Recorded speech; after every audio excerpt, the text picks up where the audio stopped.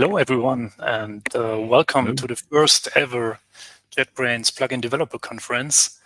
My name is Jan, and I'm here with my colleague Jakub. We're both from the IntelliJ advocacy team, and we'll be the two hosts for today. So before we start with the actual program, let me quickly tell you how this day is going to be. So we'll start with Keynote, and followed by a number of talks.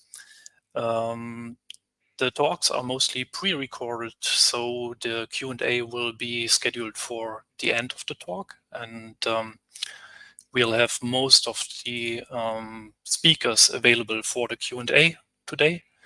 The schedule is in the video description. I just show it as well on the screen, so you can see what talks are of interest to you today and when you want to join. Everything will be recorded and published after this conference, of course. Feel free to use the chat, please, very actively. So Jakub and I will be monitoring the chat throughout the day, together with some other colleagues from JetBrains, and we'll try to give you answers to all your questions around the plugin development, or maybe even some other JetBrains related questions. We'll try our best today to inform you and to make this an interesting experience for everyone. Yes, I think that's about the schedule, and as an added bonus, we will also do some raffles during the conference. So basically between the talks, what you can win is basically a JetBrains branded swag packs with t-shirts, bags, bottles, and all sorts of stuff. I guess some stickers probably. And we have prepared the list of very easy and also very difficult questions, and we'll just drop them in between during the Q&A sessions. So if you're up for that, then keep an eye and try to be the first to answer the questions in the chat. Right. That's right. Thank you, Jan. I think that's all, right, Jakub? Yeah. For the introduction. Now we will most likely invite Ivan with his first presentation. Yeah, hey. Here is Ivan. And Andrey, and me in between of them. So we'll start with 3 keynote speaks, keynote talks, and then we'll jump in after our 3 with actual guests of our conference, who are external and internal developers, who are to some degree, even connected to plugin development. Ivan. Oh, hey. Thank you, folks. I welcome you again to our first Plugin Developer Conference online event. First, a couple of words about me. I've joined JetBrains in 2010 and contributed to different teams, including business application development and Idea Ultimate team. I've joined Marketplace team in 2016 in its early stages, and I took part in major transformations, including rewriting from Groovy to Kotlin and introduction of paid plugins support. Today, I would like to talk with you about Marketplace as a part of JetBrains ecosystem. Then I'll share the current state of Marketplace, and in the end, I'll talk about our recent updates and some of our future plans. Marketplace is a part of JetBrains ecosystem. We strive to make JetBrains ecosystem easy to integrate for plugin developers. This provides end users with a seamless experience to work with frameworks and services of their choice. It's an ecosystem with access to extensive capabilities of the IntelliJ platform. and it equally benefits to businesses with the resources for plugin development and individual enthusiastic developers. We believe that our products are feature-rich out of the box, yet we understand that it is very hard to be experts in every technology, framework, or service. And it is not possible to cover off all the user needs ourselves. This is where the plugins come to the scene. From AI assistants, frameworks, and language support to themes and language bundles. Let's take a moment to appreciate how many of you joined us over the years. More than 7,000 authors have uploaded at least one plugin version over the years. And especially in 2024, we see a significant increase of plugin authors. Overall, we have more than 9,000 plugins in Marketplace. Thank you very much for your contributions. We really appreciate it. And monthly, we see about 8.3 million downloads of your plugins, meaning third-party plugins, not including our JetBrains plugins. Among all those plugins, we have some that are already making money. Let's glance at some popular paid plugins. I bet that you are familiar with some of these names. Overall, in 2024, paid plugins have seen the total revenue increase of 12% compared to 2023, and 16% increase in the number of licenses sold. We see these as strong numbers for paid plugins success. Now, I would like to focus a little bit on benefits of selling your plugins on JetBrains Marketplace, because it's more than just invoicing and payment processing. First, procurement. We all, in simple words, it's easier for your end users to get purchase approved when the vendor is already known, and in this case, the vendor is JetBrains. Second, License Vault. License Vault allows our corporate users in their closed environments to manage their licenses. And it also solves the problem of plugin license checks without internet access. Finally, you get access to the network of JetBrains resellers, which speaks for itself. Now, let's see what happened in Marketplace recently. Staying on the topic of paid plugins, we introduced flexible trial period support, allowing plugin authors to choose from several options or even disable them completely, the trials. You can now offer volume discounts for corporate customers who are purchasing more than one license at a time. And probably you've heard the news about changes to continuity discount for JetBrains products. It also covers the plugins. Please stay tuned for the updates. This year, it became possible to apply for a chance to make your plugin featured. We recognize that you are creating valuable plugins, and we don't want any hidden gems to go unnoticed. While there are different best practices to keep in mind while developing and submitting your plugin, there is no specific checklist of requirements that guarantees that your plugin will be featured. To increase your chances, pay attention to the following aspects. Ensure your plugin aligns with compliance, performance, security, and user experience standards.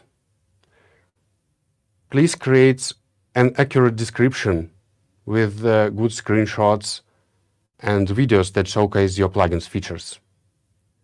And try to stand out from the crowd by creating a unique plugin or unique approach to the existing problem. We improved analytics for you. First of all, the sales reports now support several segmentations and it loads immediately. We've already noticed your positive feedback on this topic and we really appreciate it. Download strength chart was updated. Now you can filter by product, checking the popularity of your plugin in different IDEs. And in the works, there is another change, distinction in new and update downloads. It will help you get a better picture of your user base. We improved the feedback. For users writing their reviews from the IDE, they have an option to share their plugin and IDE version with you. This gives you insights into user experience with your plugins and helps you address negative feedback on outdated versions. Also, we are already collecting the uninstall feedback when your plugin is uninstalled. And we are working hard on bringing this information to you in the marketplace UI. For some time, users, while leaving a review for your plugin, can provide more details, like rating specifically the performance of your plugin, UX, or documentation. We are collecting this data, and again, we want to bring this to you so that you can understand better where you need to focus your efforts. Plugin approvals. Last year, there was a talk with Natalia Melnikova about the plugin upload process, and there were a lot of details for plugin approvals. So I would just add that we added support for auto approvals in custom channels, which highly helps those of you who use this to reach your early adopters with the updates. Also, we allowed images in descriptions. This is a small but very significant change for some of plugin authors. What is in the works in terms of plugin approvals? We want to decrease time to market for your updates, and we are working on some automations and adding heuristics so that you get faster response on plugin approval requests when it is obvious that either the plugin is good or there are some problems that we can clearly discover. Also, the topic of internal APIs. As many of you have noticed, we started working harder on eliminating internal API usages in plugins. This helps us a lot to make platform API more stable. In addition to hidden plugin support that has been released previously, we added support for hidden updates. This helps you control when your plugin becomes public, and it helps you to get feedback, to start getting feedback the moment you want it. Another thing that I want to mention is exception analyzer, which is still in beta. Please mind that. So we all know that exceptions happen from time to time, and previously you needed to create a custom error handler. But now you can mention the JetBrains Marketplace Error Submitter in your plugin XML, and all exceptions from your plugins will be submitted to Marketplace Exception Analyzer. There, they will be merged into issues which you can overview and mark as resolved.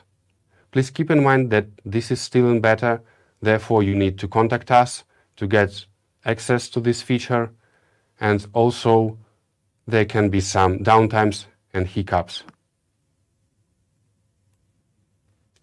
Later today, there will be a number of talks covering different topics of what has happened with plugin development. Therefore, I wouldn't focus on these topics, and I hope you won't attend those talks. But there is one topic that I'd like to pay your attention to. We believe that consistent UX improves user learning, enhances user trust, and reduces cognitive load. That's why we put significant efforts into providing you with additional resources to get your plugins aligned with our products. This includes over 1,000 new icons tailored for the new UI uploaded to the icons website. Icons Figma library that helps you design your own custom icons. UI kit that lets you prototype interfaces for plugins more quickly. And don't forget user interface FAQ and UI guidelines.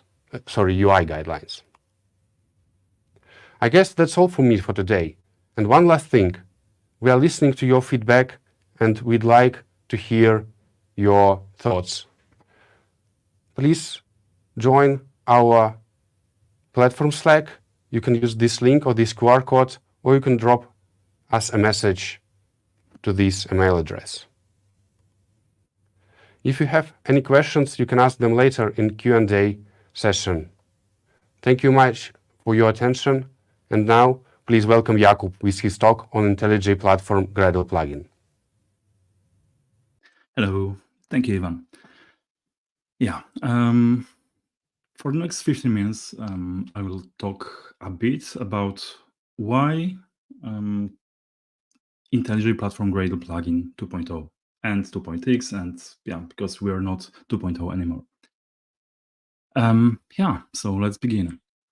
My name is Jakub, and as Jan already introduced me, I'm a developer advocate at JetBrains for IntelliJ Platform SDK. This means my colleagues and I are a bridge between plugin developers, external plugin developers, and JetBrains company itself. And during our work, we try to make the whole plugin development experience easier for both sides, in fact, by providing content and tooling around that. One of those tools is IntelliJ Platform Gradle plugin. But before we'll dive into the plugin itself, let's explain maybe once again the IntelliJ Platform term as it is. IntelliJ Platform is not an IDE. It is open source API, open source platform for building IDEs. It provides you with full text editor, so the editor you use for typing the code, PSI, which is program structure interface, which is something that is responsible for parsing and creating language, the whole logic around the syntax of language of your choice. And yet, syntax highlighting, debugging tools, code completion, well, quick fixes, everything that you see in the IDE comes from the IntelliJ platform. So this IntelliJ platform actually powers all JetBrains IDEs, but also IDEs created not by JetBrains, which is Android Studio and others. There are companies that even create their own in-house IDEs on the top of IntelliJ platform to solve their workflows and in general help with their work. And yeah, IntelliJ platform offers extensibility through Open API. On the right side of the slide, you can see some imports, which actually say a lot because you can import classes responsible for creating actions, documents, editor, project, model, services, PSI files, notifications, UI stuff, everything. And this everything is helpful to extend the functionality of IDE.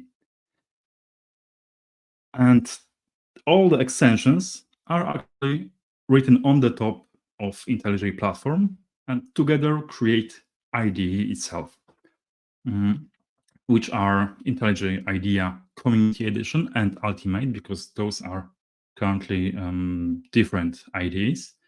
PyCharm, Rider, WebStorm, PhpStorm, Android Studio, etc., etc. Each of IDE has its own type, so-called key. So for PyCharm, it's PC, PhpStorm, PS, and so and so. So we have IntelliJ platform and types of those platforms. I said IntelliJ platform is not an IDE, but together with extension, well, it creates some platform that you target when creating plugins. And IntelliJ platform also has a version. Version is, well, we have a JetBrains release cycle of our IDEs, which means in the current year, we had the first release. So it was obviously 2024.1. And within this major release, we have some patches applied, well, with some fixes most likely. So currently, the latest one from 2024.1 is 0.7. But this is a marketing version you can use still for building plugins, which is also associated with build number. Build number is something we use internally. Well, as we build stuff, it gets some number to have some identifier, and those are matched together. As you can see, it's bolded 241 from build number, the first part, major part, and it's reflected in marketing version as well. Later, we had 2024.2, again, some patch releases, and we're heading the 2024.3, which doesn't have public release yet, so it doesn't have marketing version yet. So if you want to target this EAP, so early access preview version or later release candidate, you'll have to operate with build number, which is a full build number or some, let's say, keyword like 243/-EAP snapshot, or even latest EAP snapshot, which will target always the latest build we have available publicly. So yeah, IntelliJ platform SDK with some IDE like IntelliJ IDEA on the top, and Kotlin language, which we prefer, but you can still use Java for development, that's fine. And Marketplace, which provides you with external plugins that you can also use for developing your plugins, so you can use them as a dependency. And Gradle. Well, I've already seen a question, why not Maven? Well, because it's that complicated that the plain Maven couldn't handle that. Well, this also includes extracting content, playing with, well, different mechanisms. That's, believe me, Maven can do that easily. So yeah, we have a lot of pieces, but how to manage that? How to connect them with one thing that will let you easily create plugins? Well, with proper tooling. For years, we had Gradle IntelliJ plugin with this blue elephant. Currently, it's in 1.17.4, as I remember, and we don't maintain that anymore. It's kind of frozen right now. But it is still supposed to pre-configure your project, Gradle-based project, extend the class path for plugin development. So yeah, in short words, it brings IntelliJ platform and all plugins you use to your class path, to your IDE, so you can develop the plugin. Then it allows you to test the plugin you create in various ways. So unit tests, obviously, but also UI tests, performance tests, and manual tests, which is local ID run. You most likely know, for sure you know the run ID task. Well, this is a test task, manual tests. Yeah, and Gradle IntelliJ plugin also simplifies publishing the plugin to JetBrains Marketplace, which also involves signing this plugin, verifying if the plugin is compatible with the other versions of the IDE, some future versions. So you know this plugin verifier also from Marketplace website. And yeah, this project was settled in 2015 using Groovy language. Whenever I like or not Groovy, I don't. In 2021, I made a decision of rewriting this plugin from Groovy code to Kotlin. And that was a good call because just by static typing, we managed to fix a lot of bugs, which just increased the stability of the Gradle plugin. But in 2020, Gradle started introducing the configuration cache mechanism, which in Gradle builds affects in faster builds. But the Gradle IntelliJ plugin wasn't ready for that these days. Well, I tried to adjust that, but eventually it ended up with some hacks, workarounds, and we eventually faced the point when no further improvement was able to do. Well, we couldn't move further because of kind of incorrect architecture.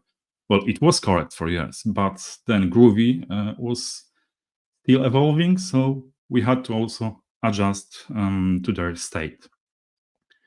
This is why we've created the IntelliJ Platform Gradle plugin, which is also Gradle IntelliJ plugin, but with new name.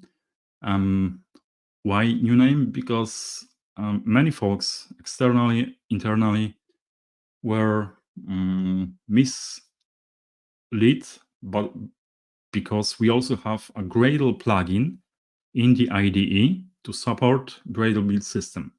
So some of folks thought Gradle IntelliJ plugin is this plugin in IDE, not plugin for Gradle build system. Therefore, we changed the name. We also changed the ID to org JetBrains IntelliJ platform, and basically everything underneath. So the whole architecture changed. We tried to keep it backward compatible still, but introducing new features and new architecture introduce also breaking changes. And yeah, those breaking changes and the issues that the previous version had, I will introduce later with next slides to explain what improved and how.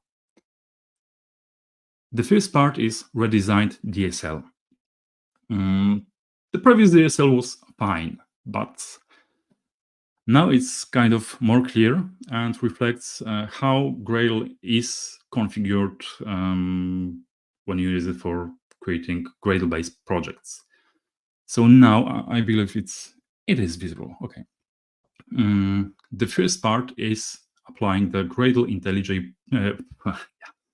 IntelliJ platform Gradle plugin. I'm still having this problem. To your project in plugin section. So yeah, we have new ID. Later, which is something new, we have to declare recommended IntelliJ platform repositories.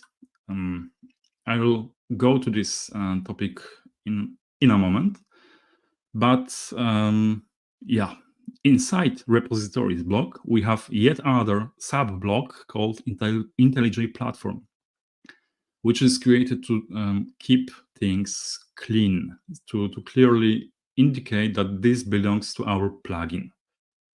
Same apply to dependencies block. Now, also IntelliJ platform, the platform you target is supposed to be declared in dependencies in IntelliJ platform sub-block. So yeah, it's clear. And we change the IntelliJ extension to IntelliJ platform because yeah, we use IntelliJ platform now everywhere. Where you can, but you don't have to, configure your project to some extra degree.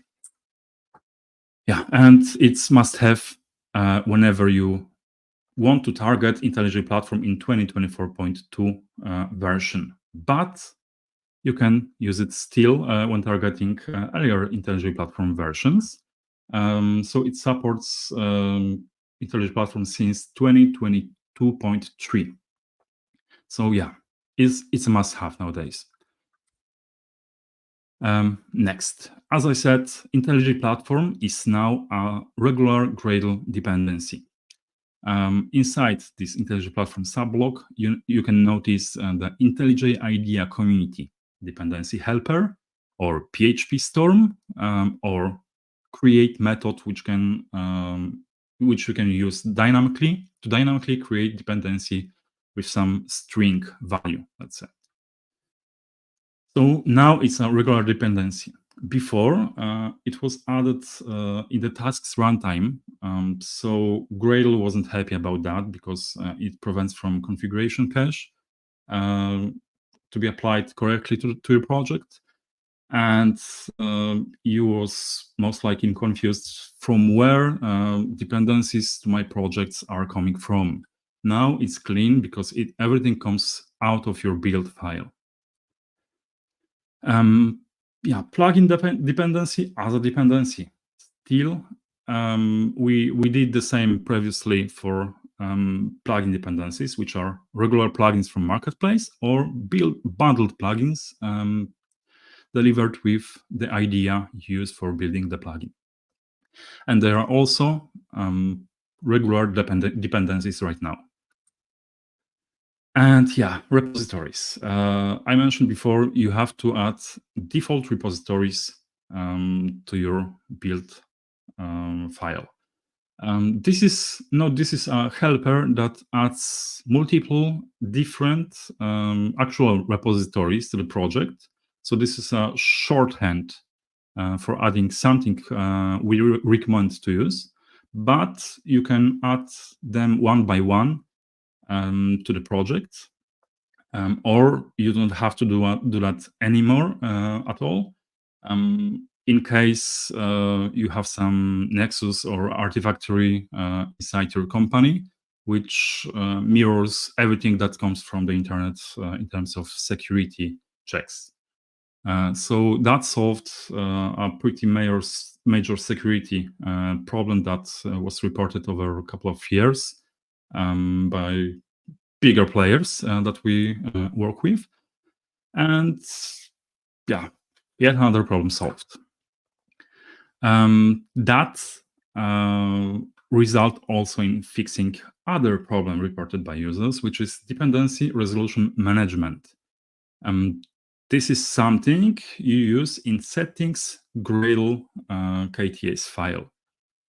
So instead of declaring repositories in each build Gradle KTS file, you can do it once in settings file, and the previous version, because previously repositories were added in runtime, we couldn't use this approach. Now it's possible, and you can simply make the build fail if someone still tries to add repositories to the project from the build file. Yeah, and the other requested, the other reported problems we had with multi-module architecture and custom tasks pollution. What does that mean? It means that whenever you are applying the previous plugin to submodules to get access to IntelliJ platform dependency, it was also adding all the list of custom tasks we introduced with the plugin.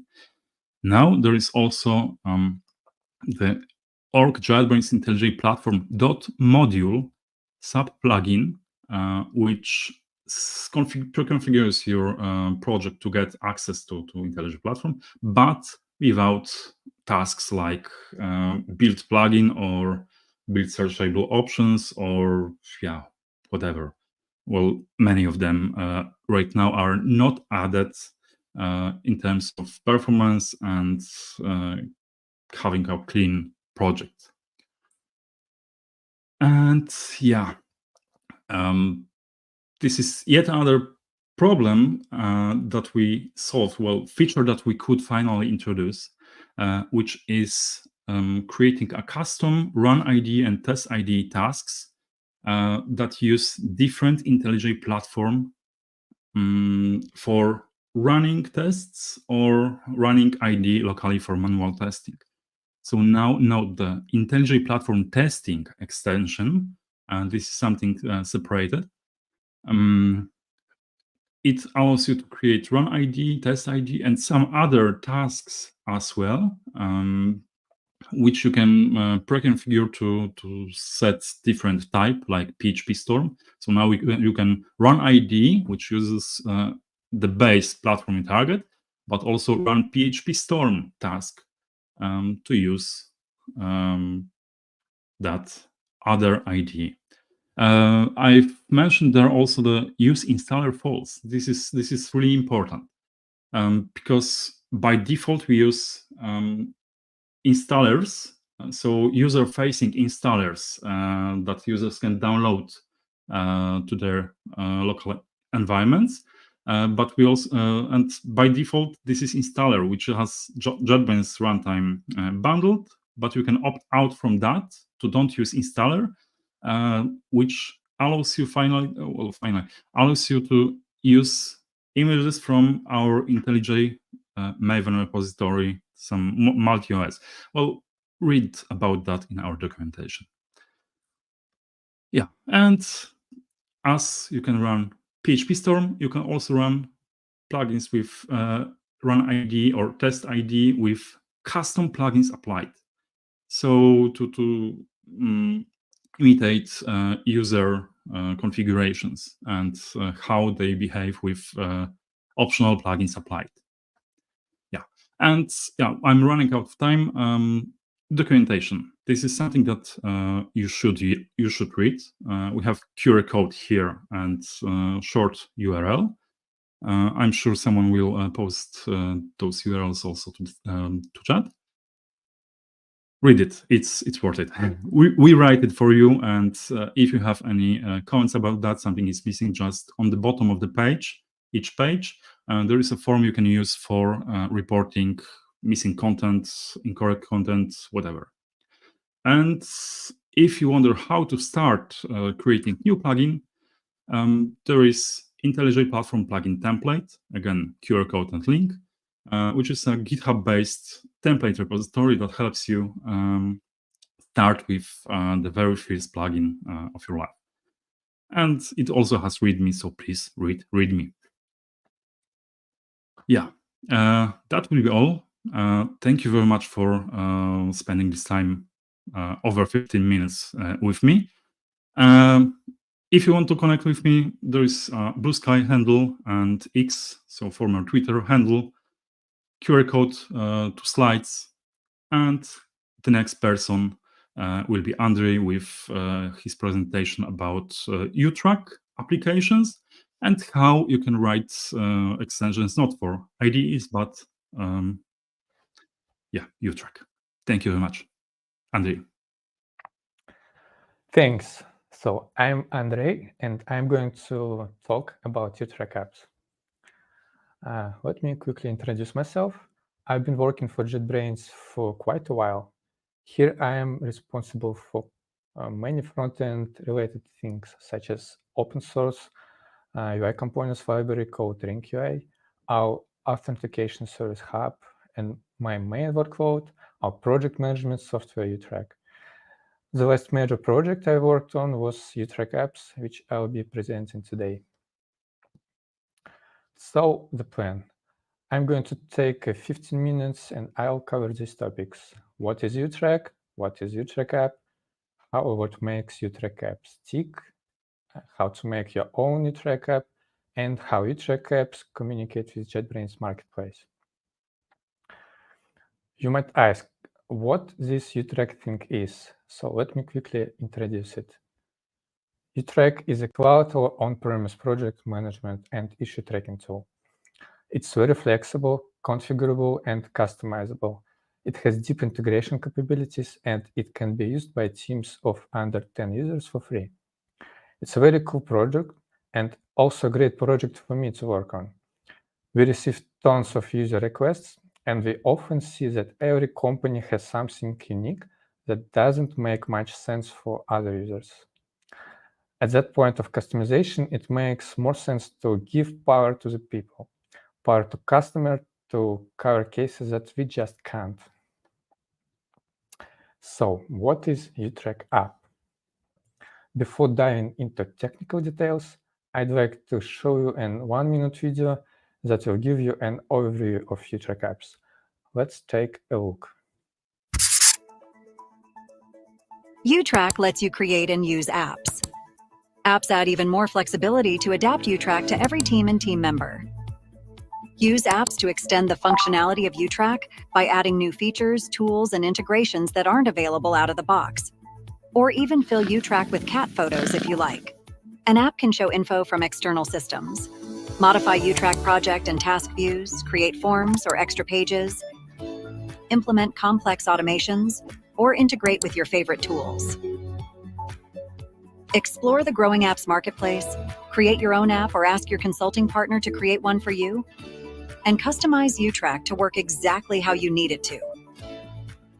UTrack. Customizing your own unique workspace is easier than you think. That was a great overview of UTrack apps. Now let's dive deeper into the details. For end users, a UTrack app appears as a piece of UTrack user interface that is dedicated to solving a specific task. For example, here we can see the article feedback app that allows UTrack knowledge base maintainers to receive feedback and improve the quality of their articles. We can also see a simple integration with Slack, so users in UTrack are now linked to their Slack accounts. That was the end-user perspective, and now let's take a look under the hood, where the programming stuff is happening.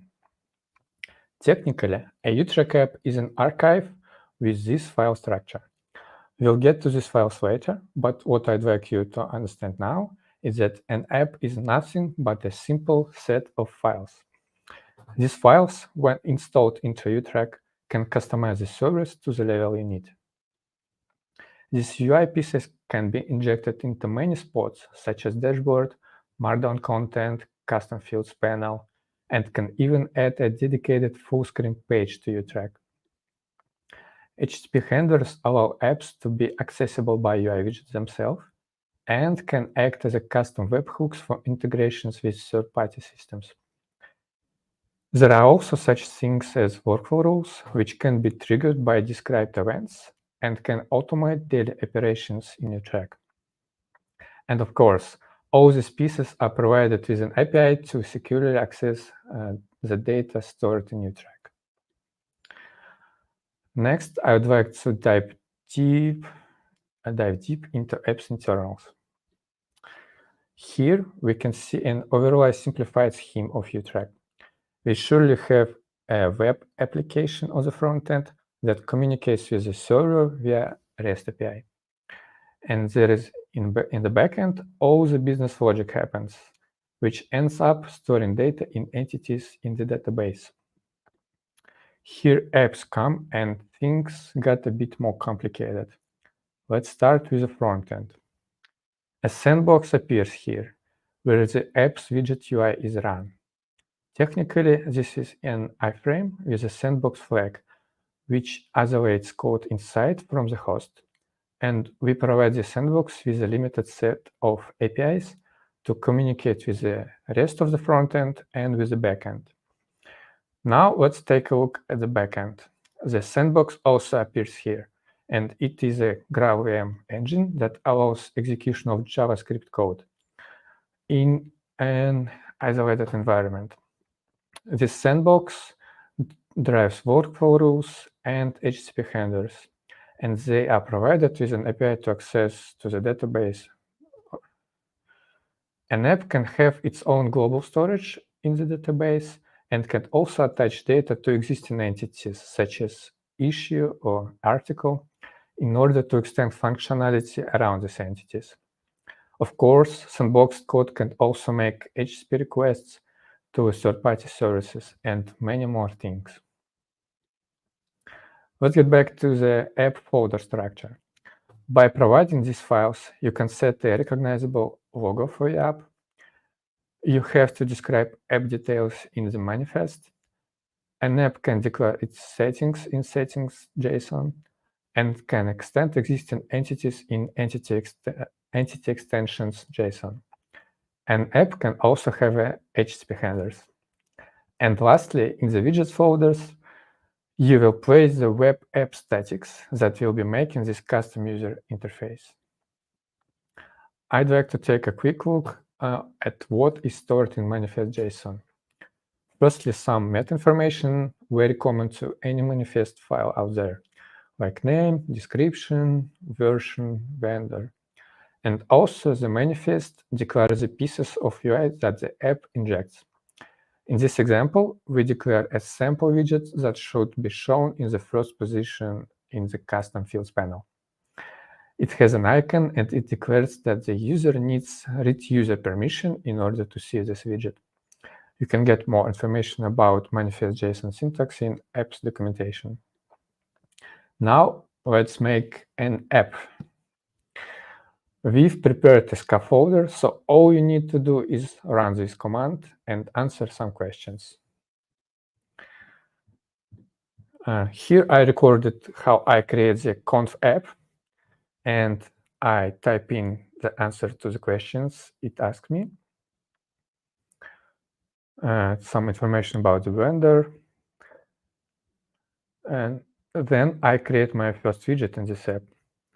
I type in the name and the key, and I select the extension point where this widget will appear. Then I skip some not required questions. And then I create a settings.json for this app. And then I wait a bit while dependencies got installed. And that's it. The application is created. So our scaffolder creates track applications and follow best practices, and it can be run over the generated app again to add functionality later, such as widgets, new settings, extension properties, and HTTP handlers. And here is a brand new application. It uses Vite as a builder and uses TypeScript and React for building the UI. As you can see, it is pretty standard React component code, but it also utilizes the UTApp object, which is our bridge to expose access to UTrack into the widget. In this specific example, the widget makes an HTTP request to the backend/debug endpoint, which is declared nearby in the backend.js file. It also uses the RingUI components. RingUI library is that library where I am maintainer, which I told you about on the first slide. It's the open source library that we use to build UTrack itself. Using the same library for the UTrack and for the widget is crucial to allow custom UI to look like a part of UTrack, not as something borrowed. So once the app is generated, you can build and upload it to your UTrack instance. If you don't have UTrack yet, you can get one in a few clicks. Once you have it, you can create an auth token and in the UTrack administration UI. And here how it looks, the app is being built, validated, and uploaded. And then once you attach it to the project in administration UI, we can see it running. Here, if you click the big blue button, the app will make an HTTP request to that HTTP handler. Well, how simple it looks, but how much layers of functionality is behind. Uploading an app archive directly to your instance is a nice way to solve your own case. But if you'd like to make your app available to others, of course, you can upload it to JetBrains Marketplace. All our own apps already uploaded, and we've already got some third-party authors sharing their work. It could be you. We try to keep this thing simple. So once you've developed your app and you're sure it works, you can upload it, and we will review it to be sure that app does what it described and doesn't violate marketplace rules. And then it goes live. It usually takes 1 or 2 days. And here I'd like to share some useful links. First, the link where you can get your own UTrack for sure, and the RinkUI library, some repositories which contains our apps, which are open sourced, and surely the documentation about the developing of UTrack apps. Thank you, and of course, thanks to the great UTrack team behind the apps. And now let's get back to the main stage. Okay, thank you very much, Andrey. Jan will be back in a moment.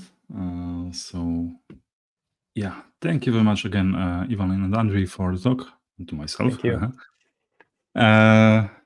Yeah, let's check if we have any questions here. Okay, start. One question regarding UTrack, for sure. From, I'll show it on the screen. Redbird Jr. UTrack is missing a feature to build your own customer portal without using the standard.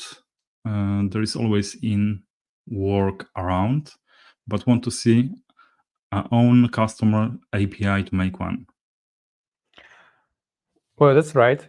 I recall the feature request about this, but we still haven't implemented it.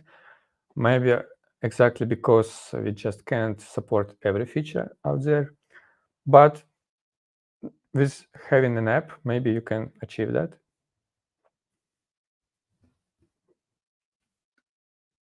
Okay. Jan, any questions you think we should bring to the stage? I don't see any that I haven't answered yet.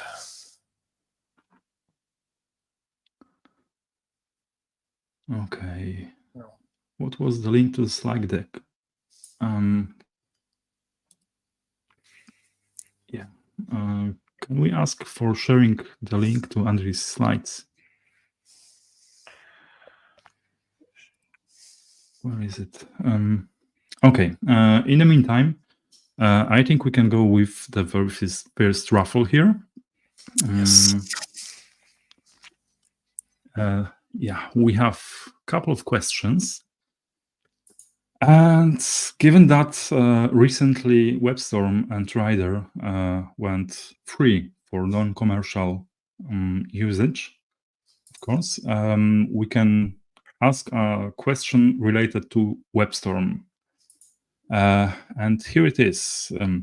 Please write answers in the chat so we can pick the very first person that will answer, provide with the correct answer. And the question is, how many plugins in JetBrains Marketplace do we have for WebStorm? Let's find out.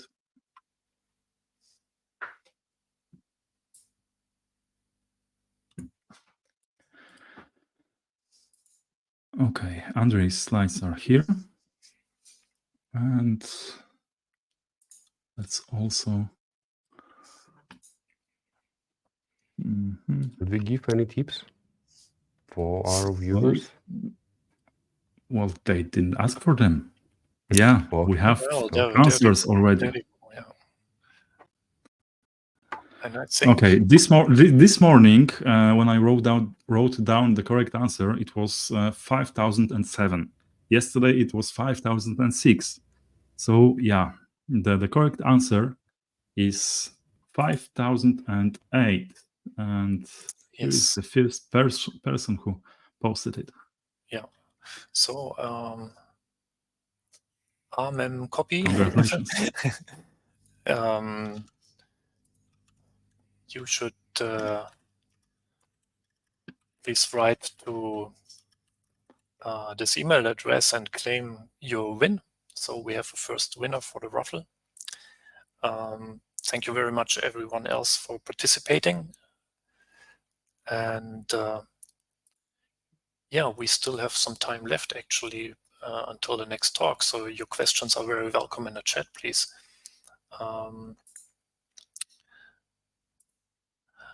Otherwise, I have one question for Ivan about the marketplace. What do you think was the biggest feature that your team did during this year for plugin developers, from your personal point of view, and why? I will share the details. It was the sales report feature. So maybe it doesn't look so complicated from the outside, but from the inside we had to rework a lot of the things, how we get the data for the reports, and with the help of internal teams for JetBrains, who helped us a lot. We now have more data. It is pre-computed, and as I said, it helps us get it immediately. And I would say that in terms of impact for plugin authors overall, it would be our work on the faster approval request response.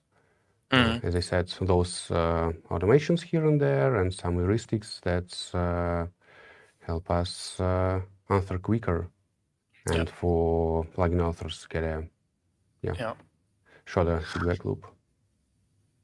All right, thank you very much. We have actually a question from Sebastian. How long does it take to launch an app on the marketplace from submission to approval? Maybe you can answer on that as well. Yeah.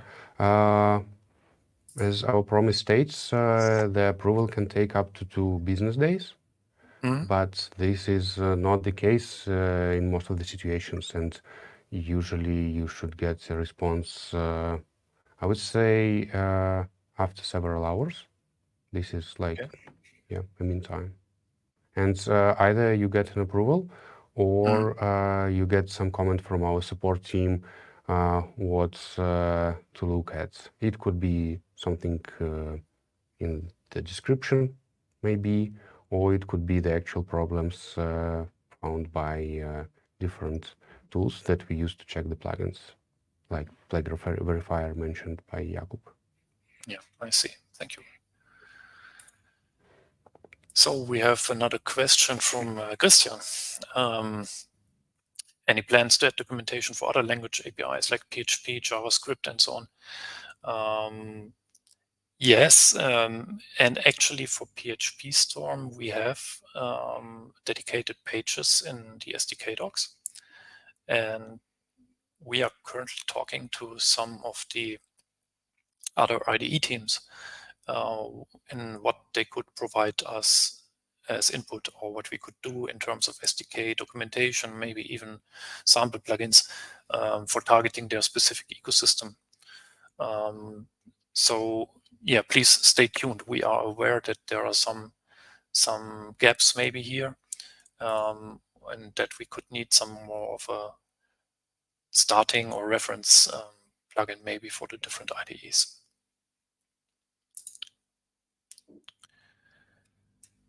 One more question for Ivan, I guess. I find that the data for analytics tab is for months is off by 1. Apparently it's a known issue.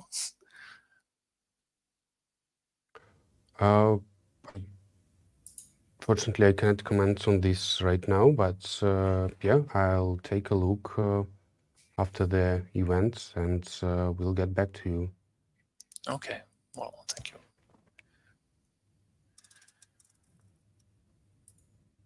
Then we have one more question from Kamil, which is very technical about IntelliJ plugins. So what about dynamic plugins and plugin XML? Not all registrations can be done straightforward in the plugin XML, and that's true for some very specific areas of the API. Our focus for dynamic plugins is currently the installation process.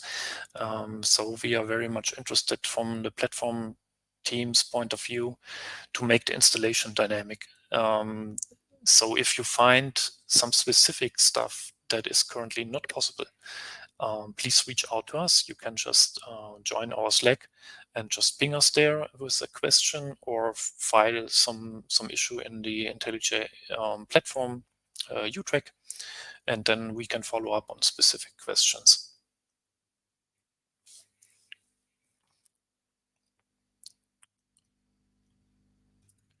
One more question for Ivan. Are there any parts of the marketplace that are open source, or are there any plans for that? I would say that yes, the plugin verifier, okay, it's not the direct part of the marketplace, but it's used very heavily. And one of the parts of the plugin verifier are the structure libraries that we use to parse the plugins. Another thing that is open source is zip signer, the marketplace zip signer that we use for adding signature to plugins uploaded to marketplace, and yeah, that's open source. And some of the vendors they are reusing this library for their internal plugin signing. Yes, yeah. Otherwise, yeah, please ask your questions and yeah, create issues in UTrack and we'll review it, and yeah, we'll think about what. So I just maybe cannot like imagine what other parts of marketplace could be open sourced. I mean, like of interest for the public. Yeah, I mean, for the actual plugin development, actually, I think that, I hope I don't lie, but I think that all of the tooling is open source. Like the plugin dev kit is open source, plugin verifier, as you mentioned, the Gradle plugins that Jakub is working on, of course, the Grammar Kit plugin, and some other related smaller tools. So I think our ecosystem for the actual development stage is very much open source indeed. Yeah. Yes, thank you very much, Jan, to mentioning the ecosystem. I was just focused on marketplace. Yeah, and that was the question. I was just expanding the question a bit to the earlier stages. Yeah. And if I may repeat that, pretty every tool to make UTrack app is also open source, like UI library, the scaffolder, the tool to verify and upload your app, and everything around it. Yeah. Yes, yeah. Okay, thanks for adding that as well. We have a question about paid dynamic plugins. Yes, it is a known limitation of the current platform that paid plugins can by design not be installed dynamically. But Little Bird told me that we are actually working on this right now. So hopefully there will be updates in the future to support that as well.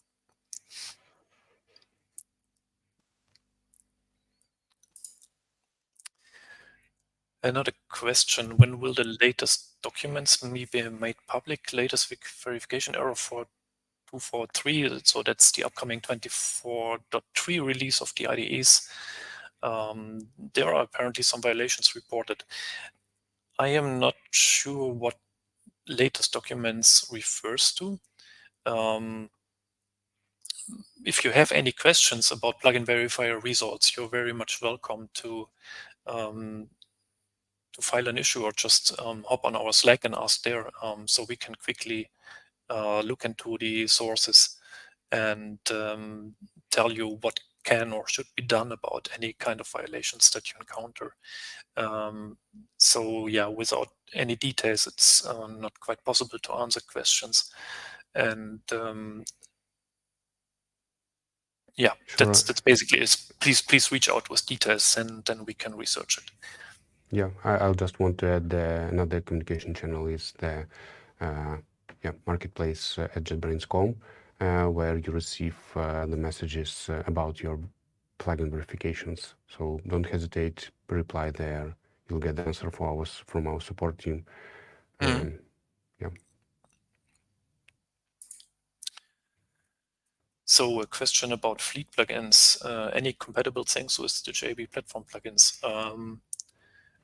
This is a bit a difficult question to answer at this moment, because as far as I know, but I'm not really involved with Fleet or the plugin stuff that they do yet. Currently, you can provide themes and key map plugins for Fleet, as far as I know.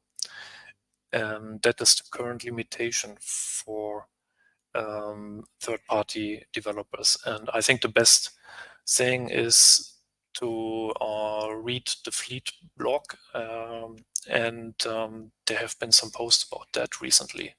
So maybe the best would be to follow up there with your questions on what their exact plans are for some plugin API for third-party vendors. I know that they have some plans, but I cannot tell you any details at the moment.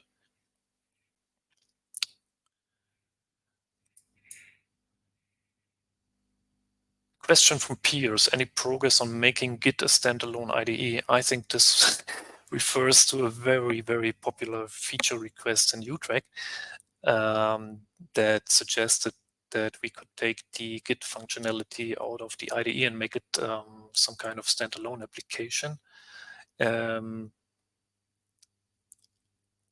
I know that we are researching this question actively, but we cannot provide any public answers yet. But it is being researched.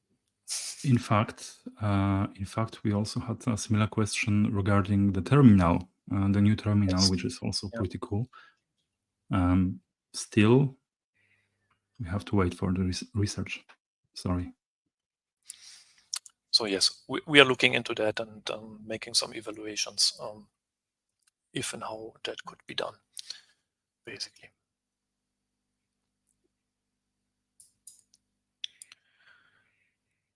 So it seems we still have some time left until the next talk. Please keep your questions coming.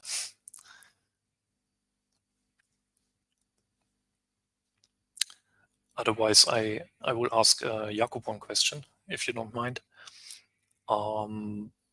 Jakub, what did you... Sorry, we can't hear Jakub at the moment. Okay.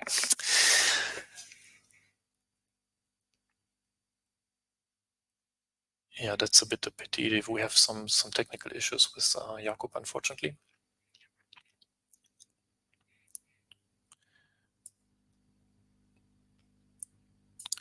Maybe Ivan, you can give us a bit of far away outlook on what marketplace team might be or is actually working on for next year, maybe some kind of teasers, maybe.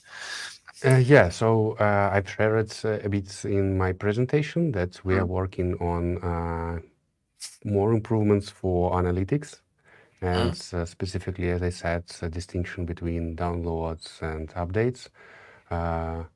We have received quite a number of requests for that, and we believe that this would help very much with understanding user base for plugin authors.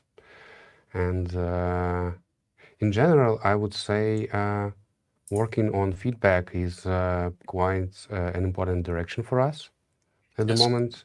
And that includes, as I said, also in my presentation, providing uninstall feedback and those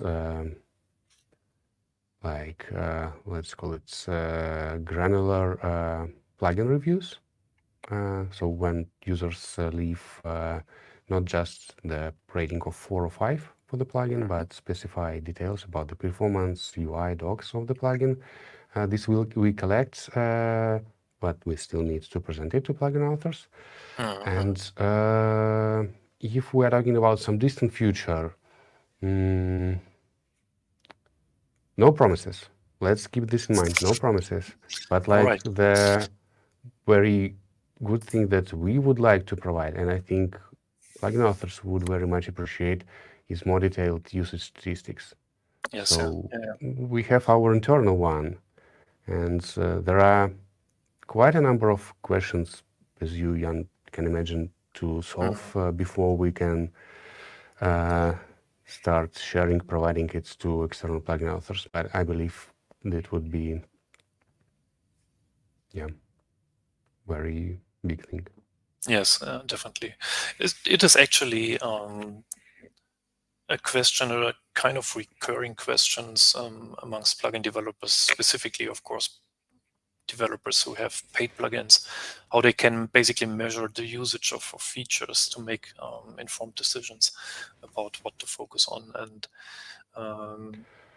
of course, you can build such solutions in your plugin by yourself, but it is a very difficult area in terms of regulations and laws, and what data can be collected and in what way it can be collected and processed.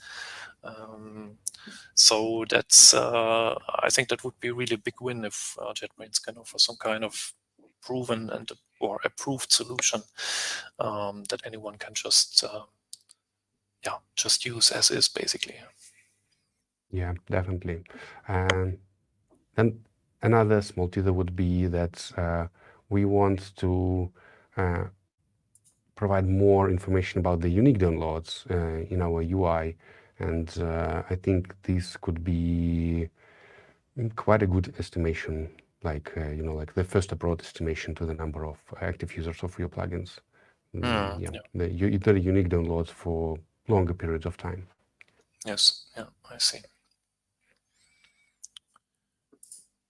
So not a question, but a comment from Adel. Thank you very much for sharing this positive feedback. I know that it means a lot to the marketplace team, and they are really working very hard on these things. I can thank you so much. It's very nice to hear this.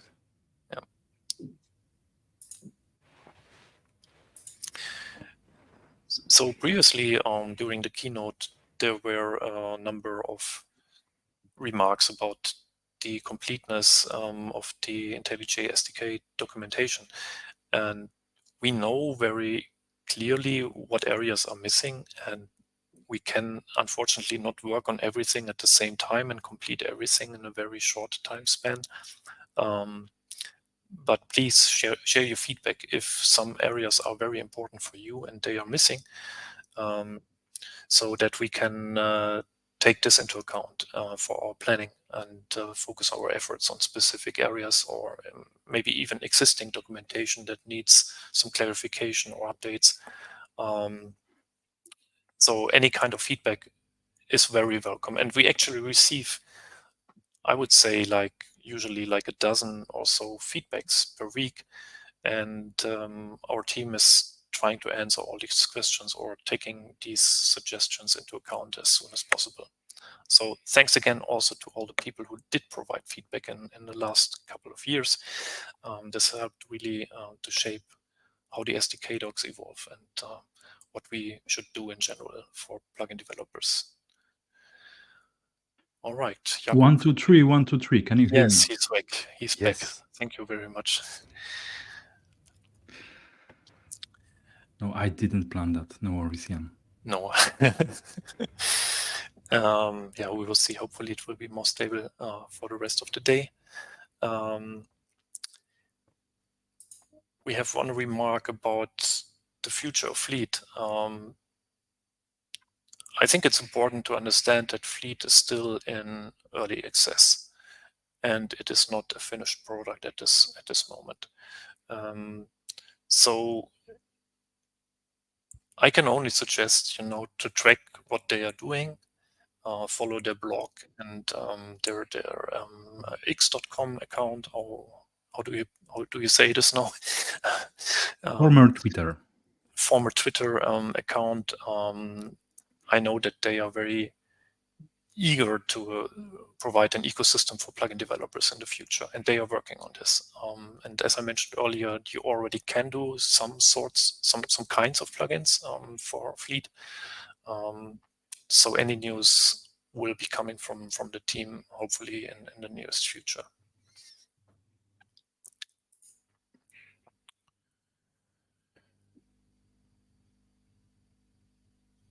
Yeah, I some think questions, Jakub. yes, I had one question for Jakub earlier that I couldn't ask him. So, Jakub, what was your personal most difficult aspect of rewriting the Gradle plugin this year? What part Gradle. really? Gradle itself. Yeah, well, we can only offer our moral support here. Well, it's kind of complex because well, the whole game is pretty complex because we have Gradle, which is still evolving. They have some great ideas how to make the development, the building your project easier. They have yet other new pieces of their ecosystem introduced over and over. And yeah, we also have JetBrains, who is constantly evolving. So with the 2024.2, the core team, the IntelliJ platform team, they migrated to the new structure, the new way of how the IntelliJ platform is structured by introducing modules. So we have right now not only bundled plugins you can use, but also bundled modules. In general, you shouldn't take care of them at all because bundled modules come as transitive dependencies with bundled plugins anyway. But that was yet other thing on the list to cover. Yeah. That's why we couldn't do it in the 1.x version because of this change. Yeah. And yeah, we have still to add here Kotlin and everything, so it's everything is constantly mutating. So there is no single point of failure. Yeah. Everything is just, and we have to align everything at once. That's true. All right. Let me take the chance to thank everyone from the Keynote team once again for doing your presentation and answering the questions here. Thank you guys a lot. And now let's welcome the next speaker, Chris, who is actually joining from Sydney, Australia. Is that right? Hi. Yes. Actually, Hi. today I'm in Melbourne tonight. I'm on the road, okay. but I am normally in Sydney. But it's just 9:20 in the evening tonight, so 9:20 p.m. Yeah. And I'm currently in Melbourne, but very excited to be joining you on this webinar tonight. Well, yeah. Thanks for joining and spending your evening with us, people here. So you will talk about the language server protocol, which is something that is basically some standard to write plugins that will work across a number of supporting IDEs, right? Yeah, that's right. That's basically it, right? Mm-hmm. Okay.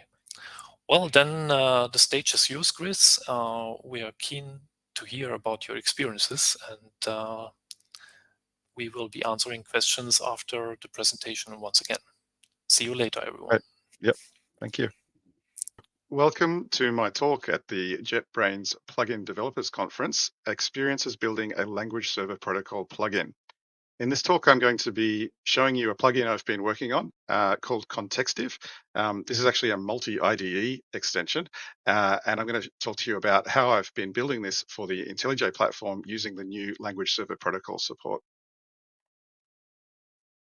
To give you a little bit of a background about myself, my name is Chris. My background is as a software developer, but also as a technical leader. I was a co-founding CTO of a couple of startups here in Australia. One of those startups, we sold it, and the other one is still operating. And these days I work as a consultant, a coach for startup CTOs, a trainer and an advisor and a consultant in domain-driven design. And I work a lot in the community, organizing meetups, speaking at conferences, and developing open source like this plugin that I'm going to be talking to you about today. So as I said, the plugin is called Contextive. And before we get into how we build language server protocol plugins, I'm going to just give you a bit of a background into what this plugin is and what it does and why I built it. If you're familiar with domain-driven design, you might be familiar with some of these ideas, but just in case you're not, there's some pretty fundamental human communication things happening when we build software. And I'm sure all of us have been in a situation where our business counterparts have been using terminology and language. For example, they might say something like when the order is placed. And then as developers, we often like to abstract things and make them quite generic. And so you can imagine that someone might then write a class in their code called entity with a method create. But then as developers, sometimes when we're talking about what's happening in our systems, we might use different language yet again and talk about things like when the database record is inserted. Now, all three of these situations, we're actually kind of talking about the same thing, but we're using very different languages. Now, in domain-driven design, one of the important ideas is a thing called ubiquitous language. And what this tells us is that we should try and use the same language in all the places that we can. And the language that we should use is the language of the domain. It's the language that our domain experts, our business stakeholders use. So for example, if our business stakeholders were to say, when the order is placed, ideally our code would use the word order and the word place in the method. And as developers, when we're talking about what's happening in the system, we would also use that kind of language when the order is placed. And this is something that can be incredibly valuable, both for communication with our business counterparts to make sure that we are building the right thing and that they understand what we're building, but also to make sure that our software design aligns with the domain, which generally speaking helps make it more maintainable and easier to understand for other developers when they join our teams and start working on our code. But today I'm not here to talk to you too much about domain-driven design. It is a fascinating topic and I do love talking about it, but that's for another time. But for this talk, we're talking about the Contextive extension. And the reason I built this was to help developers make better use of the ubiquitous language. So if you install this extension and you configure the terminology that's relevant in your domain, you can get some really helpful things happening in your IDE. For example, if we were to create a class called order, and we could document it, then we could get a tooltip like this saying ordering context with a vision of the context. That's the subsystem that we're working in at the moment. And the terminology, the word order, which in this case means a purchase of a set of items from the catalog. We can also set up some usage examples, like for example, saying the customer has placed the order or we haven't yet shipped the order. These usage examples can be incredibly powerful for helping developers understand the meaning of these words in a specific context for a given domain. That's been just a brief screenshot of what it looks like, but I actually wanted to show you briefly what it looks like to actually work with this tool in the IDE. So for example, we set up our definitions using a YAML file here. We can define multiple contexts in the YAML file. In domain-driven design terms, we would call that a bounded context, but don't worry too much about that at the moment. And we can set up a number of terms. Each term is a special word in this domain.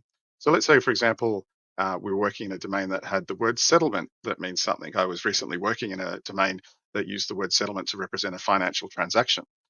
If we set up our YAML file like this, then if I hover over the word settlement, we can see that we have it specified here, but it's currently undefined. So let's give it a definition. and say the transfer of funds from purchaser to vendor. And now if I hover over this word, you'll see the definition there. You'll see that I'm getting this definition even when I hover it over it in the YAML file. If I create a class, for example, I'll also get the definition here.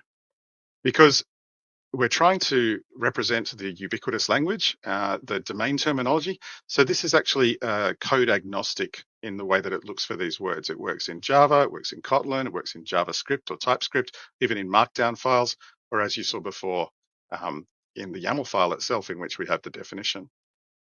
We can do some other neat things, like we can have aliases. Like for example, maybe historically, instead of the word settlement, they used to use the word transfer.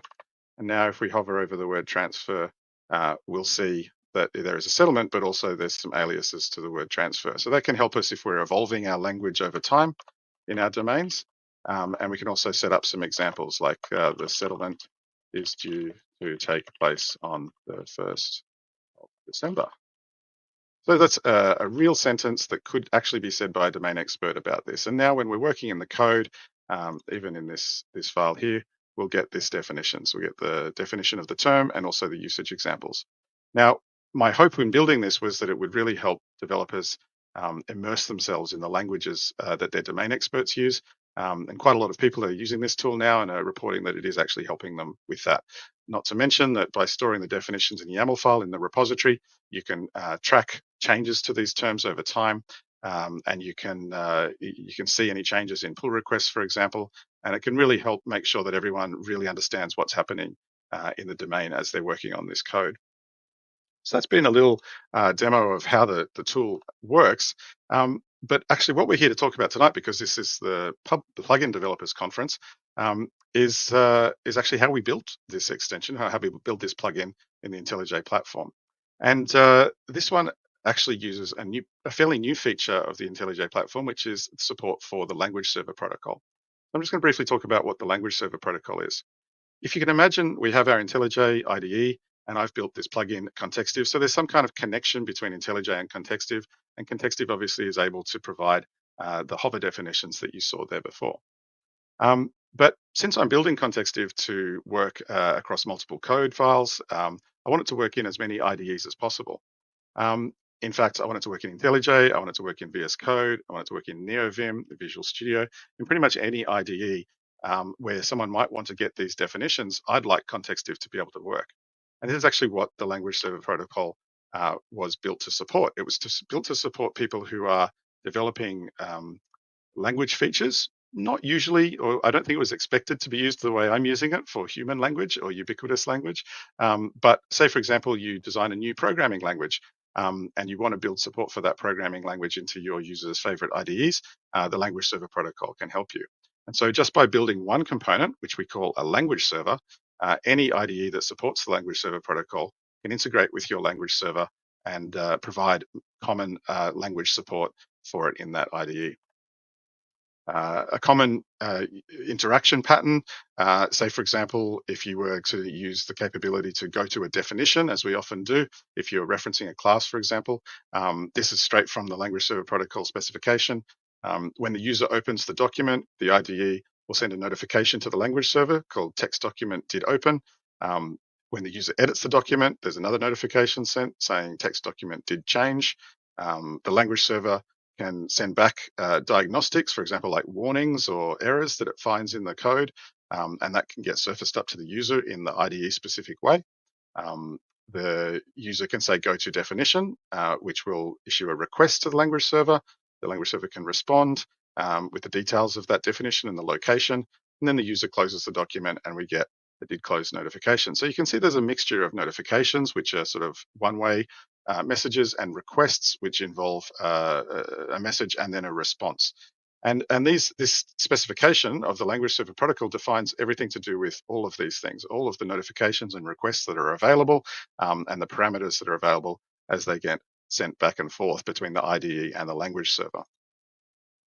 To give you an example of exactly what's happening when ContextDiv is providing that tooltip support, we have a text document hover request that is sent from the IDE down to ContextDiv.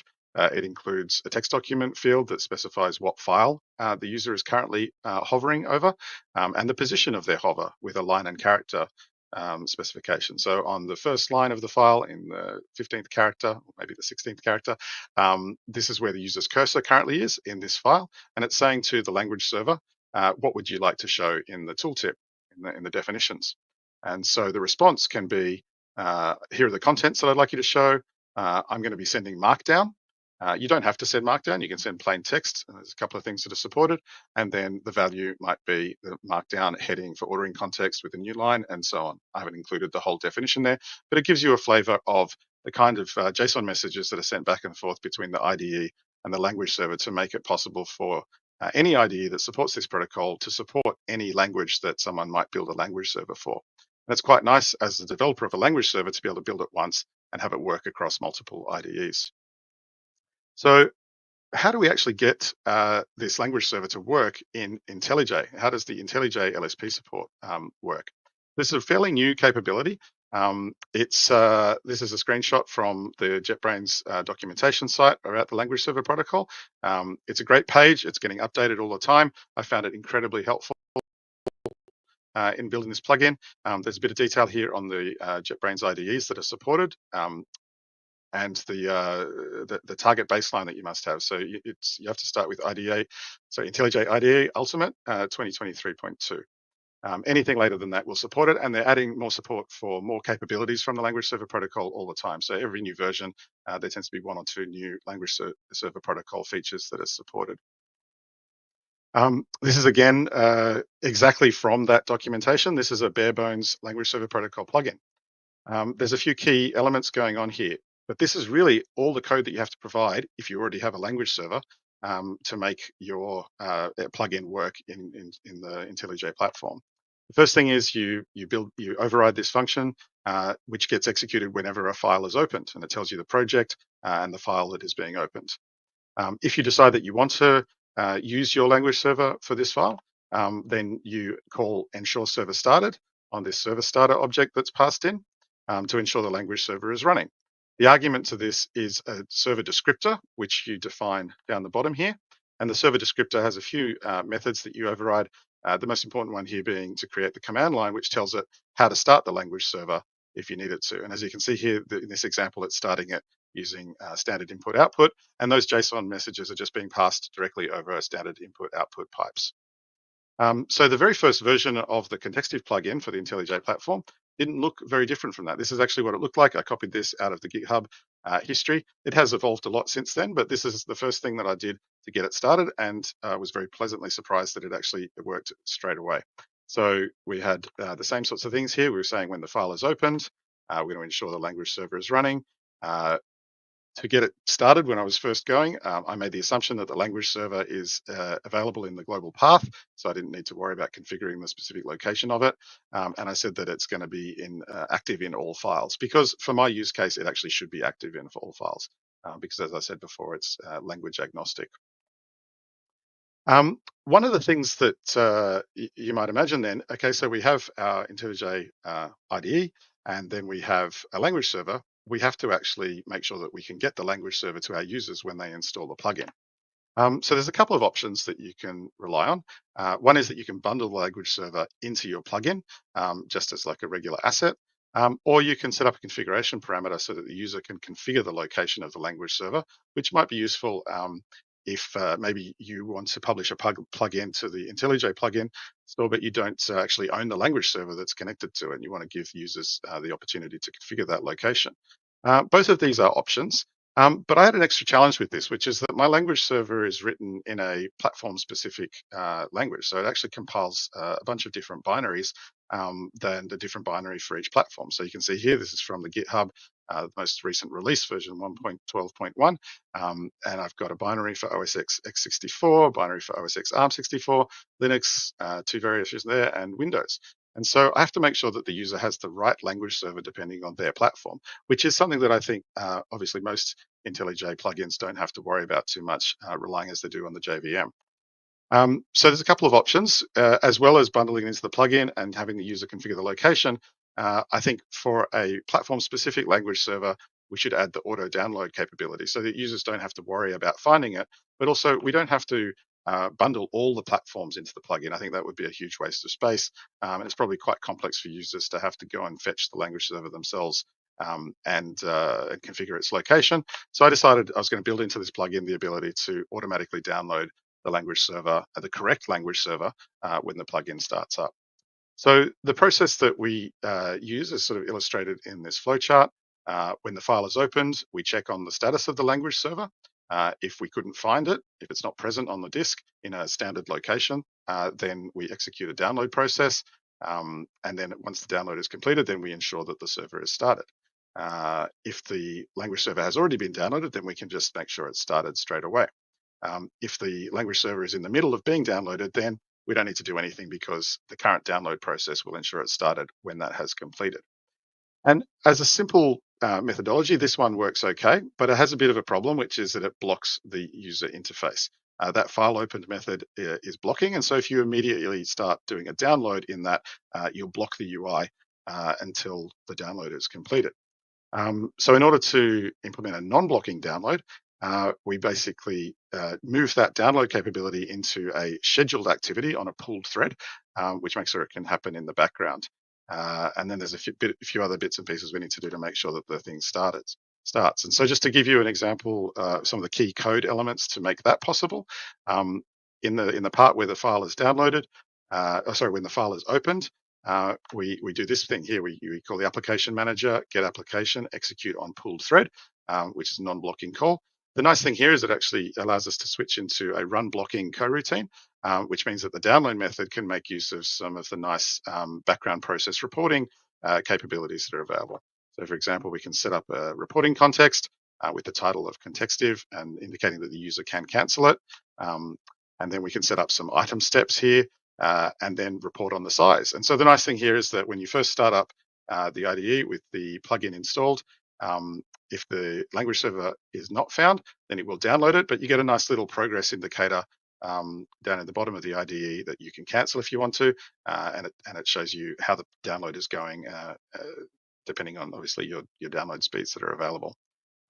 One thing to be aware of is that because this is now happening in a pooled thread in the background, we have to use a slightly different technique to make sure that the servers are started after the download is completed, because we no longer have access to that server starter object that's available in the file opened method.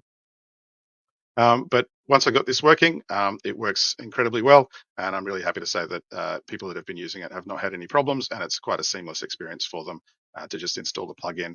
The first time they use it, it downloads quite quickly, and then it just immediately is working for them. So if you find yourself building a language server protocol plugin and you would like to have platform-specific binaries for your language server, I'm very happy for you to check out the contextive source code and copy this stuff. It should just work for you in a pretty straightforward way. The next thing that I did in building this plugin was I wanted to make it more testable.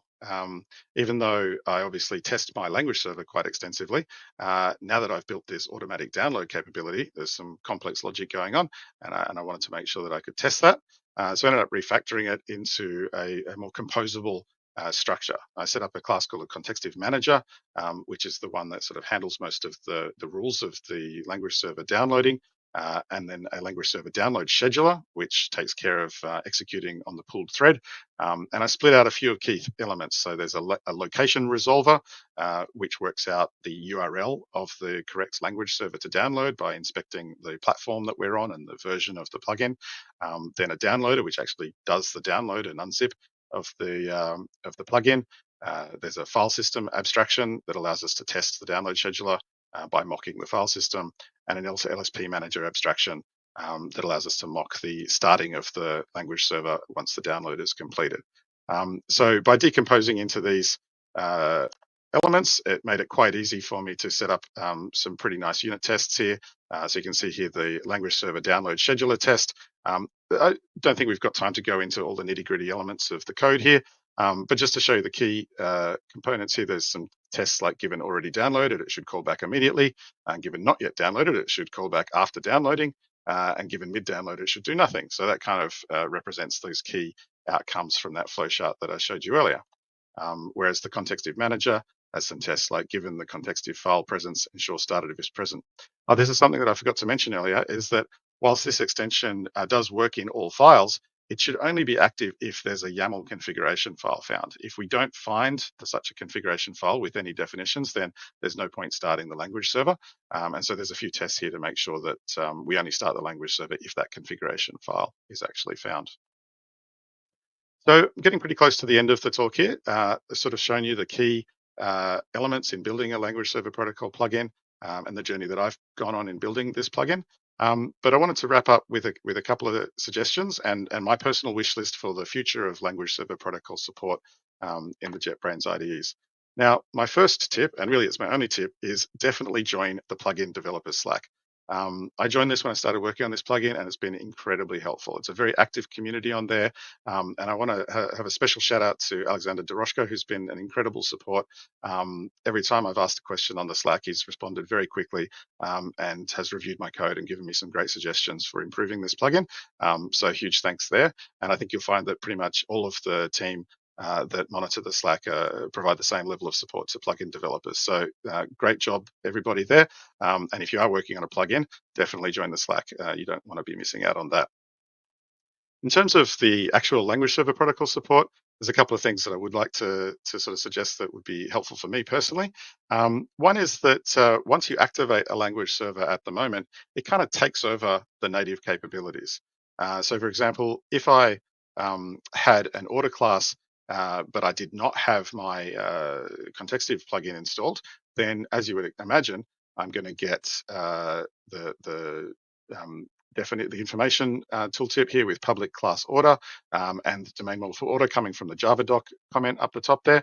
And that's quite helpful, and we should still have that. Because even though contextive provides definitions of the domain terminology, it doesn't document your code.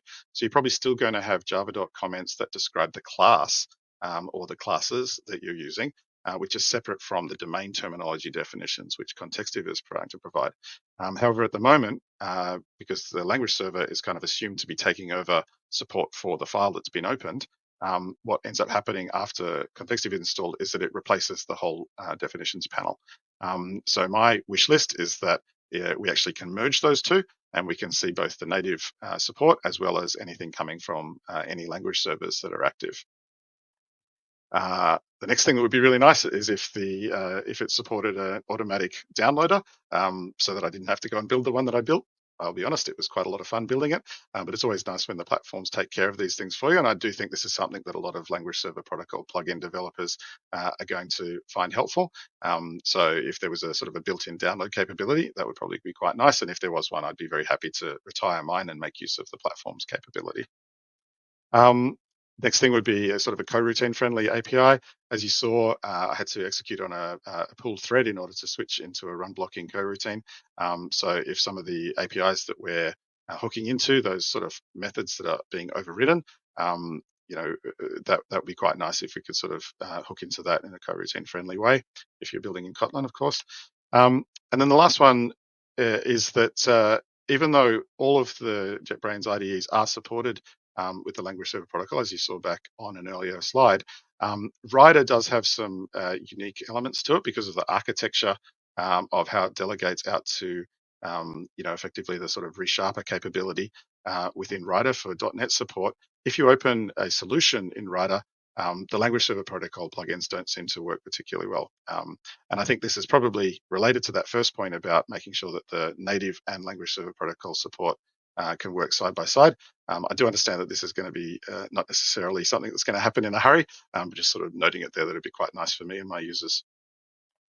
So that's the end of my talk here today, and thank you so much for listening. I hope that if you didn't know anything about domain-driven design or the ubiquitous language, that you found that interesting. And if you weren't familiar with the language server protocol, that's also been something that is interesting for you. And if you do decide that you would like to build a language server protocol plugin, please feel free to connect with me. There's a few websites there and social media handles. You can also access these slides on that QR code. I'd be very happy to chat with anybody, both during a Q&A right now, I guess, or online later at any time. Thank you so much for joining us today, and thanks to JetBrains for having me. Thank you very much, Chris. That was very insightful talk, I guess, and the feedback from the chat already proves that. So now we can go to some of the questions that have been asked during your talk. The first one, I guess, is pretty easy to answer. Is this plugin open source? Yes, it is. So it's on GitHub. If you search for Contextive, or just go to contextive.tech, that'll redirect you to the GitHub. You can see all the source code there. Hopefully you'll see that most of the source code is for the language server. And then I've got special folders for the plugins to be deployed to the various plugin and extension stores for different IDEs. Yeah. All open source. That's actually a nice transition to the next question. Does it mean that you can develop an LSP using IntelliJ and use it in other LSP-compatible platforms? I think that's a bit maybe of a slight misunderstanding in this question. How would you answer it? Yeah, so the way I explain it is yes-ish. So you can develop a language server, and you can test that language server using the IntelliJ support for the language server protocol. And then you can use that language server in other LSP-compatible platforms. But the plugin that you develop for the IntelliJ platform is obviously only going to work in the IntelliJ platform IDE. Exactly. So you just need to be very clear about the distinction between the plugin and the language server. The language server is reusable, the plugin is not. Yeah. We have another question about LSP, and our colleague Alexander already answered that to me in a private DM. And thanks again, Chris, also for your shout out. Very much appreciated. Can LSP be used to add new features to an already existing language, like PHP, for example? And the answer is, in general, yes, but it depends a bit on the use cases, and there might be slight nuances. Maybe, Chris, you have some of your experiences to add here, because I mean, you are technically doing something similar, right? That's right. Yeah. So my experience is, I would echo Alexander's comments there, is that it does depend. You need to try the thing that you want to do. My experience, as I sort of highlighted in the tips or in the wish list section of my talk, is that there are some instances where the LSP feature will replace the native support. So if that's what you need for PHP, if you want to replace existing feature support, that might work quite well for you. If you want it to work side by side with it, it'll probably depend on the specific LSP capability that you're using. Which I probably should draw attention to is that I focused a lot on the hover capability because that's the one that I use the most. But if you look at the LSP specification, there are dozens of capabilities that the LSP can offer. And this is maybe relevant also for the previous question, is that the JetBrains LSP support is pretty new. It's expanding rapidly. I've been really impressed with the team and how quickly they're adding new capabilities to it, but I don't think that they would say that it's 100% compliant with the spec. It doesn't offer all of the features that the spec advertises. So if you want to use some of those features that are not yet present in the JetBrains platform, you don't yet have access to that. But I think I'm reasonably confident from what I've seen that it won't take long before it's a very broadly supported specification. I would say that they've done a really good job of choosing the most important ones first, certainly the ones that suited me. So I think that's been sort of well prioritized by the team. Yeah. Let me add that, of course, if you are actively researching into building an LSP plugin, as Chris already mentioned, we are very much reachable and listening to the people who try to build something on that. So please share your feedback, your complaints, your feature requests for everything around LSP, and Alexander will definitely be stepping in and help you as quickly as possible.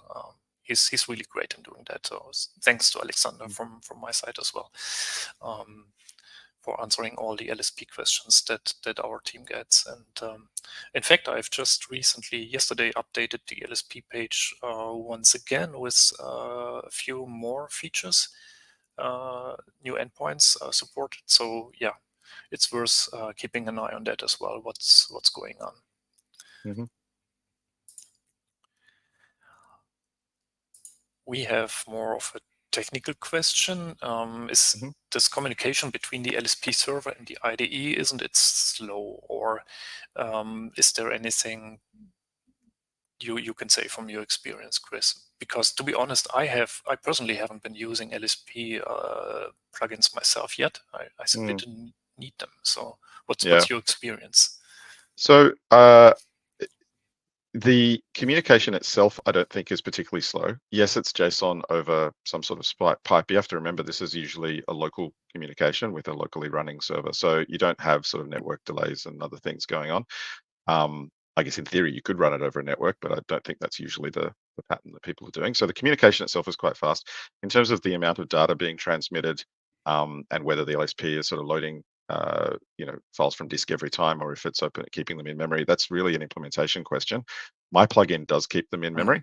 The other thing to be aware of is that usually the copy of the file that you want to be working with is not necessarily on disk, because you need to be analyzing and returning results for a currently unsaved copy of the file while the user is editing that file. So the language server protocol supports that by having the contents of the file passed to the backend, to the language server over the protocol, and it supports both like full file contents and diff-based transfers. So you can get updates just like for the changes that the user has made.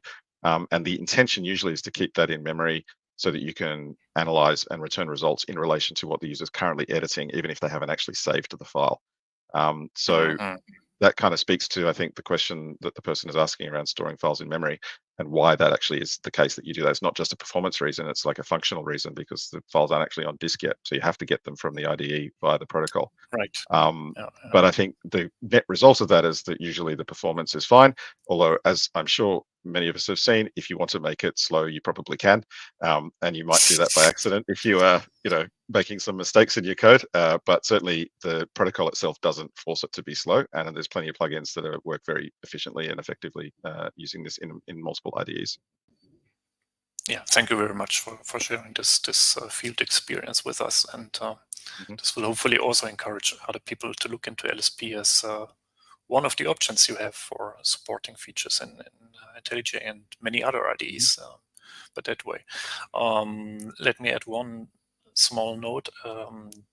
It is perfectly possible to add some IntelliJ specific features in your IntelliJ plugin, right? So technically an LSP plugin for an IDE can, to some degree, be customized or add some additional features on top of what the LSP server provides. Absolutely.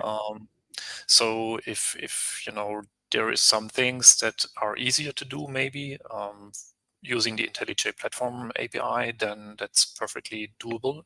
Or if, for example, the LSP API that the IntelliJ platform provides currently does not offer all the features that you need, you might find an alternative way to just use the IntelliJ platform APIs as some kind of bridged attempt. Yeah. And I think actually there will be a common use case where you continue to do that even as the LSP support continues, which is, for example, if you want to add items to the menu or buttons to the button bar. I think particularly for things like configuration windows, they're very likely to always use JetBrains specific plugin APIs. And then if you want to, the LSP actually supports extension via custom commands. And so you can add a menu option that will be linked to sending a custom command to your language server. So there'll be a combination of JetBrains specific plugin elements to extend the UI, and then potentially some language server support. I think it's going to be really common for language server protocol plugins to utilize that for, say, configuration windows, if they're going to use that kind of thing. So yeah, I think that's a really good call out, that at the end of the day, it's just a regular JetBrains plugin that just happens to invoke an external language server for some features and then hook into the right APIs so that that language server is used by the language server support in the platform. 1, 2, 3. 1, 2, 3. Yeah, I think Chris is a bit lagging, but at least I was able to understand your answer. So thank you very much for your insights here once again. Then we have a difficult question. Any plans for allowing LSP in the community editions in the future? To be honest, I have no insights on that at the moment. I know that this is a common question because currently the LSP support is indeed only supported in the paid IDEs, which is obviously a decision that we have made in JetBrains. And the paid IDEs became free to some degree. To some degree, yes. So that's actually an improvement since recently. So yeah, there are more IDEs now which you can target without actually paying for the IDE. But yes, this is a current limitation, and I have no insights that I could share at this moment if we have any plans for doing this. Okay, do we have no other questions right now? I don't see any LSP questions. Maybe we could ask some question to the audience right now. Yes, let's run another referral question quickly before the next talk. Thank you very much, Chris, for your presentation. Have a great evening, and thanks for your time and dedication to build such an interesting plugin for the IntelliJ plugins as well. Oh, thank you so much, and thanks for having me. Enjoy the rest of the conference. Thanks, Ruiz. So I would like to suggest a question related somehow to my talk,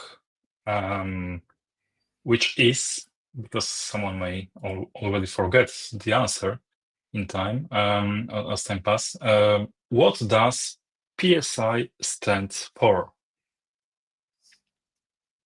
PSI. What does it mean?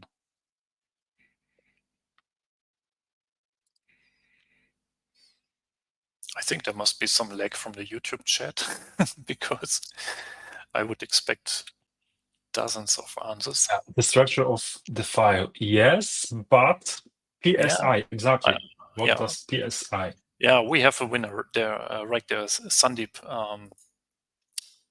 had the first answer. So yeah, many others too as well.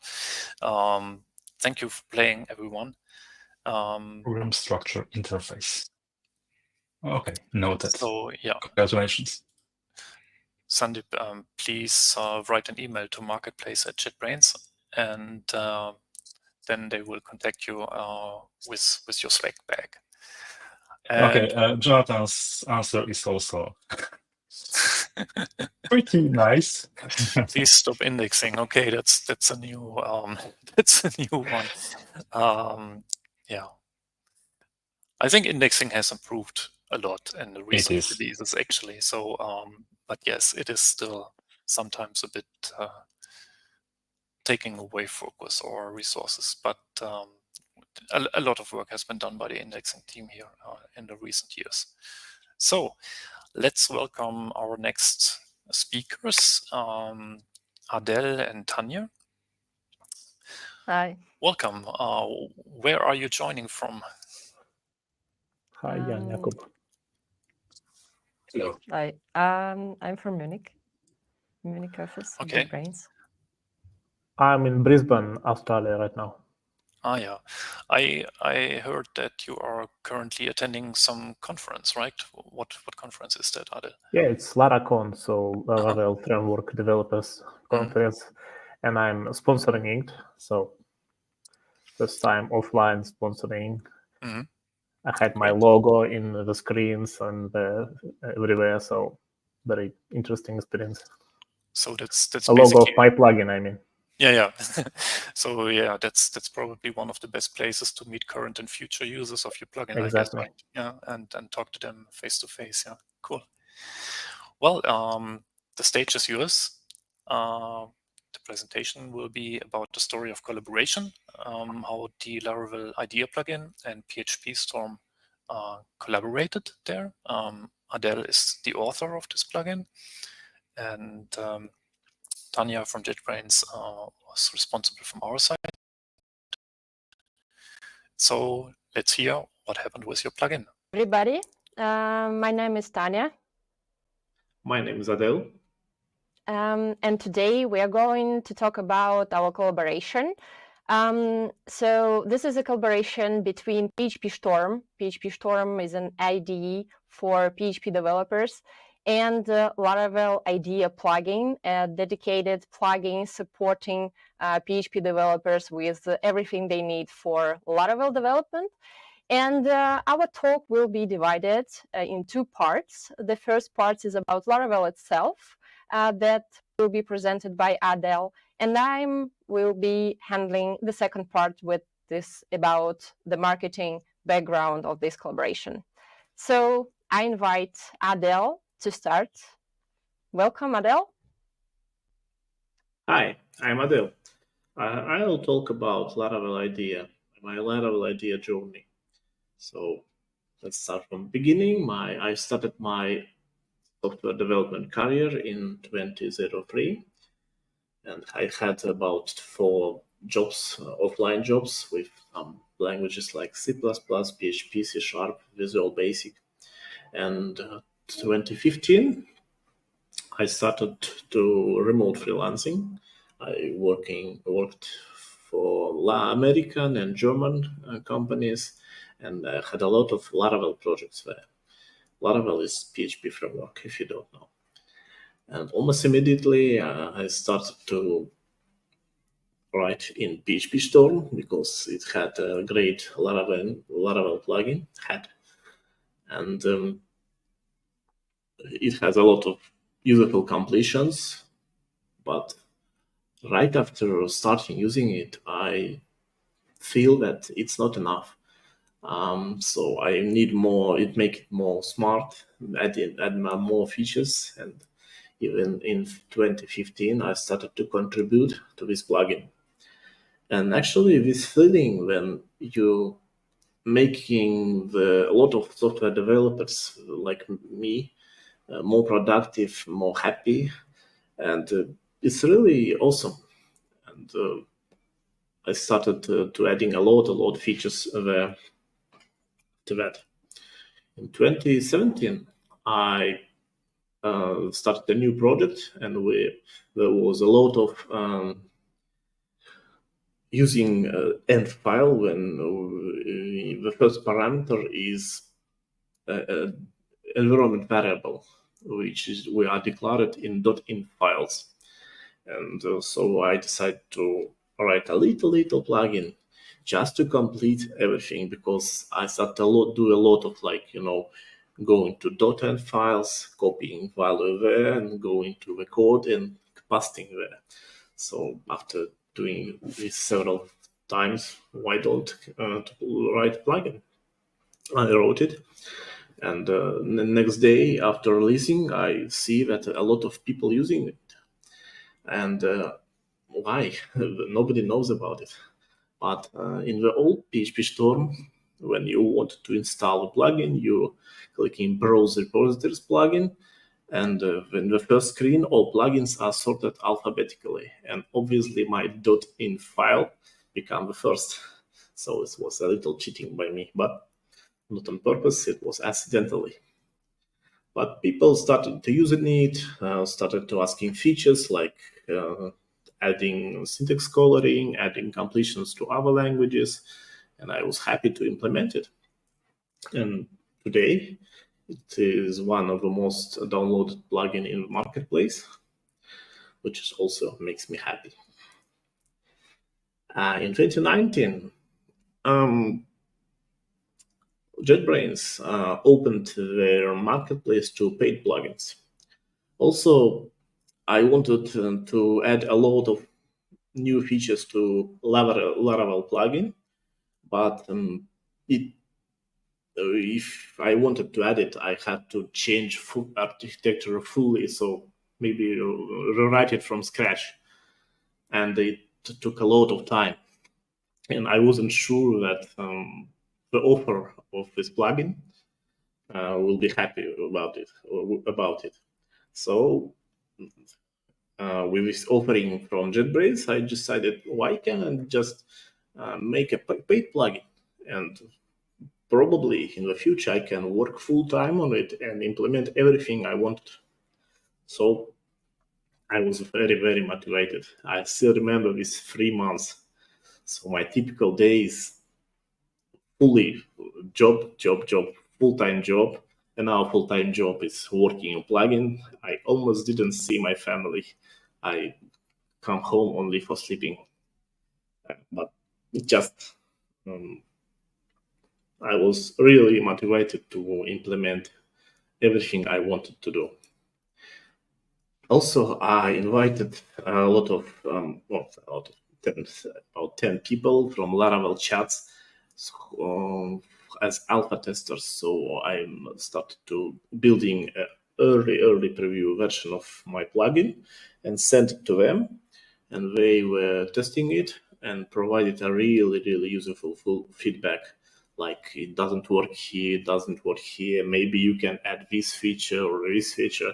So very good practice. I advise to also do it if you're creating a new project. And in December 2019, I published my first release. I decided to do it when I implemented everything that old plugin, free plugin can do, and some other new features. And I decided that it's enough. And users started to download it. It was pretty happy because they, even with little bit new features, they become more productive. So you can also publish early as soon as you feel that it's make your users more productive. That's it. So this is my sales report from 2020. This green line is my usual income, monthly income as a freelancer. So as you see, plugin becomes successful from the beginning. And in June 20, I decided to leave my job, and fully focus on the plugin. And as you see the next results, it was the right decision. And Laravel Idea today is one of the most downloaded plugin in the paid plugins in marketplace. And it became obviously my full-time job, and also becomes my business because I started to hire developers to implement features more quickly. It's all about history, so let's focus on development. From the very beginning, I decided to add some features, like I called them wow features or breathtaking features. When people see it and say, oh, wow, how smart is it? So it was important to me. And only 1 month ago, I read about Kano model. So it's a model just about prioritizing features you want to implement. And it separates features to three groups. Basic needs, features that users want to see, must have. So if your application doesn't have them, they just won't use it. So basic needs. But if you implement it very good, it's okay. It should be like that.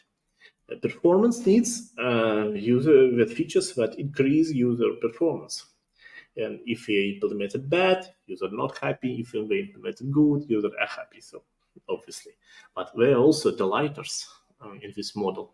So if you don't implement these features, you just don't know it. So it's okay. But if you implement it very well, users are super happy. So I'm really excited that I found that my thoughts about all these features was formally in this model.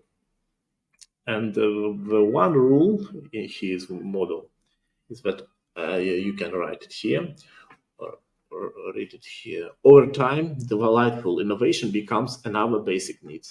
So this delight feature, our time goes down, so it becomes a performance needs, and our time is also goes down and become a basic need. So if you implement this feature over time, your users feel that it's a basic need for them. And if they try competitive product and they don't see the feature, so they just return back to your. That's important, actually. But how we can create these features? And actually, it's very tough, so not easy. But I found at least one algorithm to find it. So let's think, just imagine that you found a place you can complete the values. So you complete something to users, you can enter and goes further. And after that, you can think what user do actually just before this completion and what he does after that.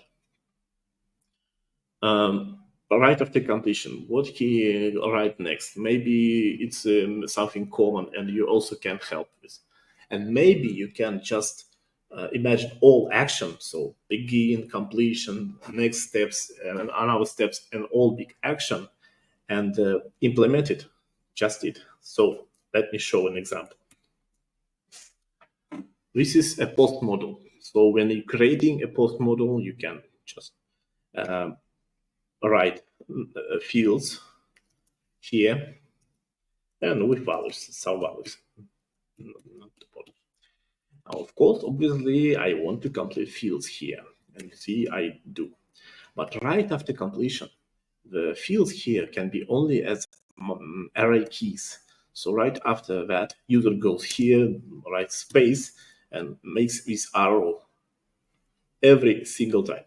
So that's why if I complete fields here, I make the arrow for this user. That's the next step when I predict it. But I analyze it after that. So usually people may get HTTP request and then validate it. So request validate. And here describes the fields, but I can also help with it. Another Laravel IDE fit. So it fills this validation array with typical validation rules for fields for this model. And if I know that request variable here and it validates these fields, when you write title, see, it also suggests maybe we can add all request fields here. Right after that, you see, yes, it added. It's why what I called breathtaking feature. So when it happened first time, user, wow, how cool. After that, he uses to make it productivity, and maybe after a year or two, it feels it should be okay. So it's a basic need. Continue here. Yes, breathtaking features is okay, but you not fully focus on the performance needs. So the our goal is to save time. So if you can complete somewhere, you complete. You can generate, if you can generate code, you can generate it. And Laravel IDE has a lot of completions, generations. Each saved second is important. So it's like a continuous fight for user seconds. And just an example of another feature, this is a new eloquent model generation when you can create model, describe their fields, add some other options, and also when he clicks OK, Laravel IDE can generate a lot of other files like database migration, REST API controller, database factory, and all other files. So we can generate hundreds of lines of code, and obviously saves a lot of time. And the last thing I wanted to talk about development is this. IntelliJ plugin testing framework is so easy, so powerful, so easy to use, so you have to use it. If you don't use it, I really don't understand why. It saved PL so much time. So you definitely should write tests, especially for plugins. Marketing. If you think you can write a good software and just upload it to marketplace and it immediately makes your software successful, you're wrong. It doesn't work like that. You have to make marketing as all usual products. So plugins, marketplace, obviously will give you some users, but most users you have to make yourself. So my main marketing channel was Twitter, and still Twitter. It's nothing special. I just implementing feature, want to implement something, just making a screenshot, very juicy, very good screenshot that the user immediately understand what the feature is, and just post it. So that is my usual Twitter post. And as you see, I just released something, micro update with this support, and you see like 200 likes, user likes, what I post usually. And you should definitely talk a lot with users everywhere. So if a user posts you in Twitter something like, hey, maybe let's make this one, you can definitely should say maybe, yes, we will do, or no, we can't do because this. And the same is GitHub issues, the same is in-person conversations in conferences or everywhere.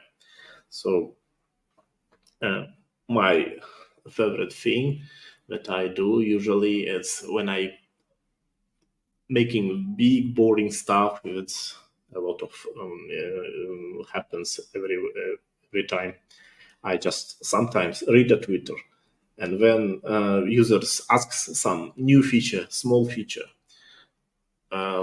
he wants to implement, I do what usually I do. I just create new Git branch, implement it very fastly, and immediately make a screenshot and reply to Twitter, hey, I already implemented.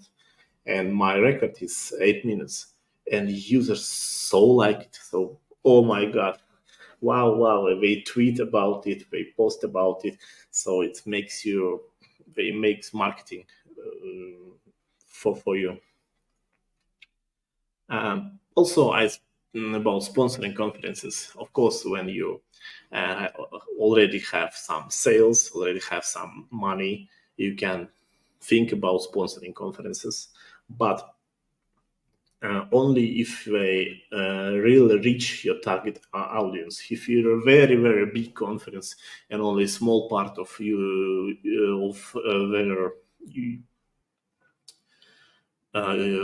users are your potential users, so it doesn't work, I think. But I have Laracons, so developers for the conference for Laracon developers, and it was great for me. So I sponsoring Laracons regularly right now. And I was about to start big serious marketing, website, social platforms, paid promotions, Google AdWords, etc.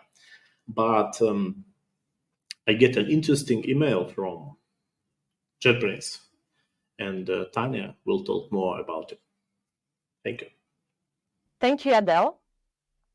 Now I will tell you what was going on the other side of this collaboration at JetBrains.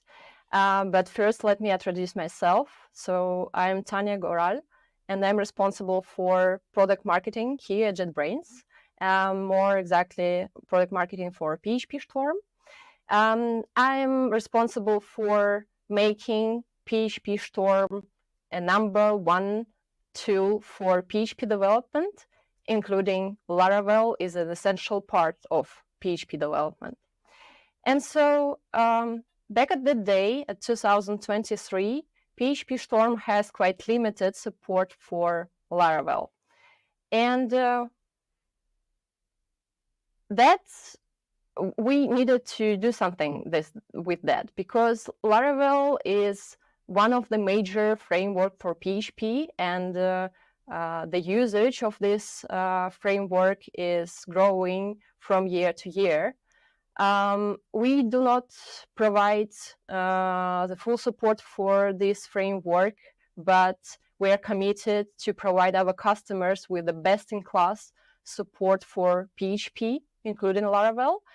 And we started to look for the solution, what we need to do in order to satisfy our customers and to be on the market. And we saw the plugin. We decided with a very great rating at JetBrains Marketplace, and we decided to collaborate together and basically to provide the support that our customers want, and with the level of the features that PhpStorm need to have. And here, the solution, we decided to provide the bundled offer for PhpStorm and Laravel IDEA.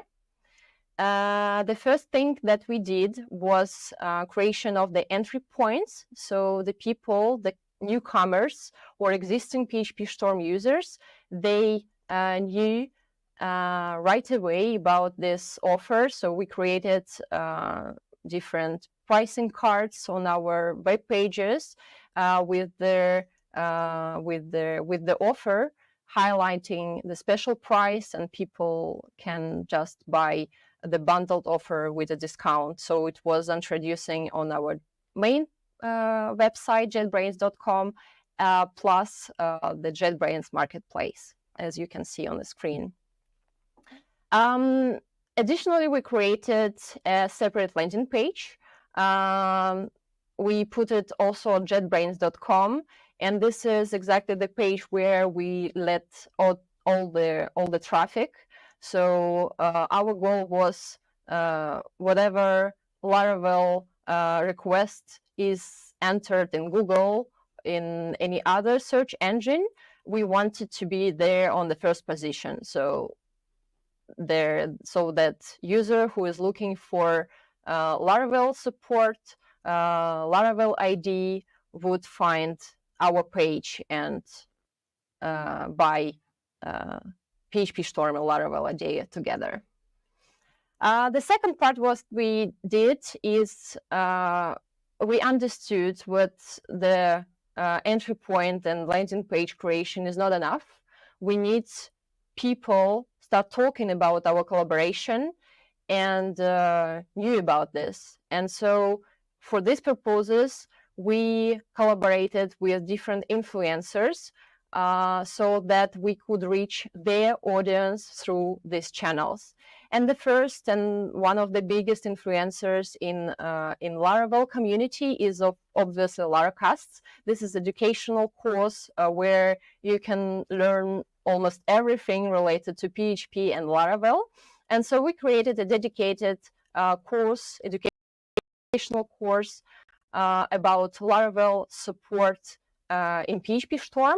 And there, the author and the creator of Laracast is telling how great the support is in PhpStorm, which is supercharged by Laravel IDEA. And we added the link to our landing page in this course so that people can click on the link and go to the web page right through this course. The second part is we already had some tweets in the Twitter telling how great Laravel IDEA is. So we basically asked these people who already published something their agreement about taking us these tweets and put them on our landing page. Like this, we have some social proof, some proof from the authority people, from the influencers, how really great this idea, the Laravel idea is. And we put it on a landing page, and so the people who enter the page, they understand right away that this is not, this is a really great product approved by this and this people. Yeah, this is basically the twist that we put there. And at the moment of the announcement, that was last year, at the end of the second quarter, we additionally asked some people important for the community and known in the community to share the news about our partnership and write some of their thoughts and truly their own opinion. We didn't ask them to write something that we wanted. We really wanted them to share their true opinion, with their own words. And this is what we had. Like our announcement when we published it on Twitter was quite well shared. And you can see on the slides how many followers have these people who share this news. And this is basically how influencer marketing works. Your post is shared by the account that is reachable by the big amount of people, and they know about your initial post. And we had quite a lot of people coming through these links to our landing page and knew about the product. And we can share with you some of the results. So as I said, we launched this campaign at the second part of the second quarter last year in June. And you can see in the graph how trials numbers, the number of trial has boosted right after the launch of this campaign. And it's still growing. So we still invest in marketing of this cooperation. We still work closely with Adel.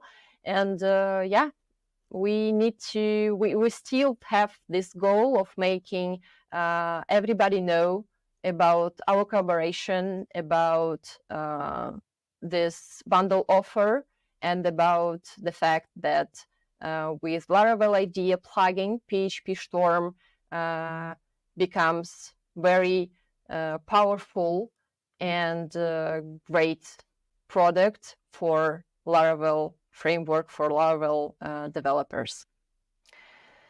And so for finalizing, we will share the slides with you, and you can click on the links that are mentioned here. You can check out the website of the Laravel IDEA. It was, by the way, redesigned a couple of months ago, and it looks very gorgeous. You can look at the Laravel IDEA at Marketplace and check out the Twitter, the X of Laravel IDEA. Thank you. Thank you, Tania and Adel, for this very insightful presentation. I really like that this was a bit more not technical and a bit more of a behind-the-scenes look, both from the marketing and development point of view. And let's start with a question for Adel. How many people are currently working on the plugin? And how has this evolved over time? Right now, only me. But I already hired one new developer. He worked on another project, going to already release it, but not publicly announced it. And right now, he doesn't have any tasks there, so he will join to Laravel IDEA team, so let's say it like that. And we can say it already 2 developers right now. Okay. That's really great to hear. Like, you can actually build a business that is not just a one-man show, like most of the plugins are, I guess. Even the paid plugins are mostly developed by a single developer, as far as I understand. And now you have really built like a small company around this plugin already. Yeah. We'll see how it will work. Well, I think it will turn out great. Maybe a question for Tania. What metrics do you base on to measure the impact of marketing strategy? I guess that's a very complex question if you really want to answer it fully, but maybe we can ask this question from the point of view of someone who has a very new plugin and with maybe not that experienced with marketing or social media. What kind of tips could you also suggest maybe? If answering this question, so our campaign was targeting on new users. So the goal was to attract people who is not a PhpStorm user and make them know about this solution and to gain new people. Obviously, when we were making this campaign, our current PhpStorm users also knew about the solution, and also the current users were attracted, and they just supercharged the ID by the plugin. This is also great.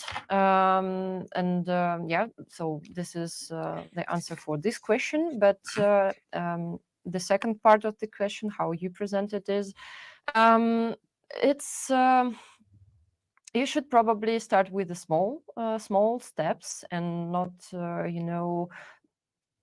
try to make everything in some short period of time. So as Adel did this, you can create your Twitter, you can create your landing page, you can start generating traffic to this, and making some noise in the community to talk to people and inspire them, try your solution, and to really bring awareness to your product. And when you get some positive feedback from the community, you can use it, and in your communication, you can use this to increase the loyalty towards your product. And this is So basically, it's basically about building some kind of community or social circle around your plugin, right? I mean, that's also what I understood from Adel's experience, going to conferences, try to talk to people, to users, and use Twitter, ex-Twitter, and I also liked what Adel told in his presentation about being quick when interacting with people, especially if they have some feature requests or some ideas or feedback, then be reachable for your users, and let them feel that you are a real person, that they can ask questions to you, and that you really try to to cater to their requests or their questions or whatever it might be. I've also just shared a link in the chat about some general tips and tricks that we have, that the marketplace team also has, about how to do the marketing right for your plugin when it comes to the marketplace. So there's a lot of things you can do there already, like use proper screenshots. Maybe if you have some kind of screencast that demonstrates your plugin. If you have some standalone documentation, you can also link it from there, or any kind of social media that you use can also be linked on this page. So this is also a way to get started and get your word out for people who just discovered your plugin maybe on marketplace, and they can go from there and discover all the other resources and entry points that you have. So this is something I would recommend doing for any plugin, really, even if it's not a paid plugin, because I think this is really a pretty easy way to build some kind of community around your plugin. and understand what people are looking for and all these questions that plugin developers usually have. Oh, we have one more question for Adel. Really interesting one. Yeah. I think that's actually something that happened to quite a few plugin developers. They started with a free plugin, and at some point they decided to go to paid or freemium model on the marketplace. So I guess you did get some backlash, but maybe you can tell us a bit how you dealt with it. Yeah, of course I did. But I also have a lot of people who say I would pay 2 times more and maybe 3 times more for this plugin. So these people who don't want to pay just little noise for me. Okay. If you don't have it at all, maybe you did something wrong, because any successful product should have these people. Yeah, totally. Yeah.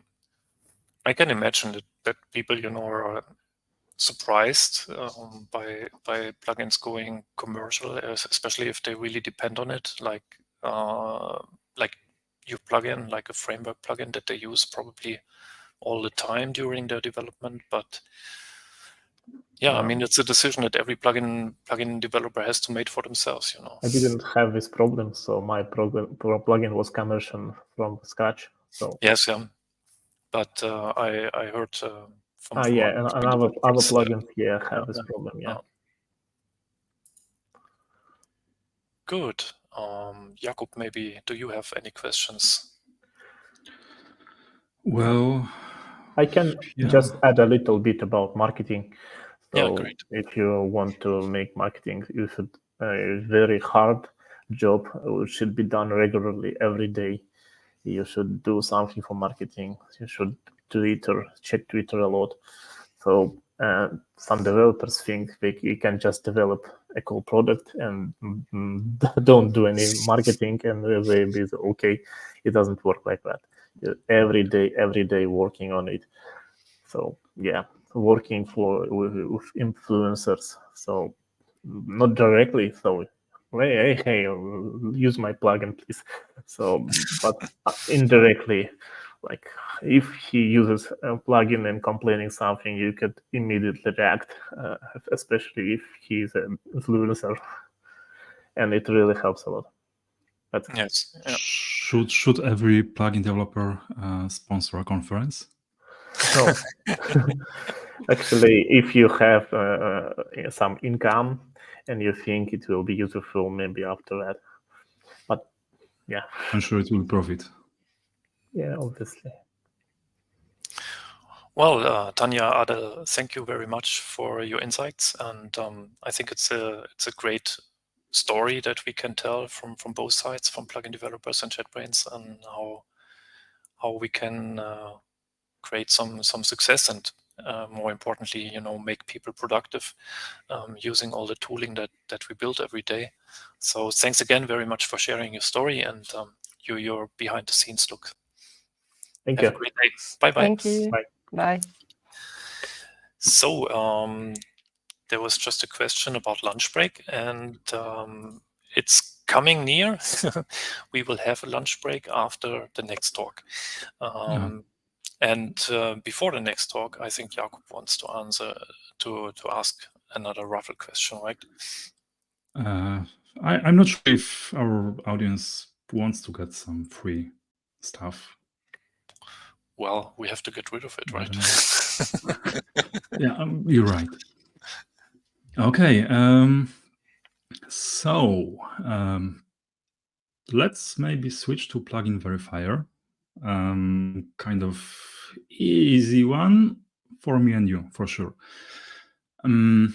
What is the first name of the currently leading developer of the IntelliJ plugin verifier?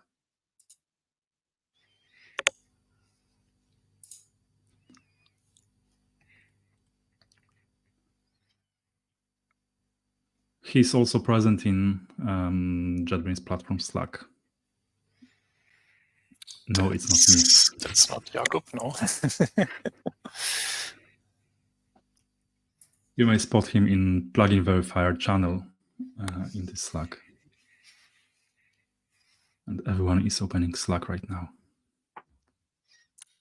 Or GitHub. Or GitHub. Not Yuriy, not Jakub, not Pavel. We don't have Pavel in team. No, we don't. No, it's not me either. Please don't try all Russian names. He's not Russian. There we go. There we go. Patrick Bear is right. Robert. Congrats, Patrick. Please drop an email to marketplace at jetbrains.com to claim your swag.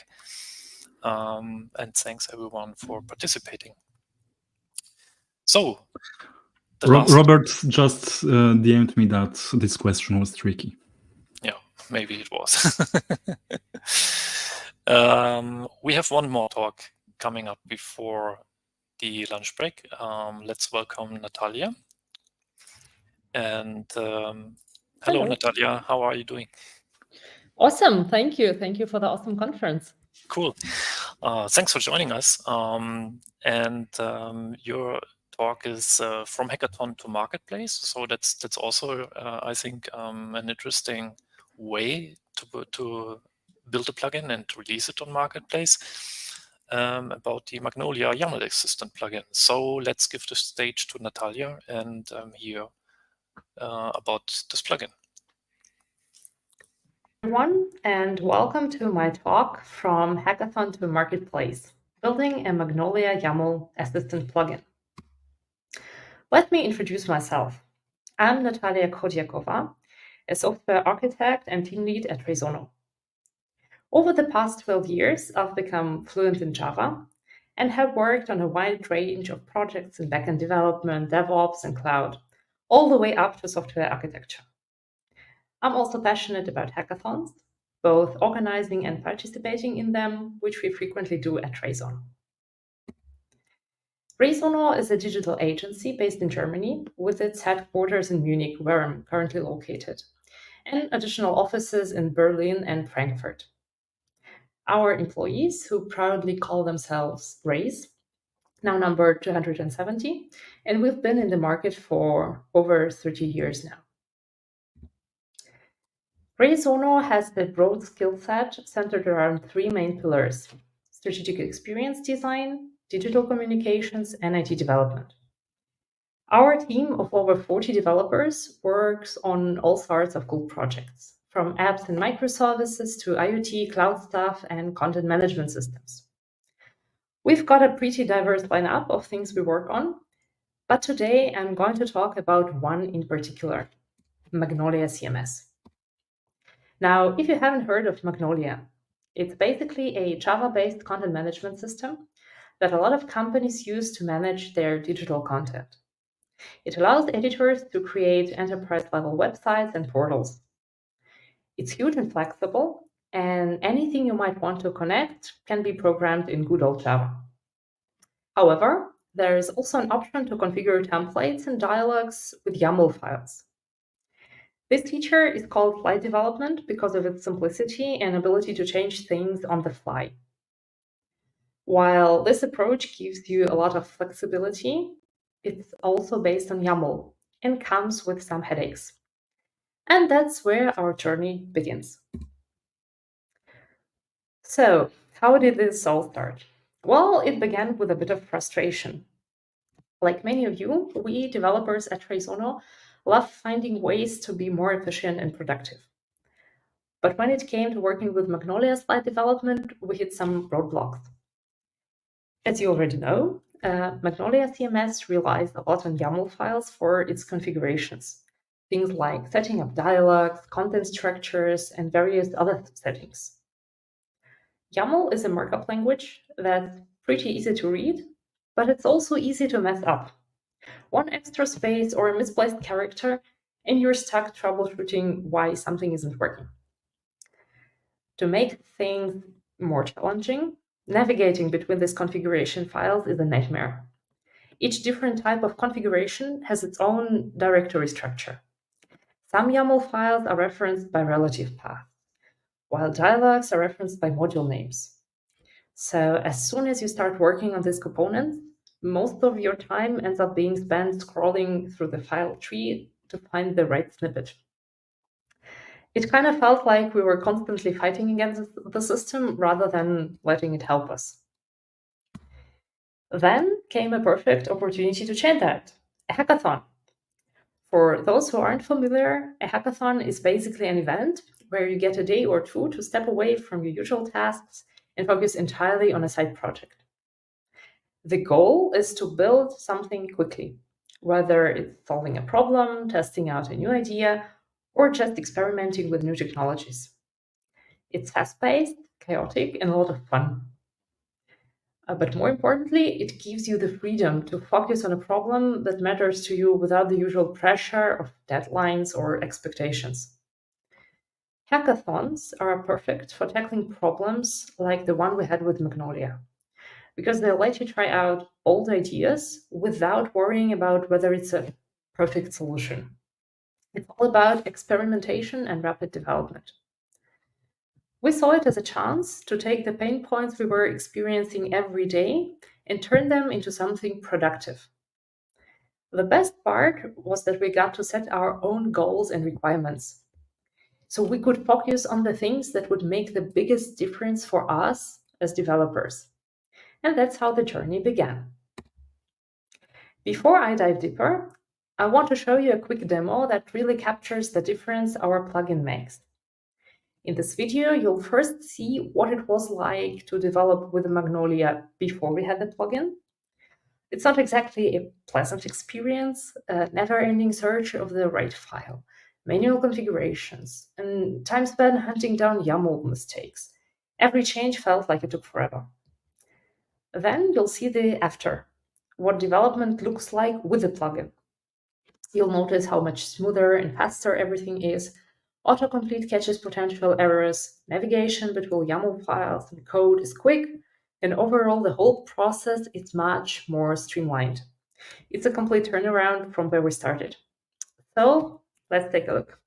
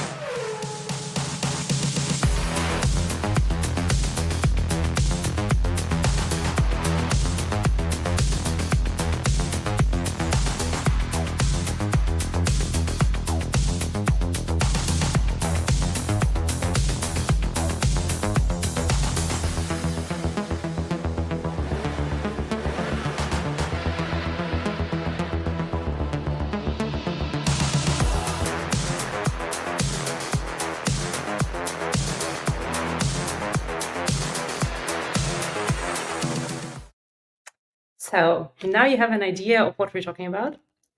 Let's dive deeper into each stage of the journey. First things first, we set a date and wrote a Teams post. We aimed for February 2021, and since it was during pandemic times, it was important to plan everything carefully. Enough space and pizza for everyone. With the hackathon date set, we knew it was time to get organized and make sure we had a solid plan. The initial idea was to have two teams, one focusing on integrating the plugin with Magnolia, and the other on building a license server to manage access. But here's the kicker. We didn't have any prior experience developing plugins for IntelliJ. None of us had done this kind of development before, so we were starting from scratch in that sense. Because of that, we decided we needed to be smart about our approach. The last thing we wanted was to spend the first half of the hackathon just trying to figure out the basics or dealing with setup issues. So, to give ourselves a bit of a head start, we prepared an empty module in advance. we followed an IntelliJ tutorial to set up a basic plugin framework, just enough to have something that would compile and run right from the beginning. This was a critical step because it gave us a functioning foundation to build on rather than starting completely from zero. In the end, this preparation was crucial for our confidence and momentum. It allowed us to start the hackathon with a clear path forward, knowing that we'd already taken care of the initial hurdles. And given that none of us were experts in IntelliJ plugin development, that little bit of groundwork made all the difference. With everything set up and ready to go, we came to the office, grabbed our first cup of coffee, and started writing code. But as with most projects, things didn't exactly go according to plan. We originally intended to have one team work on the Magnolia integration and another on building a license server. However, as we dove in, we quickly discovered that there was a much easier solution, the JetBrains Marketplace.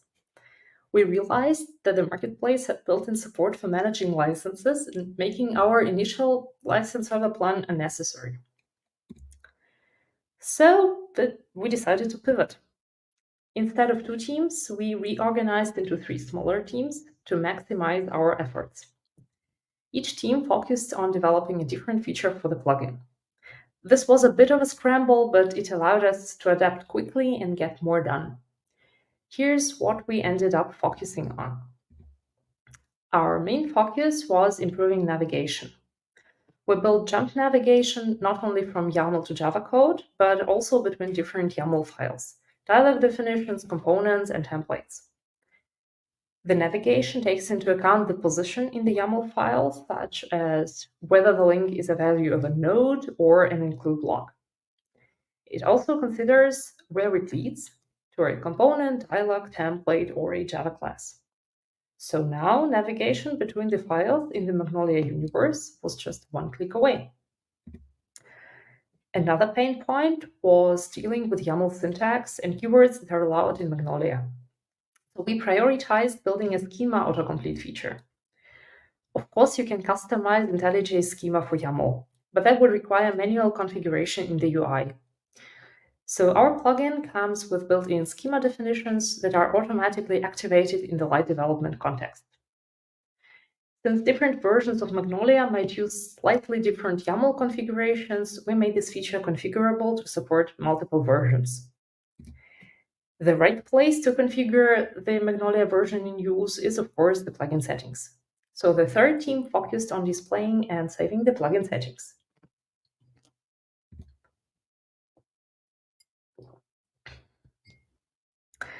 The pace of development was incredible.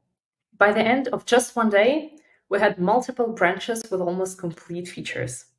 We didn't just create a functional plugin, we ended up with a backlog of ideas and improvements to keep building on. The most important outcome, though, was the effect it had on our team. We were excited, energized, and genuinely happy with what we'd achieved in such a short amount of time. After the hackathon, we had a working prototype, but turning it into a full-fledged product required more effort. The first step was to define clear roles and goals for everyone involved.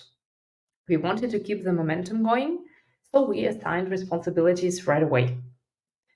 Some team members focused on refining the features we had built, while others took on new tasks like preparing for deployment or cooperating with other departments.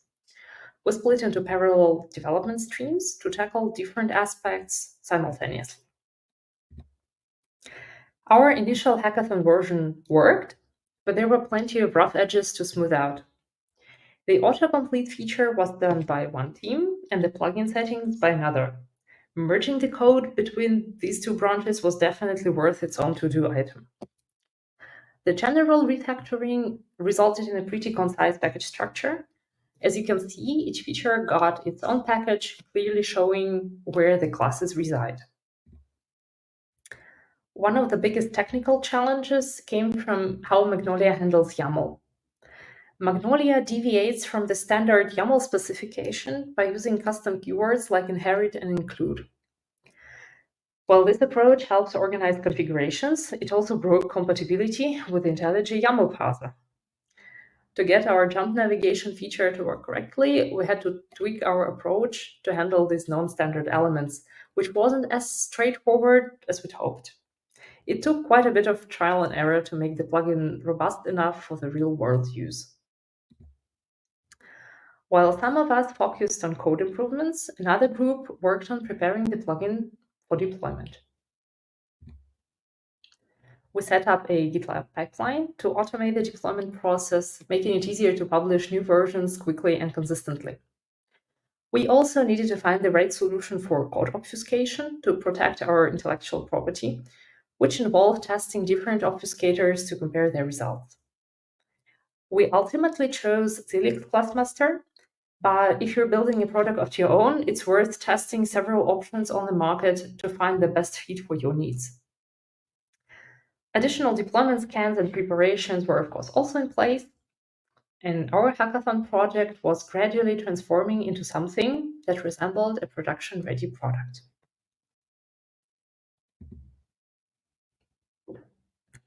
With the plugin refined and the deployment pipeline in place, it was time to launch on the marketplace. But getting there wasn't just a matter of uploading the code and hitting publish. We had a few important steps to ensure the smooth rollout. First, we applied to the marketplace to sell the plugin. It was just a matter of filling out a form and providing JetBrains with some additional details. Then we started with a demo marketplace. JetBrains gave us access to this environment, allowing us to test our deployment process without going live right away. We deployed the plugin there and configured our IntelliJ setups to access it, enable our developers at RaceUno to install the plugin just like real users would. This provided an excellent way to test the full installation and update experience. Our team used the plugin in their daily work, providing valuable feedback and helping us catch any last-minute issues before the official release. We were essentially our own beta testers, with a feedback loop to the plugin developers being just as short as it gets. You could just walk over to the desk right beside you and report the bugs. The technical side of the go-live was all set, but there were other considerations that were new to us, the legal and financial side of things. We had to collaborate closely with our internal teams to understand the marketplace agreements, the revenue sharing models, and how this new income stream would fit into our company's financial strategy. It was a significant learning curve for us, as this was RaceUno's first experience generating revenue from a developer tool. It also led to some interesting cross-departmental collaboration that helped strengthen the project. Next came documentation and marketing. We put effort into creating clear documentation so developers could get up and running with the plugin quickly. The descriptions of the features and the screenshots had to be accurate and convey to our users right away what problems the plugin would solve for them. Setting a price for the plugin was surprisingly challenging. As developers, we felt the value of what we had built was practically priceless because we knew how much time and frustration it could save. But of course, we had to balance our expectations with the market reality. We aimed to find a price point that reflected the effort we put into the plugin, while remaining accessible to the individual developers and small teams. That was a bit of a guessing game, and we had to do some market research to make sure we landed in the right range. Throughout this process, the support from JetBrains was fantastic. They were incredibly helpful in answering our questions and guiding us through our technical challenges. This collaboration made the whole experience a lot smoother and gave us confidence that we were heading in the right direction. Ultimately, launching the plugin was more than just a technical achievement, it was an important learning experience. We faced challenges with testing, pricing, and deployment, but we also saw the potential of our project validated as real users began downloading and using the plugin.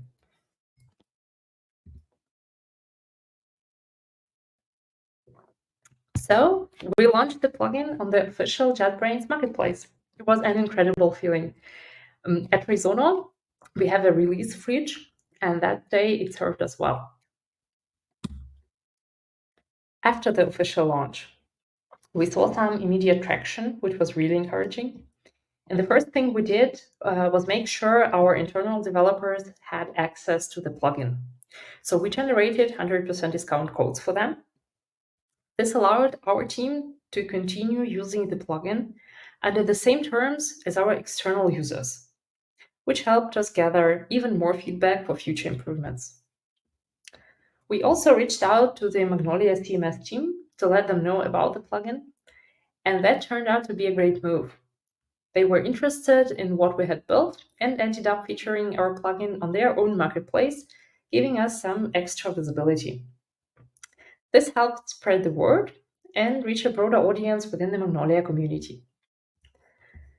As more developers started using the plugin, we transitioned from development mode into maintenance mode. This phase was all about keeping the momentum going, releasing updates, fixing bugs, and providing the support. We also took user feedback seriously, using it to guide our next steps and prioritize new features or enhancements. It was important to make sure that the plugin continued to meet the evolving needs of developers, especially as we gain more users. One of the most exciting things for us was seeing the global reach of the plugin. We started seeing sales from all over the world, which was a great validation of our work.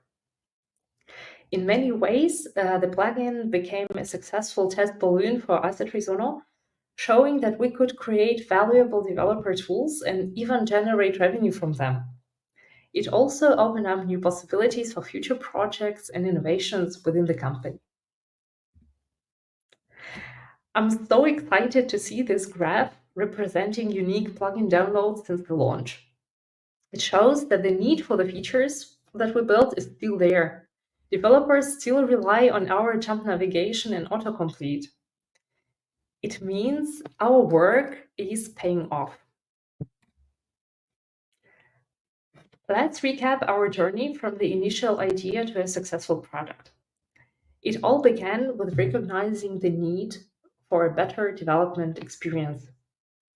We were facing repetitive tasks and ongoing issues in our daily work, which made it clear that something had to change. By reflecting on these pain points, we set out to find a solution that could make our workflow more efficient. The turning point came when we decided to take on the challenge during a hackathon. This gave us the perfect environment to quickly prototype and test our ideas, allowing us to validate the concept and see real results in a short amount of time. It was an exciting and fast-paced phase that laid the groundwork for everything that followed.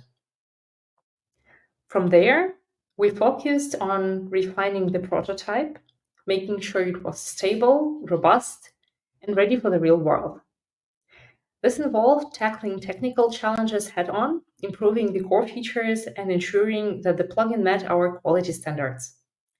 It was an iterative process with constant tweaks and enhancements to get it right.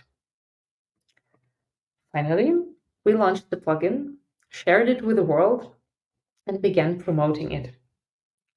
Since then, we've been in a continuous cycle of gathering user feedback, releasing updates, and making improvements. This ongoing commitment has been crucial to the plugin's growth and success, turning a simple hackathon idea into a valuable tool for developers everywhere.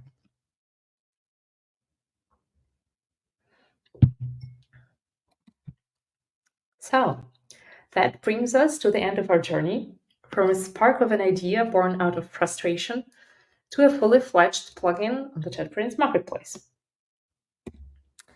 Reflecting on this experience, there are a few key takeaways that stand out. Careful preparation can make all the difference. Set clear goals and understand what problem you're solving. That keeps everyone focused. Communicate timing and constraints so your team knows the limits and can plan accordingly. Read the documentation. Seriously, it saves so much time. Many issues can be avoided just by understanding the manual. If possible, use a jumpstart template to avoid starting from scratch and get a head start. And be ready to start right away. So when the hackathon kicks off, you can dive straight into the work without delays. Embracing change is all about staying flexible and ready to adapt. By implementing features in small chunks, you can adjust quickly if something changes. Be prepared to turn around at any moment, because plans often shift, and being adaptable keeps you on track. Gathering feedback is also key. It keeps you catch issues early and stay aligned with what's needed. Finally, iterative improvement lets you seize new opportunities as they come up, turning challenges into chances for growth. Remember, it's not about avoiding change, it's about using it to your advantage.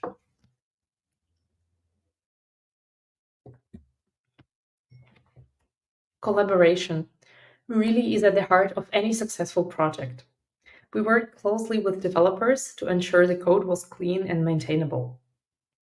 JetBrains provided great support, helping us navigate the process smoothly. We also partnered with designers to create a logo that truly represented the plugin.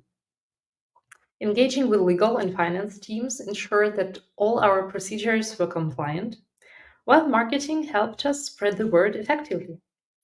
We expanded our reach by collaborating with partners, and now sharing insights with the community allows us to learn from others and give back.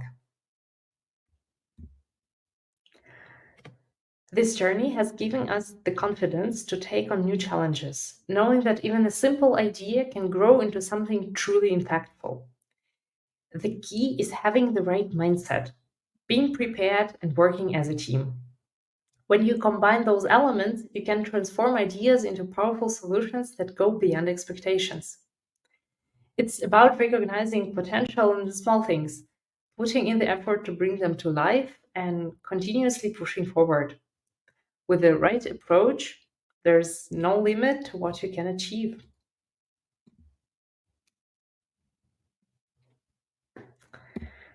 So, thank you for joining me today and sharing in our journey. I hope it inspired some ideas and gave you a sense of what's possible when you take an idea and just run with it. The sky's the limit. Don't wait for opportunities, create them, and watch how far you can go. Let's stay in touch. Scan the QR code to download the presentation slides. Check out our plugin on the JetBrains marketplace. Let's connect on LinkedIn, and don't forget to visit Razono website. Thank you, Natalia. That was quite a story you had to tell. Thank you. Great story. Yeah. Thank you. I hope it inspires some of our viewers to try and build maybe a small plugin in their next hackathon if they do hackathons in their company. JetBrains does hackathons on a yearly basis, and I think we don't build a lot of plugins actually during hackathons. Funnily enough, you would think so, but I think that's mostly not the case. Yeah, I think that you already answered all the questions that we had already. But we could bring them live anyway. Sure. Maybe I can just tell a bit more than in the chat. Yeah. So maybe let's start with a question from Adel, right? How do you feel your backlog, new feature ideas, and prioritize the features? So that's the first one. So as to feeling backlog, we wanted to solve some concrete problems of our developers. So it was pretty easy, as maybe with beta testing, just going to the desk right beside you and asking, hey guys, do you still missing something? Do you need something more? And basically that was how we filled our backlog back then. Right now, we don't have much more new features. We're more in the maintenance mode currently. So now it's not that the backlog is not that big.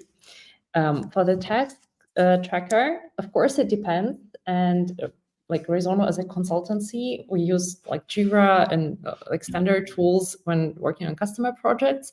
This one was all for developers. We were our own customers. So we decided we just use GitLab issues. They have also like built-in task tracker, and we had everything in one place in GitLab. So yeah, that was how we managed that. Okay, the other one.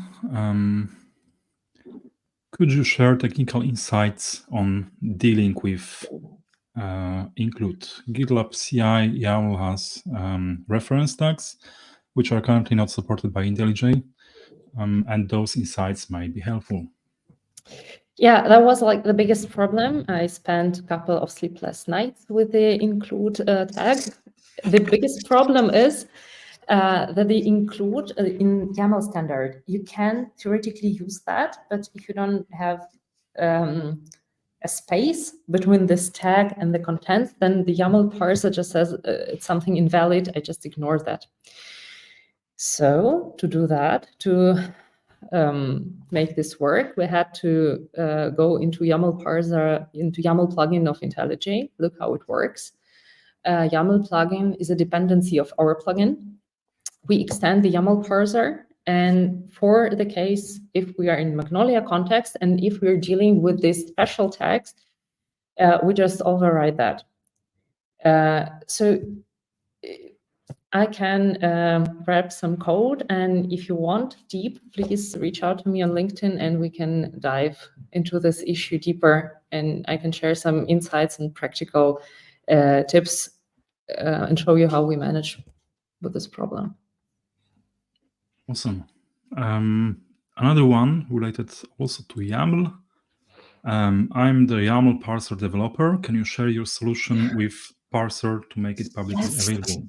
Yes, awesome. That would be awesome. Of course, let's contact on LinkedIn and we will just solve this problem for everyone.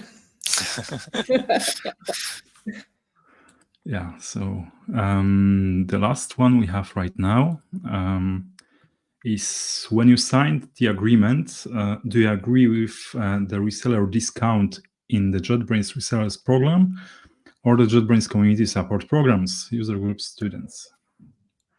I don't know. I have to check that. It was like 3 years ago. I'm not pretty sure. Maybe my very confident answer is maybe. It depends. I can check. Yeah, I can check with our finance and legal also for questions where I need some support from my team. Reach out on LinkedIn and we can chat about that. It's great to hear you. And as a technical side note, I think there might be a lot of plugin ideas, that go in a similar direction on how you started your plugin. Like we need some more code insight in special configuration files, and it's pretty much doable, as you have proven, even in a small hackathon, to get something out of it, both for YAML, XML, JSON. There's a bunch of extension points in the IntelliJ platform that you can use for these things. I think this is actually one of the easier plugins to build, generally speaking. Yes, of course. Because you are already building on the language support that is there, and the extension points are explicitly made to have these kinds of plugins that customize basically the understanding of such configuration files at this place. But at this point, huge thanks for the plugin template, because for Jumpstart, as I said, we didn't have any experience of developing that, and it was really cool because we just checked out the repository, we started it, and we had some scratch to start on, and it was really doable in one-day hackathon. Right. Thank you. Great. So thanks a lot for sharing your story, and congratulations to a very useful plugin that has hopefully moved a lot of people to use IntelliJ for their Magnolia development. So that's great to hear. Thank you for your time, and looking forward to more success for your plugin in the future. Thank you. Thank you for having me, and thank you for this wonderful conference. Thanks. It's our pleasure. Thank you. Yeah, thank you. Bye. Bye-bye. So now we have a lunch break for 25 minutes. Okay. I thought maybe we can, those who don't go lunch, or you can go, Jan, if you want. Yes. Walk out the dog. And I will go with the first question and the second one right after the lunch break. So tempt you to stay with us. Okay. See you after the lunch break. Okay, thanks. So in the morning, I asked a question related to the number of plugins for WebStorm. And the answer was 5,007. Now, for your information, is 5,010. So even if we talk right now, this number is growing. But let's go with the next question. That would be, in which year was JetBrains Marketplace established? Because previously it was just plugin repositories project, and there was a specific year when JetBrains decided to go with Marketplace service, and yeah, we already have answers to that. The first one is, okay, not this one, sorry. It's constantly adding new messages. So Mr. Toby, yes, it was exactly 2018. Congratulations. I think someone from the backstage will remind you the Marketplace email right now, to which you can send your name and you'll get instructions right away. And yeah, let's take a break. Let's maybe eat or drink something. And at 1:40, so in 23 minutes now, we'll meet each other again. So see you soon.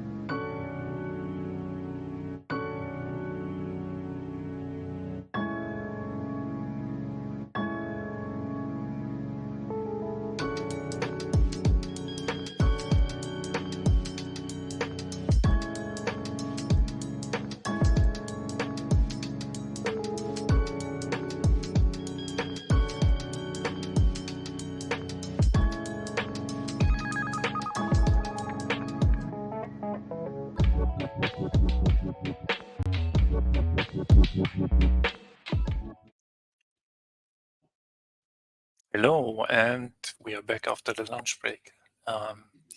Jakub had some technical difficulties, so let's see if he stays in the game. I'm back. You can hear me right now? Yes, yeah, Right? everyone, Okay. everything is good, yeah. So, maybe as promised, I will just jump in with another question, please. Yeah. Okay, quick one. What is the currently available version of the IntelliJ platform Gradle plugin?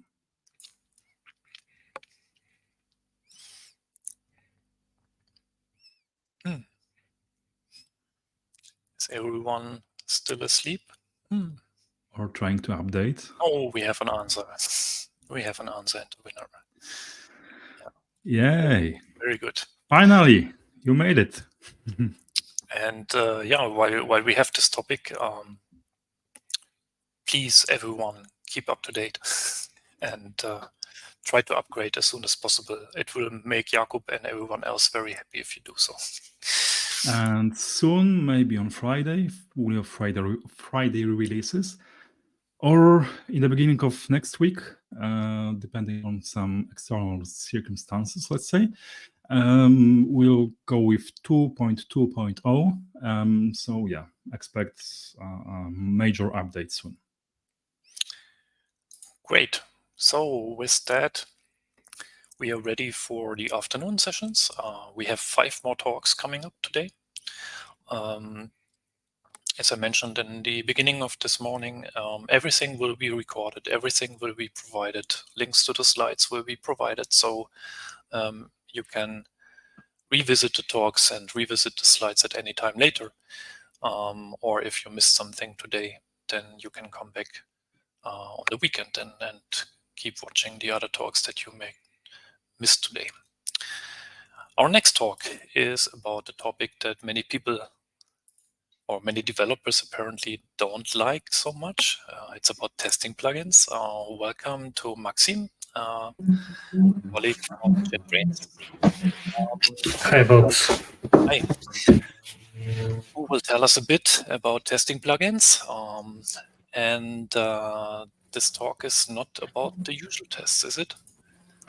Yeah, it's more about UI test, but it also covers some topics like performance tests and functional tests, so should be fun.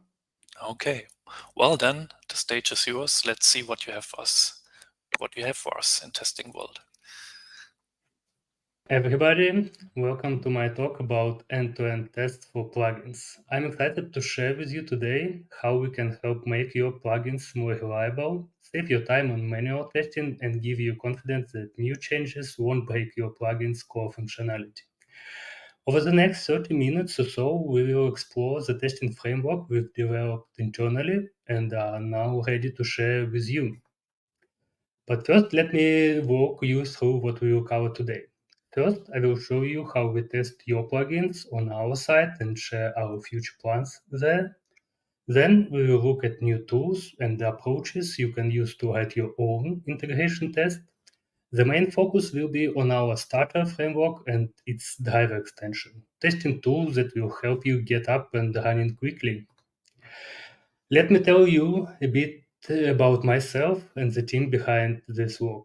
I'm Maxim Kolmakov, and I've been with JetBrains for over 10 years. It all started when I was tasked with developing a performance testing framework for IntelliJ-based IDEs. I found this work so fascinating that I'm still passionate about it today. Now I'm a tech lead in the IntelliJ platform QA automation team. We are a team of 13 engineers responsible for providing integration test frameworks, test tools, and services across the entire IntelliJ department.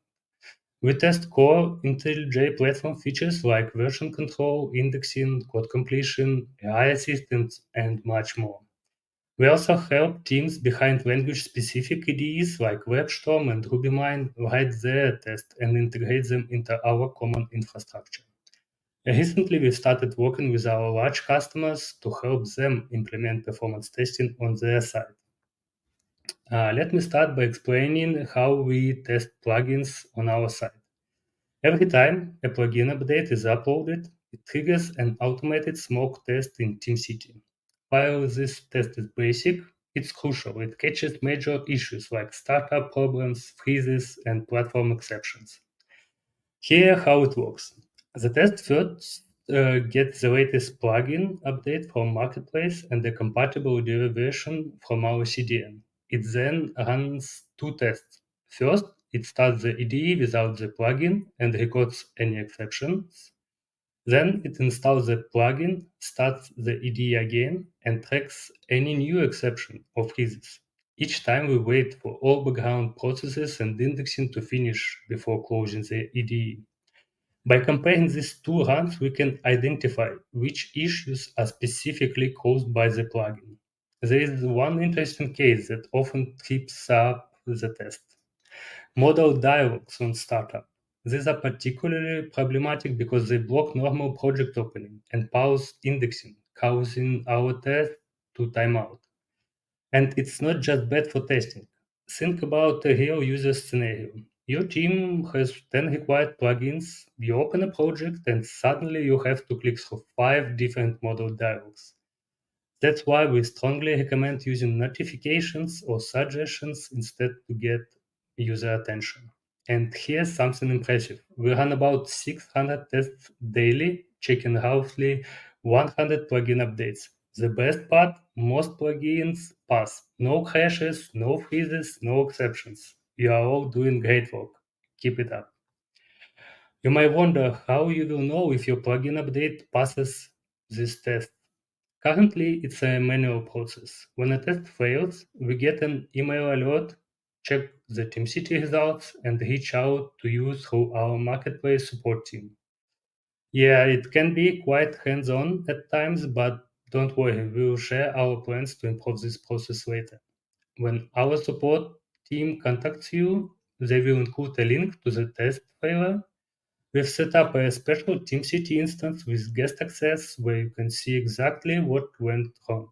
You will find everything you need there, the error details, idea log, screenshots, and other files we collect during the test run. Now let's talk about how you can test your plugin before uploading to Marketplace. Good news, it's simpler than you might think. All you need is to add a few dependencies to your Gradle build, write a basic JUnit 5 test, and you are set. Your test can install the plugin that is built by IntelliJ Platform Gradle plugin and run it on any operating system and any IDE version, starting from 2024.2. Let me tell you about the tools you will need, Starter and Driver. They come as a Maven libraries, so adding them to your Gradle build is pretty straightforward.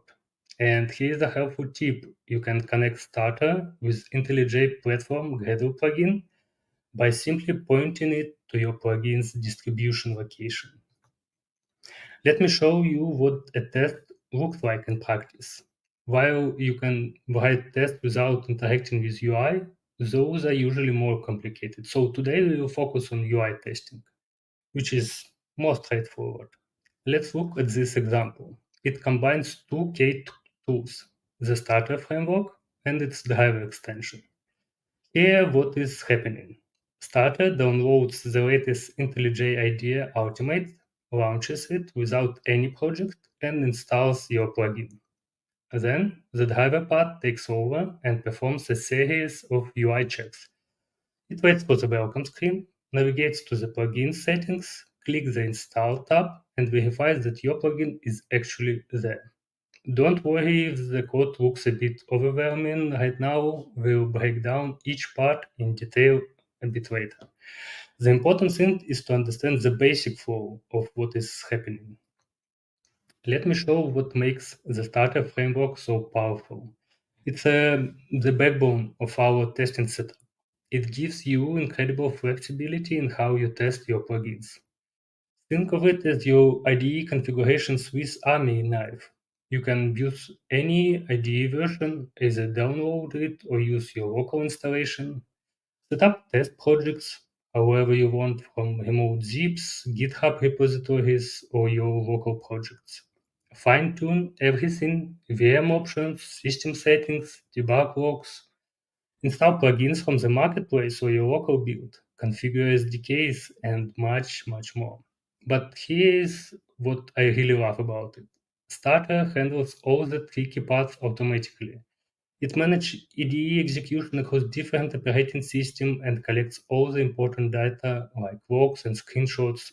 We use it for all our integration testing at JetBrains. And the best part, it is open source and ready for you to use. Let me share something interesting. Starter actually began as a performance testing framework and later evolved to include functional and UI testing. In fact, at JetBrains, it's still our go-to framework for IDE performance testing. And yes, you can use it to measure your plugin's performance too. It tracks commands execution metrics, captures CPU and memory snapshots, and can store metrics in any format you need. But here's the thing about performance testing. It is complex, really complex. Let me explain why. First, you need proper infrastructure, somewhere to store metrics, tools to visualize them, and ideally an alerting system. While tools like Grafana exist, they're built for web services and not IDE testing. We actually had to build our own in-house solution because nothing quite fit our needs. Second, you need the right testing environment. We've learned that only physical hardware or high-end AWS machines give you stable, reliable results. Virtual machines just introduce too much fluctuations. And here's the catch, these solutions are not cheap. Finally, there is the challenge of knowing what to measure in your plugin using OpenTelemetry metrics. This might sound straightforward, but trust me, even we've had to revise our metrics 4 or 5 times to get them right. It's surprisingly tricky to measure things that actually impact user experience without being too broad to be useful. While I absolutely love talking about performance, it's my favorite topic, we will save the deep dive for another day. Let's return to our test and look at what makes it tick behind the scenes.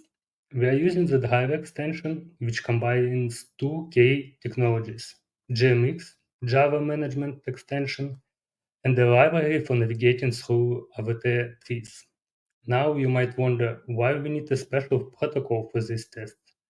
Here what is interesting, when you run a test, you actually have two separate Java virtual machines running at the same time, one for your test and another for the IDE itself.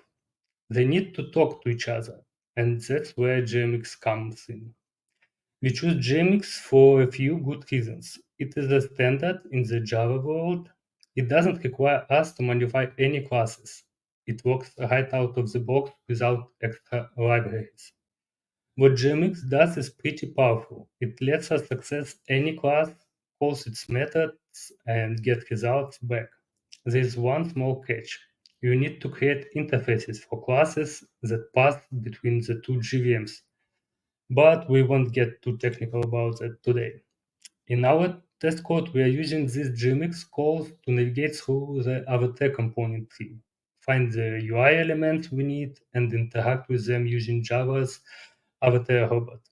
Think of it as a way to programmatically click buttons and interact with the IDE.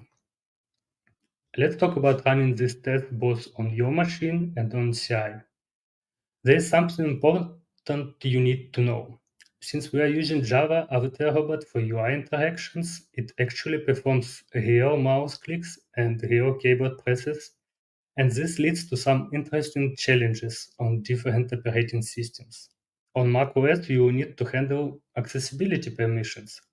Here's the tricky part: if you don't have this permission set up, your clicks and keystrokes simply vanish into thin air.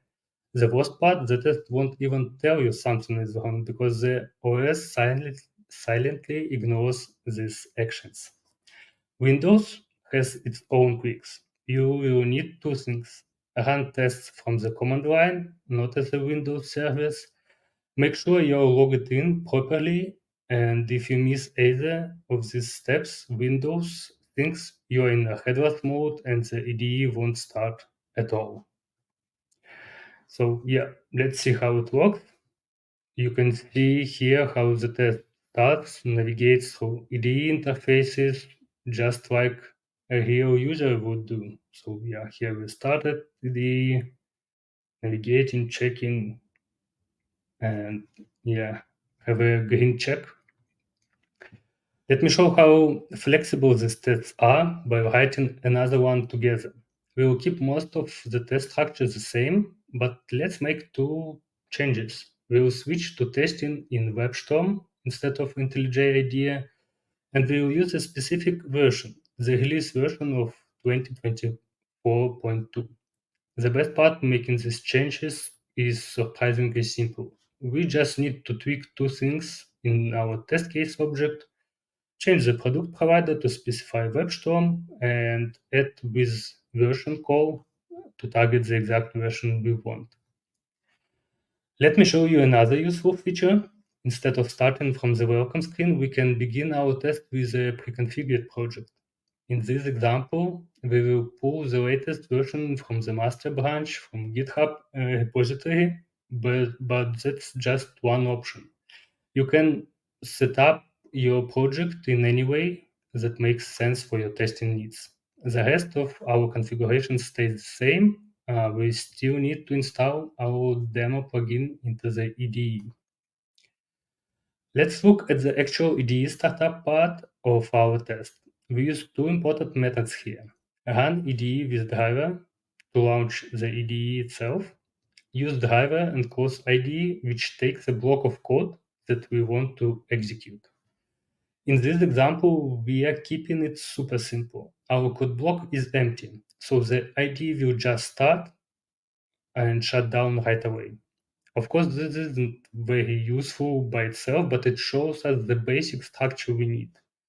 In our next steps, we will add the actual test actions inside this block. When we run this test, we will hit a small bump. An activation dialog pop up asking for a license. But don't worry, there is an easy fix for this. We can handle it by storing our license key securely as a base 64 encoded secret in GitHub, and then use the setLicense method to provide it to the IDE. Think of it as giving the IDE its credentials before we start testing. This way, we won't get interrupted by any activation prompts during our test run. Let's start writing our actual test logic. One of the most common things we will want to test is opening a file. Simple enough, right? We can use the openFile method and just pass it to the file path. But here's the crucial tip I've learned the hard way. If we just try to open the file immediately, our test might be flaky. Sometimes working, sometimes failing. Why? Because the IDE needs a moment to get fully ready. All those background processes and indexing need to be completed first. That's where wait for indicators comes in. It makes sure everything is fully loaded and ready before we try to open our file. This simple addition makes our test much more reliable. Now let's test something more specific to our plugin, its own actions.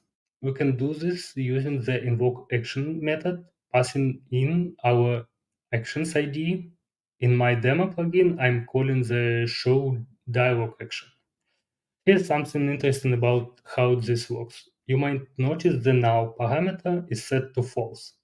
This parameter controls whether the test waits for the action to complete, but there is a tricky part about modality that is quite important to understand. When we start, we are in the default modality state. Think of it as our base level. When a dialog opens, it creates a new modality level. If we tell our test to wait for completion at the default level, it will keep waiting forever because it can't see what is happening in the dialog's modality level.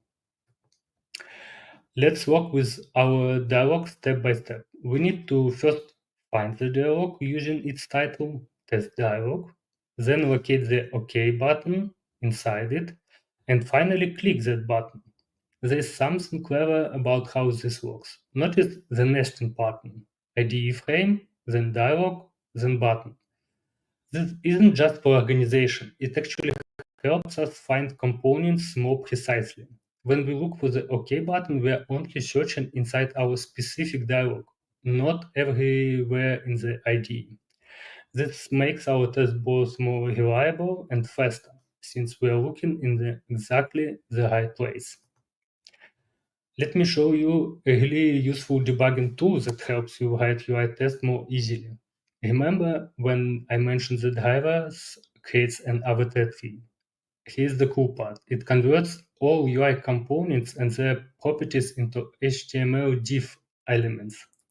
This means you can use standard XPath to find exactly what you need in the interface. Now, I know XPath can be a bit tricky to write, which is why we provide XQuery Builder to make your life easier.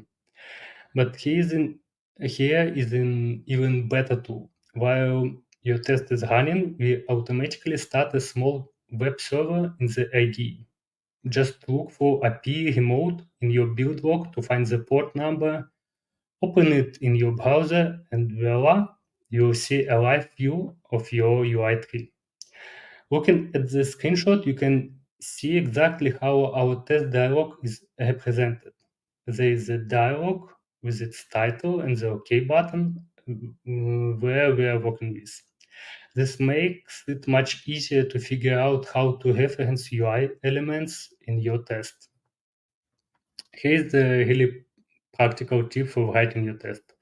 Since we generate standard HTML, you can use any browser developer tool to test your XPath queries right there. Just open Chrome or any other browser you prefer, paste your XPath into the search box, and instantly see if it finds the right elements or not.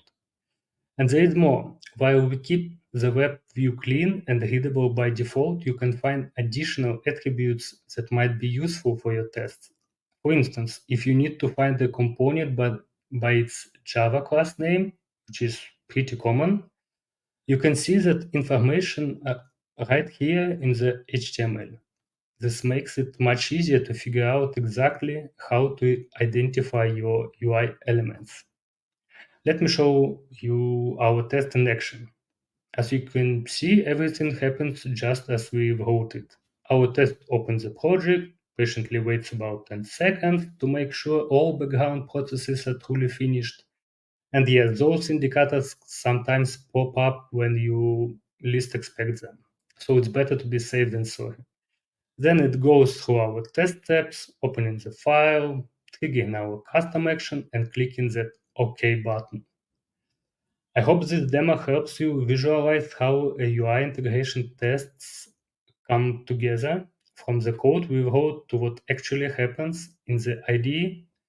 It might seem like a lot of steps, but once you understand the pattern, it becomes quite straightforward.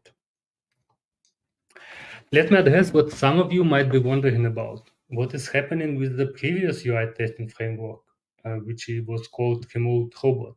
Let me give you the full picture. The good news is that Remote Robot isn't going away. If you are using it, it will continue to work, but here's the thing. It's now in maintenance mode. We've actually moved almost all our own integration tests to the new starter and driver approach, which means all new features and improvements will be focused there. Now, if you are currently using Remote Robot, don't feel pressure to change everything at once. You can keep your existing tests and gradually migrate them when you have time. From our experience, the migration is pretty straightforward and quick. And there are some nice benefits to switching. You can run tests in IDE split mode. The driver component comes built into all IDEs, so no extra plugins needed. Starter Framework gives you more configuration options, which means you can probably handle test scenarios that were not possible before. And let me share some exciting plans we have for plugin testing. First, we are constantly expanding our UI test coverage, which means you will get access to more UI fixtures to use in your own tests. And remember that integration between Starter and the IntelliJ Gradle plugin that we saw, we are working on making it much simpler. No more manual library list and path configurations. We also want to make our test results more valuable for you. Soon you will be able to see test results right in the marketplace, similar to how Plugin Verifier works now. Plus, we are developing a new test that will automatically check all compatible plugins whenever we are preparing to release a new IDE version. Now, we know documentation is never really finished, especially for sophisticated frameworks like Starter and Driver, and we are committed to improving our docs and examples to make everything clear and more helpful. And finally, we really want to hear from you. As you start using this new testing approach, please share your experience. Any issues you run into or features you find missing. Your feedback will help shape these tools to better serve your needs. Thank you all for staying with me today. If you have any question about plugin testing, feel free to reach out. You can email me or find me in the JetBrains platform Slack. I'm happy to help you get started with these new tools or discuss any specific testing scenarios you have in mind. Now let's open up for questions. Thank you very much, Maxim. That was a great introduction to the work that your team has been doing in the recent time. Maybe one curious question from me up front. How many such tests do we have now for ourselves? I mean, inside JetBrains, can you share like a rough number? Based on the Starter framework, we have, I believe, thousands of them really. And using the driver extension, we have about, I believe, about 200 of UI tests. Okay, that's quite a lot already. Yeah. So a number of questions came up during your talk. Maybe we will start with the non-technical one first. I think you covered this a bit, but maybe you could reiterate how does it compare to the existing UI remote robot library that we advised for UI testing until now? Yeah, so the new one is based on the previous remote robot library, but it was rewritten almost completely. So there is no like JS execution like it was before, and now we've moved completely to JMX. There is a full integration with the Starter framework, which was missing. It was really a long method with a lot of parameters before, and now you can configure everything in details. Yeah, but the concept of UI is very similar. So the same tree, same traversal of the tree, and so on. Just the mechanics and the execution part was changed, and it was mostly needed for support for the split mode, but also to cover some other scenarios. Okay, so if a plugin already has UI tests, it should be pretty straightforward for them to migrate to this new framework, right? Yeah. Okay. Yeah. Next one, how do you apply code coverage when running the IDE from the starter? And how do you set up the various outputs of the coverage results? Is that even possible? Yeah, it's interesting question. We don't measure any coverage in our integration tests, and so yeah, probably there is some tricky way using some coverage agent or something like that, but yeah, we haven't looked into this. Yeah, right. You would need to invoke the test using this Java agent and then somehow magically bring over the results to the development IDE instance, right? Okay. Yeah. Sounds a bit tricky. Is it possible to use this framework with C-Line and Rider? I think the answer is yes, right? Yeah, we support every IntelliJ-based IDE right now. That's great, yeah. And with the starter framework, it's actually just a one-line change to just target a different IDE or different version maybe of the IDE. Yeah. How will you get rid of bugs of unmaintainable asset J for Swing here? I think this is a question for the UI testing features. Yeah, usually we write our own features to cover, for example, buttons or some sticky trees or maybe some tables. So yeah, and so far there were like no real issues that like prevented, for example, some scenario from executing. So everything can be fixed using the custom fixtures, and we do this. Okay, so basically the testing DSL shields away all this magic for you, right? Yeah.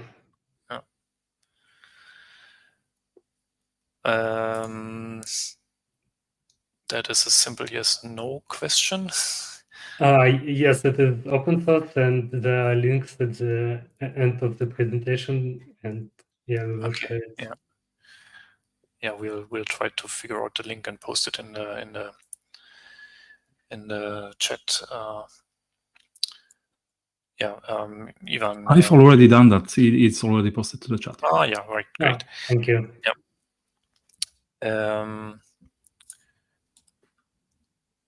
We covered this and that.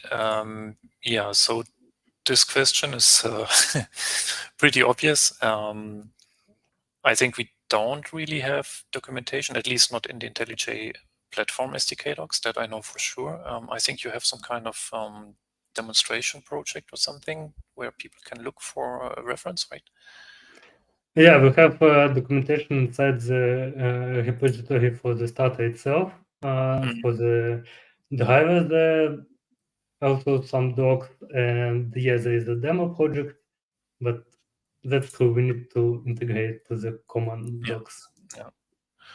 And I think that is somewhat related to the tighter integration to the IntelliJ platform Gradle plugin that you mentioned in your talk, right? So yeah. We try to deliver the out-of-the-box experience very soon. It's done already. Yes, but yeah, we will see how to document it. Yeah, that's true. Thank you. Sometimes in UI tests, you need to close and reopen the IDE to see if the expected persistence field is safe. So this is probably about testing settings UI and similar functionality. Can you do this in the new testing framework? Yeah, it's possible. So, for example, when you invoke close, start IDE, close and use driver, it will be closed, but you can run it again, and every like config system folders and so on, they will be persistent. So they're like simple single folders for the single context.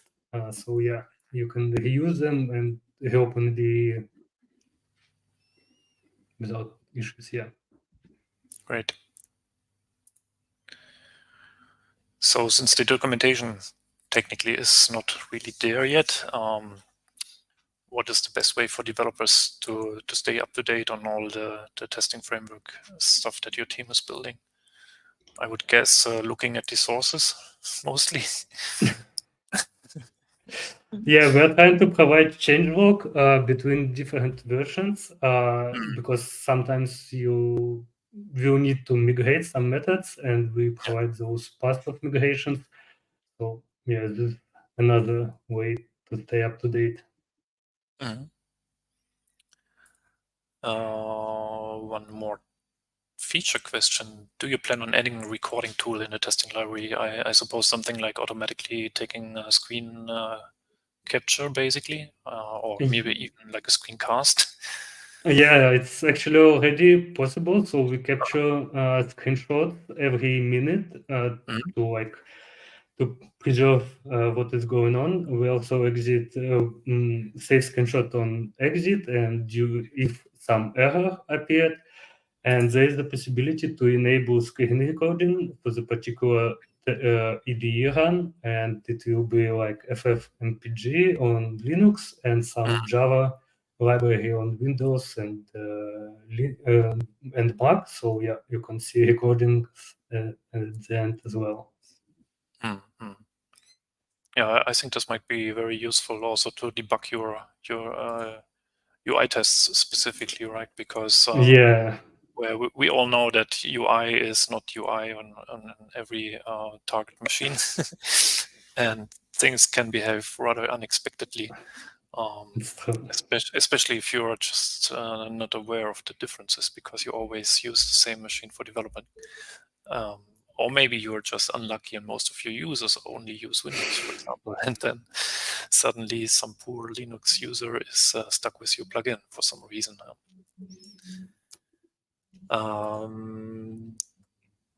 Does Aqua help writing UI IDE tests? So Aqua is actually another IDE from JetBrains, maybe not so well known, which is targeted at writing and maintaining tests. My guess would be it's probably not really the right tool here. Yeah, probably it can help with writing some selectors with those XPaths, but yeah, actually I haven't tested it, and Chrome usually is enough and always ready. So, yeah. I mean, given that plugin developers always use IntelliJ IDEA in some version, I think, I mean, XPath plugin is available for IntelliJ. I'm not quite sure if it's also bundled in the community or not. Yeah, there are automatic injections, but you need sometimes to match the tree with the XPath, and yeah, it's okay, so it's a bit tricky then. Yeah. Okay. Yeah. So, Jakub, do you have any questions or? I'm good. Okay. Well, I'm good. Then it looks like we covered all the questions from the chat. Maxim, thanks a lot for sharing these great news, and thanks to you and your team. I hope that we will have only perfectly tested plugins in the future, right? Yeah, it will help very much to raise the quality. Yeah. So thanks a lot for having this talk with us today. Bye bye. Thank you. Ciao. So I guess one more time for one of Jakub's crazy questions. Actually, I wrote also some of them, but I think the hardest ones are from Jakub. Yeah, so there will be one from you right now and related to UI. Kind of testing, manual testing, let's say. What built-in tool allows for inspecting the user interface of the IDE?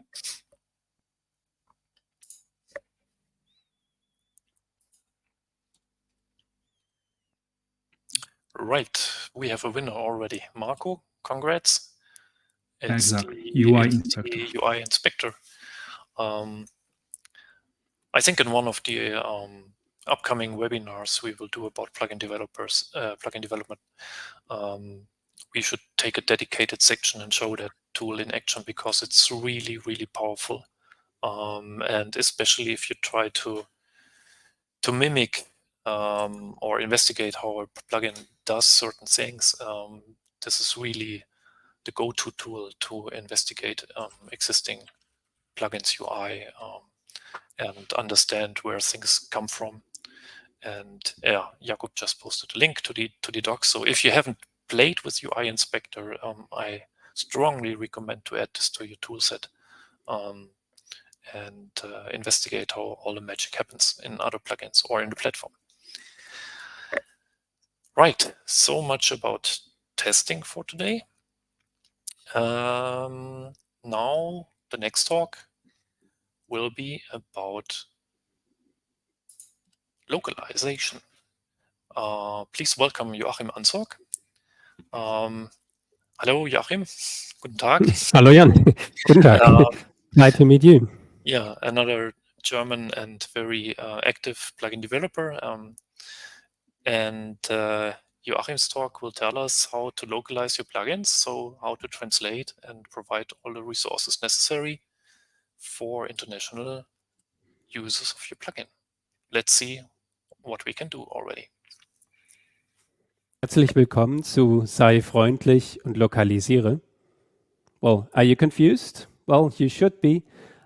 So let's speak English now. So be kind and localize. Well, are you still confused? Well, that's good, that's great, because that's how a user of an application which has not been localized feels like. So you got the feeling, and I think maybe you'll keep that in mind. And first, a quick information about myself. So my name is Joachim. I'm doing plugin development for like 15 years now. And 7 years ago, I became self-employed to offer commercial plugin development services, which includes consulting and also actual development. Well, it's mostly development. And I'm also offering a paid plugin on the JetBrains marketplace, and that plugin is localized. So I do have some experience. But first of all, let me explain what this presentation is about. So I will cover localization of IntelliJ IDEA plugins. So plugins based on the IntelliJ IDEA platform. It's for version 2024.2 and later, which is the current version, and earlier versions, especially 2023.3 and earlier, are much more difficult to localize. Many things have changed in the recent version or the most recent version, and it's much easier now. First of all, there's a distinction or a difference between internationalization, short I89, and localization, which is L10N. So internationalization is basically the technical implementation to make it possible to translate your user interface, and localization would be the actual translation or the process to make your software suitable for a new language or country. My presentation includes some data, especially about the marketplace, and this data is was last updated early October. So keep that in mind, but I don't think many things changed in the meantime. You can find my slides online and also the sample code. There will be a QR code at the end of this presentation, so you'll can access it with the code. So first of all, what could possibly go wrong? Well, it's usually subtle, not always easy to discover or to find. So what could possibly go wrong? You have your user interface. In this case, it's a bad dialog. So to make it clear that you definitely should not do it like that. It's a dialog wrapper, a usual way to add a dialog to your JetBrains plugin. You've got the functions or methods to provide a label with the current time, a label with the current date, and also a label with the status text. You will see a screenshot on the next slide. And well, it's not too bad. You've got you're using the string format for time formatting and date formatting, which is using the JVM's default locale under the hood. And you also got a status text. It's a very stupid implementation just for demo, and it's demonstrating formatting of numbers, of file sizes, and of a duration. So how does that render in your user interface, assuming that you're a user of American English or any English setup? So that's how it would look like. It's not too bad. It's quite fine, actually. You got a date, you got a time, you got the title cased title of the dialog. You have a status text in the lower left corner, and with the usual formatting of numbers applied. But how would that look like on a different system, assuming that the default locale is not English or American English in this case, and assuming that the user selected language pack of the IDEs to change the language of the interface. So it would look like this. It's a subtle difference, not much to spot. You got a Korean translation of the buttons in the lower right corner, and you got a mix of different formatting styles throughout the dialog. It's still the US-based format of the date in the lower top left corner.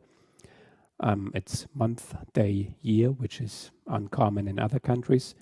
It's the usual time formatting. You got a strange mix of the number formatting and the status text. In this case, it's a system with a German default locale and a Korean language pack, and that's confusing or mixing up things a lot, as you can see. So do not expect that users have the proper setup and that it's always going to look like on your system. You got a few settings in the IDE. You can change the language, which is like English, simplified Chinese, Japanese, or Korean. And there are also plugins or third-party plugins contributing a few language packs. You got a region, but that's not used for the language. Check out the help text below. You also have settings to define the system date and time format. You could apply your own pattern, for example. And there's also a setting for pretty formatting of date and time. Keep that in mind. You will have to use it in your plugin. So the question is what you could localize. So there are a few things you could localize inside your plugin. That's text messages, that's including numbers, date, time, file sizes, whatever you like, or whatever you're going to show. There's a few resources of a plugin, which is usually file templates, inspections, which has a description, for example, intentions, live templates. There are a few more things you could localize. There's also links to help pages. You can add a link, a help button to dialogues to link to an external page. That's what you could do. Outside the plugin, there's more to localize, or more. Outside the plugin, there's more you could localize. This includes your presentation on the JetBrains Marketplace. That includes your website, if you have any. In my opinion, you should have one. There's documentation or a manual. There's support, there's sales, there's even more. As you can see, that could become quite complex to fully localize for a certain market or country. So about the supported languages, there's 3 languages officially supported by JetBrains. There's simplified Chinese with the most downloads by far. There's also Japanese and Korean. And keep in mind that these language packs are bundled with the latest releases of the IDE, so the actual downloads will be different or higher right now. The question is, should you localize? You definitely should internationalize, in my opinion. But the question is, should you localize? For example, should you localize for the Chinese market? As you can imagine, localization does not come for free. There are a few questions you could ask yourself. For example, have users ask for a translated user interface? For example, have they asked for a simplified Chinese user interface of your plugin? Do you know anything about the preferred language, for example, based on metrics or telemetry? If you have a paid plugin, do you know anything about the trials from any of these countries, like China for simplified Chinese, for example? Do you get any website visits? If you got a website from these countries, like how many visits do you get from China? Are you a native speaker of one of these languages? Like, do you speak Japanese or South Korean? If you do, I think in my opinion, you definitely should localize or at least add a translation of your user interface. For one, to make sure that you have all covered in your IE18N implementation, and also it's rather cheap to do because you don't have to pay anyone else. So do that if you speak any of these languages.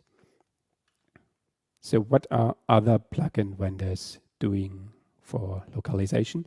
There's about 7,800 plugins on the marketplace. Only 10% are internationalized and use resource bundles, but only a few plugins are actually ship translations in one of the supported languages, simplified Chinese, Japanese, or Korean. For paid plugins, the numbers are higher. It's about 30% of the paid plugins are using bundles and 10% are translated. So there's definitely different for paid plugins, which is understandable in my opinion, because you would like to reach out for markets or be attractive for the large markets which are not using English as their main language. For paid plugins which are compatible with the latest available version, it's basically the same. There are less plugins, which means there are few plugins which are not compatible with the latest version, but it's about the same numbers. And in the second table, you can see which translations are actually shipped with the plugins. It's mostly simplified Chinese, which is more than 90% for all of the sections. And it's between, like, as you can see, between 13 and 17% for Japanese. So there's a drop off. Korean and Japanese are usually the same, as you can see, for the downloads of the language packs and also for the actual translations of third-party plugins. Keep that in mind. I think you definitely should add a localization into simplified Chinese, at least for if you are doing a paid plugin. For paid plugins, there's more data available to make a decision if you should localize or not. For Bash Support Pro, about 19% of all trials are coming from China mainland, and about 10% of these 18% convert to an actual sale. So that's the conversion rate for the trials. It's mostly the same for the other plugins. For Japan, for example, there's only 1% of the trials for Bash Support Pro, but I have to add that Bash Support Pro only is shipping a translation for simplified Chinese.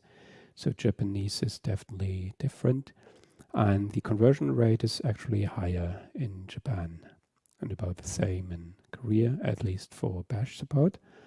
So if you have a paid plugin, make sure to look at these numbers for your own plugins.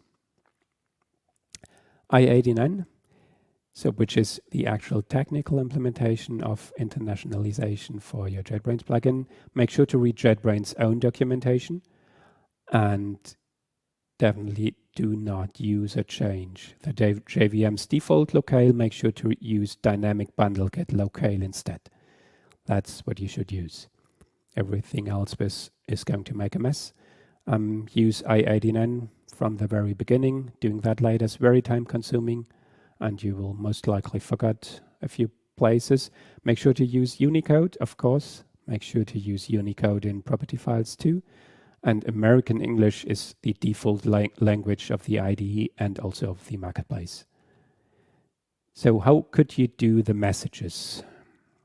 Translated messages for your user interface. That's definitely the most common thing to do in plugins.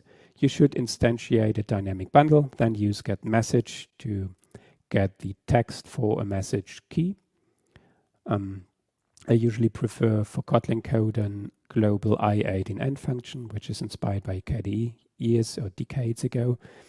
Do it however you like, but make sure to use dynamic bundle and the get message method. For messages, there are a few extras you could use because JetBrains is applying Java's message format to the resource bundles. You could use patterns and placeholders.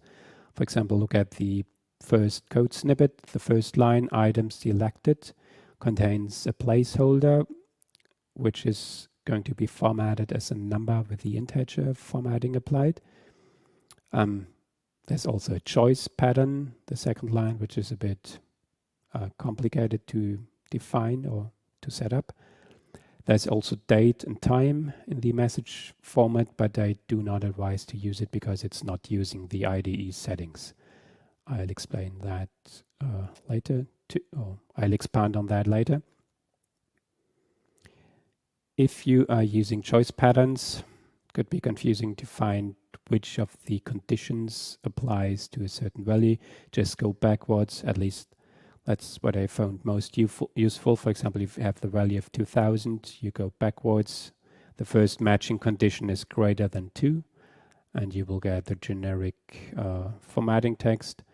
If you have 2 and you go backwards, you will have the condition for just 2 items because it's not matching greater than 2. There's also an ordinal extension added by JetBrains. Look at the example, it's containing third instead of 3. It's fine for English, but it's not fully localized, so it's not providing ordinals for other languages. I hope JetBrains is going to add an implementation for the supported language packs, but currently it's just adding ordinals for English.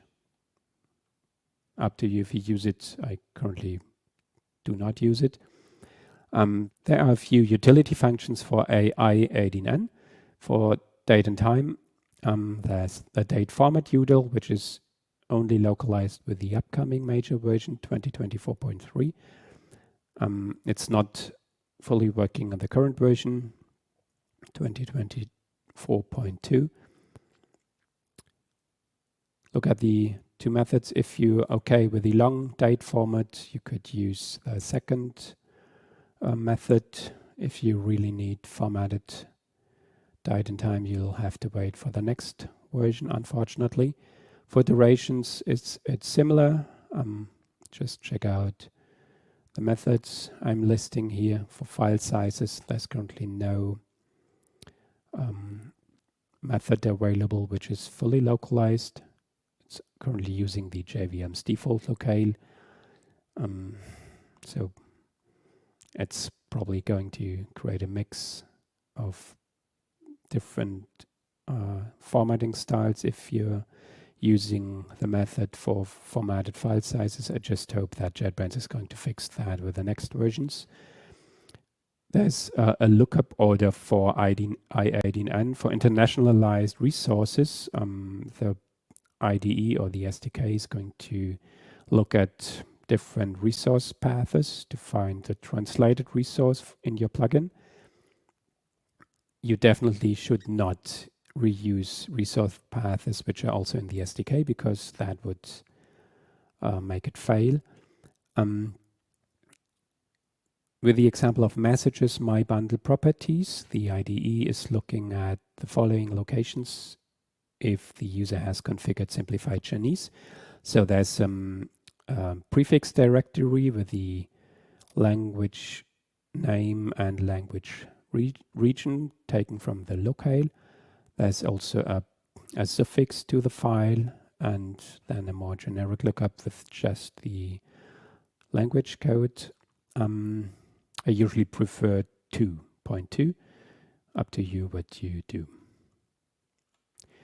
There's also I18N for actions. That's a very common thing to do in your plugin.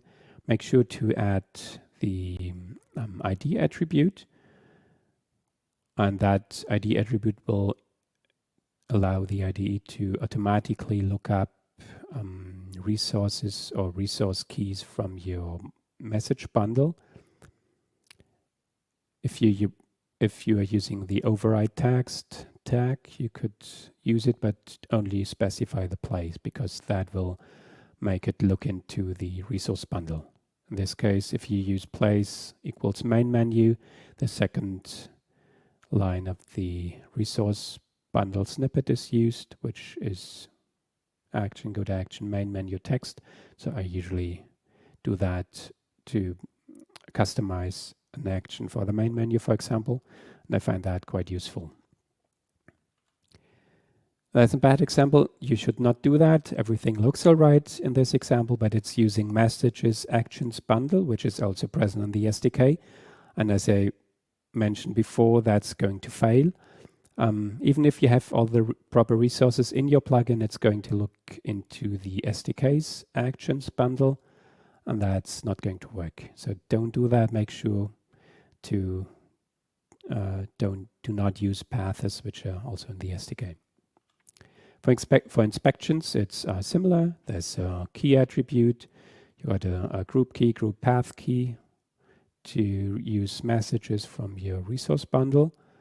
And if you're adding highlighting, use I18N or your messages to show the display text for warnings in the editor, for example. There's also a lookup for the resource path for the There's also a file which contains the description of your inspection, and that's loaded from the resource path. Make sure to add translations for this file too. And the generic lookup order applies, just what I explained for resource bundles. For intentions and mod commands, it's similar. Intentions, just override get text and get family name and use your resource bundle for mod command actions, which is going to be the replacement for intention actions. Override get family name and make sure to use I18N in your get presentation implementation. And there's also a few resources loaded by intentions, which means the description and the code template or the code sample for before and after the intention is applied. And make sure to use the description directory name if you're obfuscating your plugin, because by default, the lookup path or directory name is using the class name of your intention, and that's not going to work if you're obfuscating. For file templates, it's very similar. Look at the documentation provided by JetBrains. That's explaining it quite well. It's a template based on your path, and the other is the description, and it's just the generic lookup order. There's live templates you could also localize. You can localize the description with the key attribute. That would add a translation of the label shown in the settings, for example, but you're not able to localize or translate the live template group, and you can also not localize the text you would enter in your editor to get the live template completion. In this example, it's localize, so that's always in English for this example. There's also documentation provided by JetBrains, so look at that. And for configurables in the settings, it's similar. Make sure to use the key attribute because the translation would be loaded from the XML, and it does not require that your application configurable is instantiated. So use the key attribute. You do not have to use the display name or get display name method. Key is enough. There's also searchable options, which is usually added by your Gradle build. And with the latest and current version, it's automatically using your keys of your message bundles. So that's quite nice. Quite nice change. So you do not have to care about that. There's also links to help pages, as I mentioned before. In your dialog wrapper, you could override get help ID to show a help button. As soon as there's a help ID available, the help button will be shown in the dialog. To make that work, you have to implement a web help provider. There's a demo implementation below. Just make sure that you have a unique topic or ID prefix, otherwise it's not going to work. And you should link to translated pages of your website. There's the actual presentation on the marketplace. It's English, and the marketplace is not fully localized, unfortunately. So you're limited to what you could do. Make sure to keep your presentation in English. Add translated links And you could also mention the supported language packs. I'm doing that for Bash Support Pro. And there's 2 UTRAC issues you could vote on to get a localized marketplace. Here's an example for Bash support. So in the description shown on the marketplace, there's a Chinese for the main links to the website or to the manual. And at the end of the description, there's also a mention of the supported language packs. You could do that similar. I would not use Chinese for more than a few words in the description. There's also your product website and your online help. You should provide a website in English, at least that's my opinion. If possible, provide a manual or help pages, and consider to translate the manual and or your website to make it more appealing to users in China, for example. I did that for Bash support. It's basically using Markdown with Hugo to provide an easy to maintain fast website. I like it because I can use version control for that. I could reuse the Markdown created for my plugin on the website, and I also automated screenshots because it's very time consuming to provide screenshots in different languages. So that could take a lot of time. I'm glad I automated that. And only a few pages are currently translated, so it's not complete. I used Upwork to find a translator. At least that was the only platform I could find to work with Chinese translators. There's also the IntelliJ community Slack. There's a jobs channel, but it's very low traffic. I also mentioned a few known problems. You cannot localize for older versions without a lot of workarounds. I did a blog post about that a few years ago. You can look at that if you like. It's linked in the first bullet point. As I mentioned, the date format UDL is not fully localized, and currently also file sizes and the ordinal extension is also not fully localized. So be careful if you're using that. There are a few tools and links I like for translations or localization. I like DeepL for the quality of the translations. I'm also using Weblate as a self-hosted translation software to work with Chinese translators, for example. I think it's a good fit for small companies or small vendors. There's also a localization software used by JetBrains, at least according to the Git commits in IntelliJ community. And there's also a tool I made for paid plugins to extract some statistics about trial conversion, for example. Make sure to read Java's locale and message format documentation. Especially the message format documentation is helpful to know how to create the patterns for the choice format, for example. There are a few resources provided by JetBrains. There's the approval guidelines. Make sure to read them because you might get into trouble if you're just using Chinese, for example, or any other language which is not English. There's also documentation on internationalization and how to provide translations. It's helpful to read that. And there's also in the miscellaneous section an interview with a JetBrains employee about how JetBrains expanded into China. I found that quite interesting and helpful, even if small vendors, which are the common case for paid plugins, could not do everything what JetBrains did. And there are also insights into top countries in usage and growth in the annual report of the past year. So I think it's useful. So look at that if you like. And thank you very much for listening. I really enjoyed doing this presentation, and to prepare for that, I even learned a few things I was not aware of before. So thank you very much. Dankeschön. Thank you, Joachim. Dziękujemy. Yeah, exactly. For this very thorough and detailed introduction into this topic.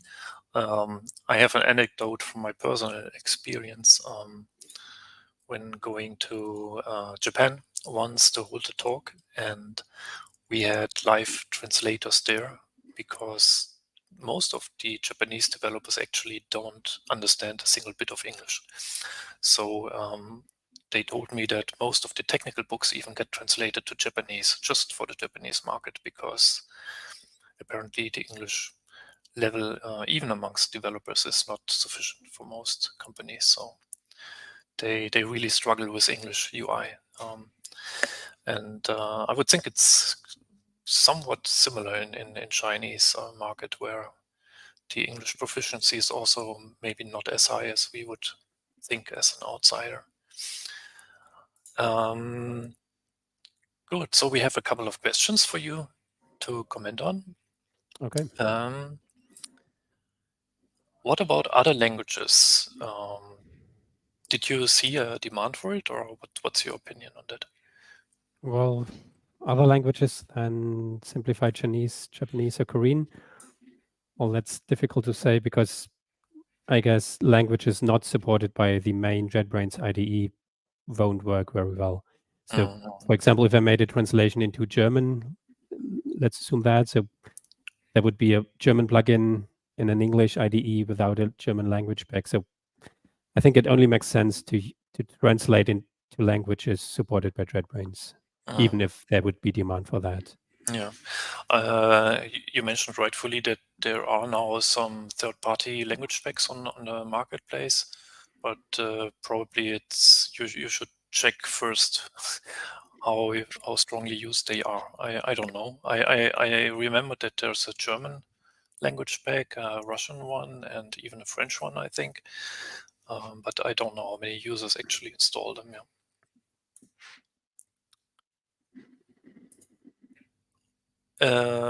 Another tip: there's a resource bundle plugin in IntelliJ IDEA, so you can use that. I think it helps with making sure that all the keys are available in all the resource bundles that you want to support, right? So, and you can see all the keys next to each other and then see what translations might be missing or need some work. Yeah, that's a good point. I usually only use that for like viewing or reading resource bundles, because when I don't do the actual translation into Chinese, I just can check it or browse it. And another developer mentioned that he's using unit tests to make sure that all keys are present in a translated bundle, for example. Yeah, that's a good idea to have such tests in your plugin as well. Yeah. Yeah, that's also a good point. The Java libraries have many caveats, as we've already learned from you, Joachim. But even seemingly simple things like to lowercase, they don't work the same in all languages, and this can also lead to very strange effects in the UI. Especially if we talk about, for example, sorting entries in the UI and stuff like that. These rules are actually also very much language dependent, so don't think that everything just works like in English. It doesn't.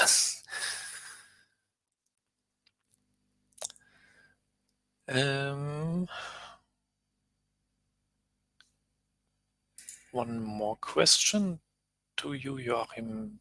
Have you tried the JetBrains AI Assistant plugin for translation, or?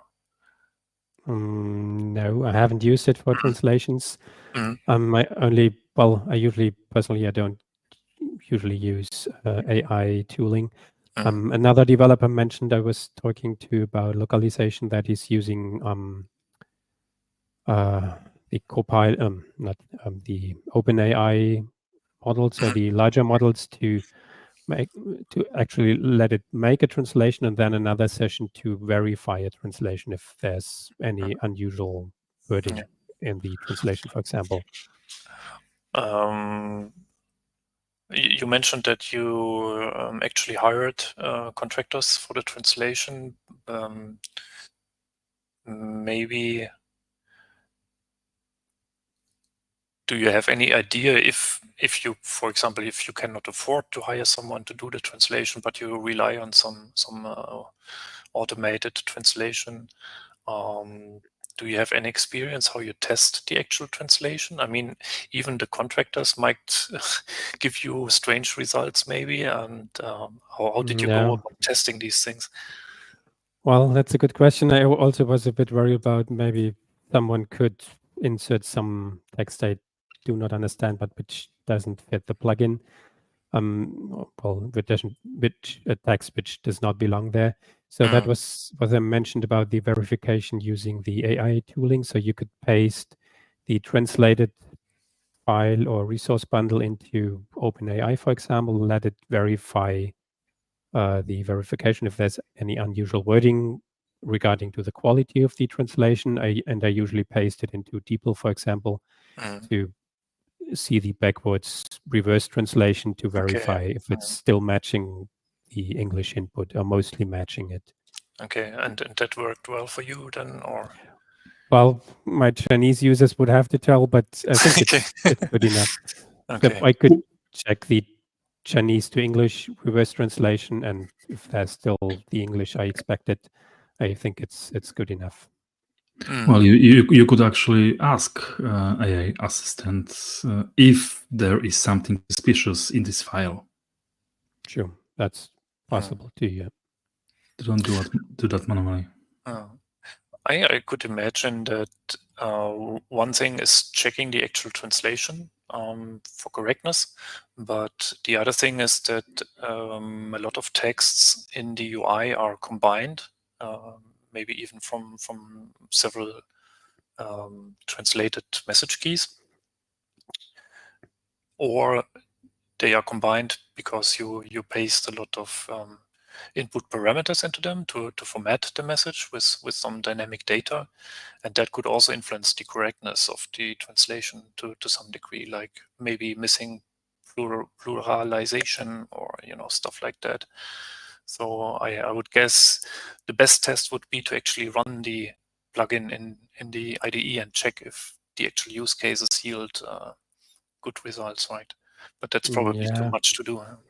Well, that's right. But what I usually do is to take Chinese screenshots. So at least run the IDE with the Chinese language pack when I know where to click when I can't read Chinese. So I do have these Chinese screenshots, so I can look if there's any bad rendering or spacing issues in a dialog, for example. Yeah, exactly. But when I don't understand any Chinese, it's very hard to tell if the number formatting is right or not.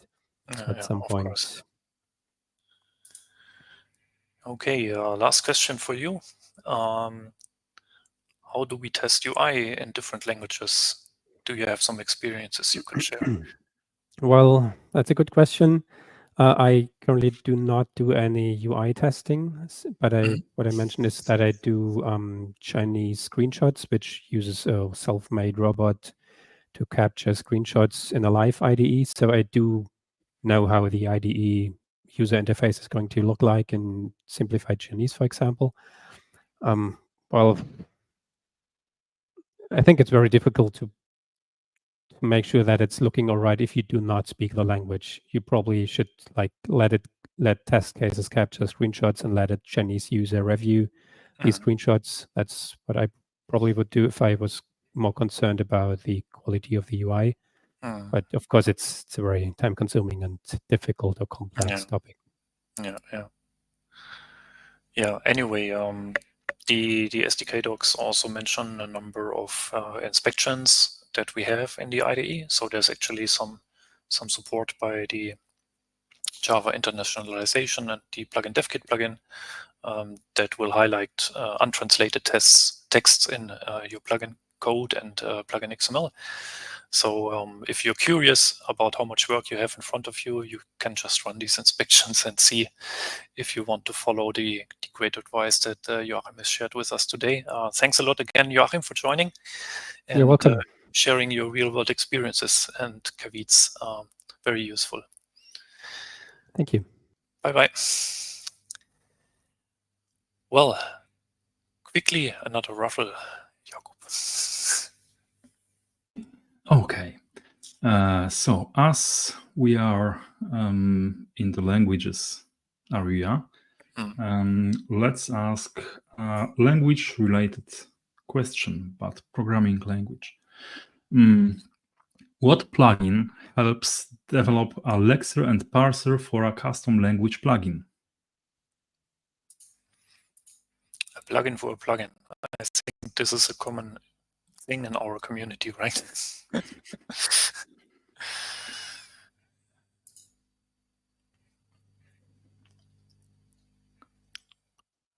What do you think? No, not quite yet. Not quite yet. It's close, but... And it's not LSP.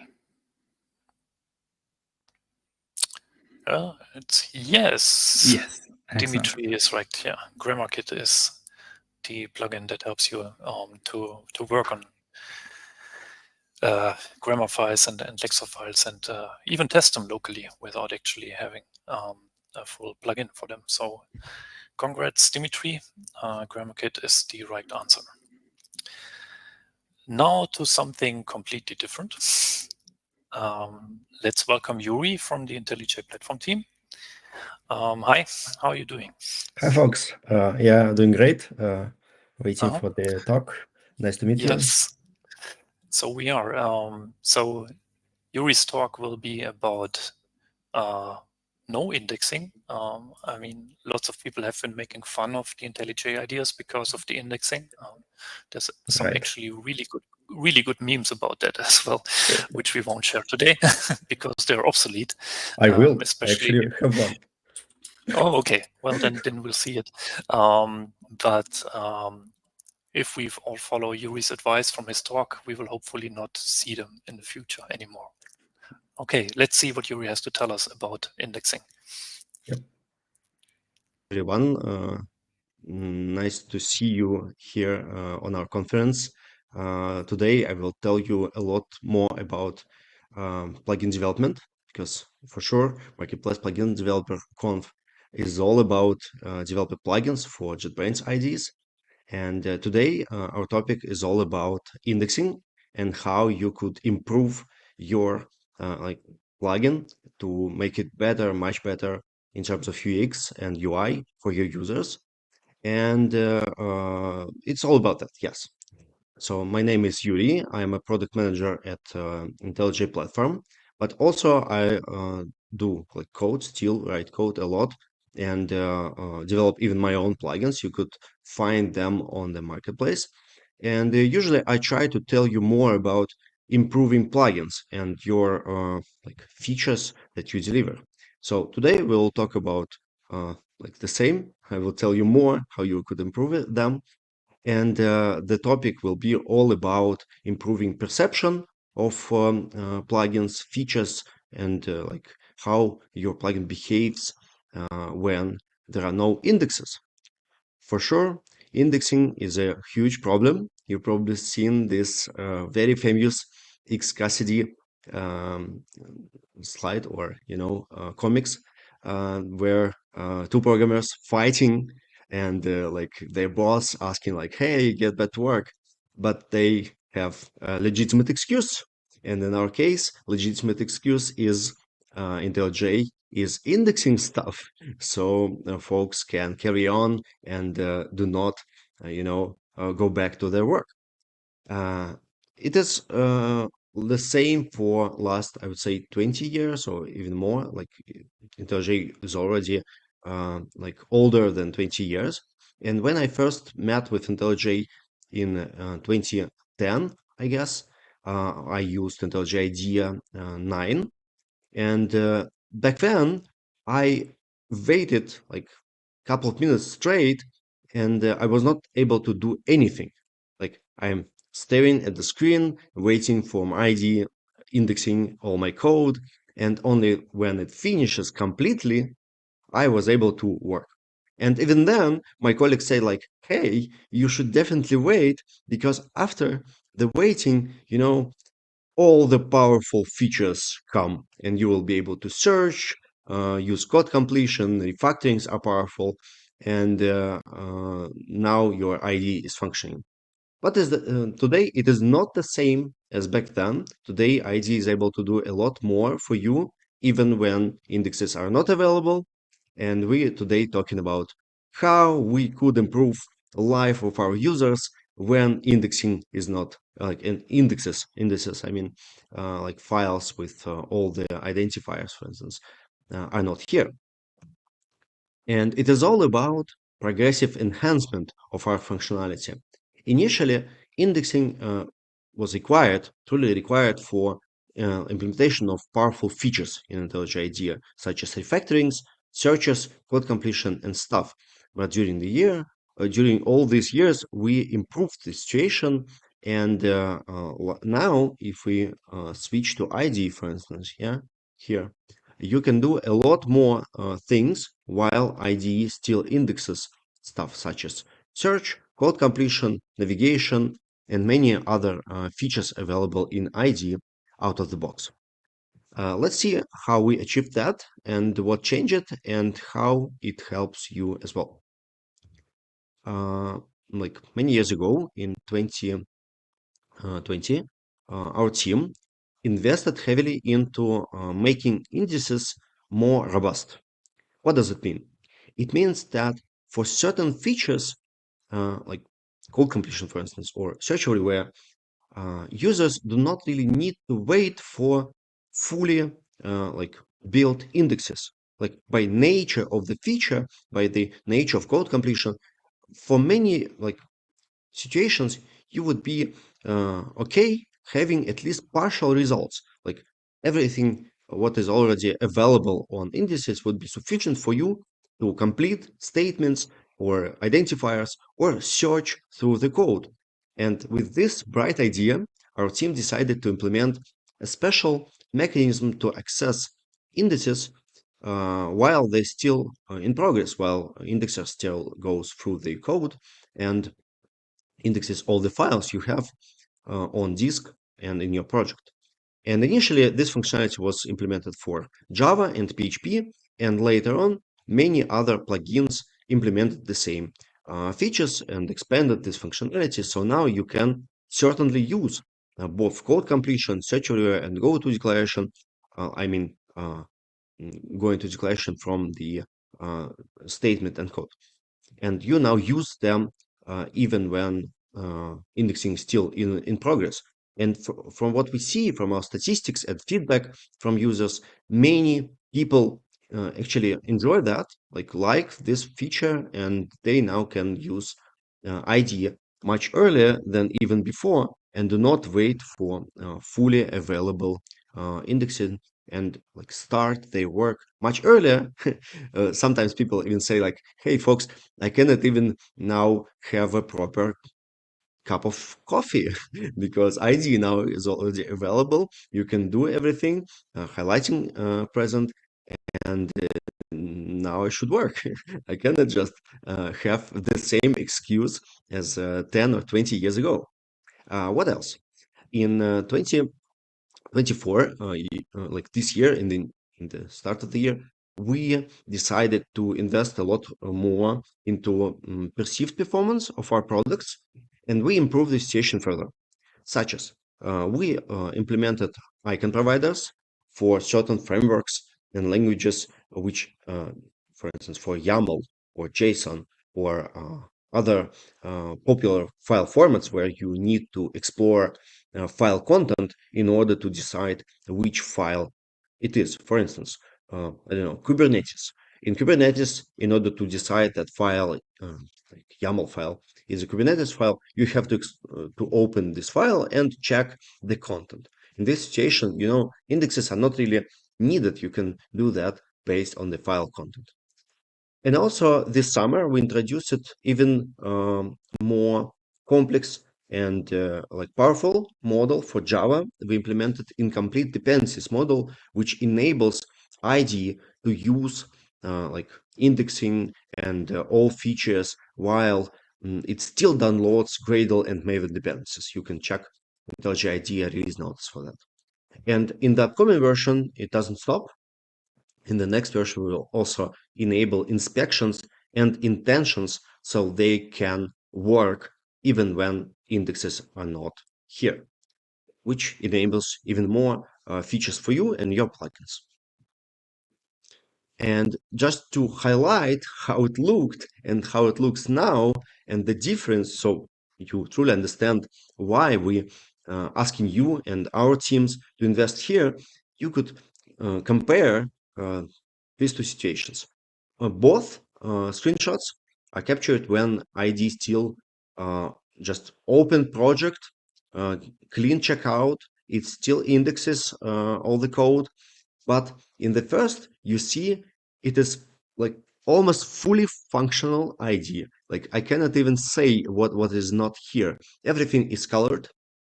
I see line markers available. I truly can now use the ID. And on the like in the bottom, you see the picture of the last year release of IntelliJ IDEA 2023.3. You see highlighting is not full, only Lexer is used to highlight stuff. There are no line markers and many identifiers are not highlighted.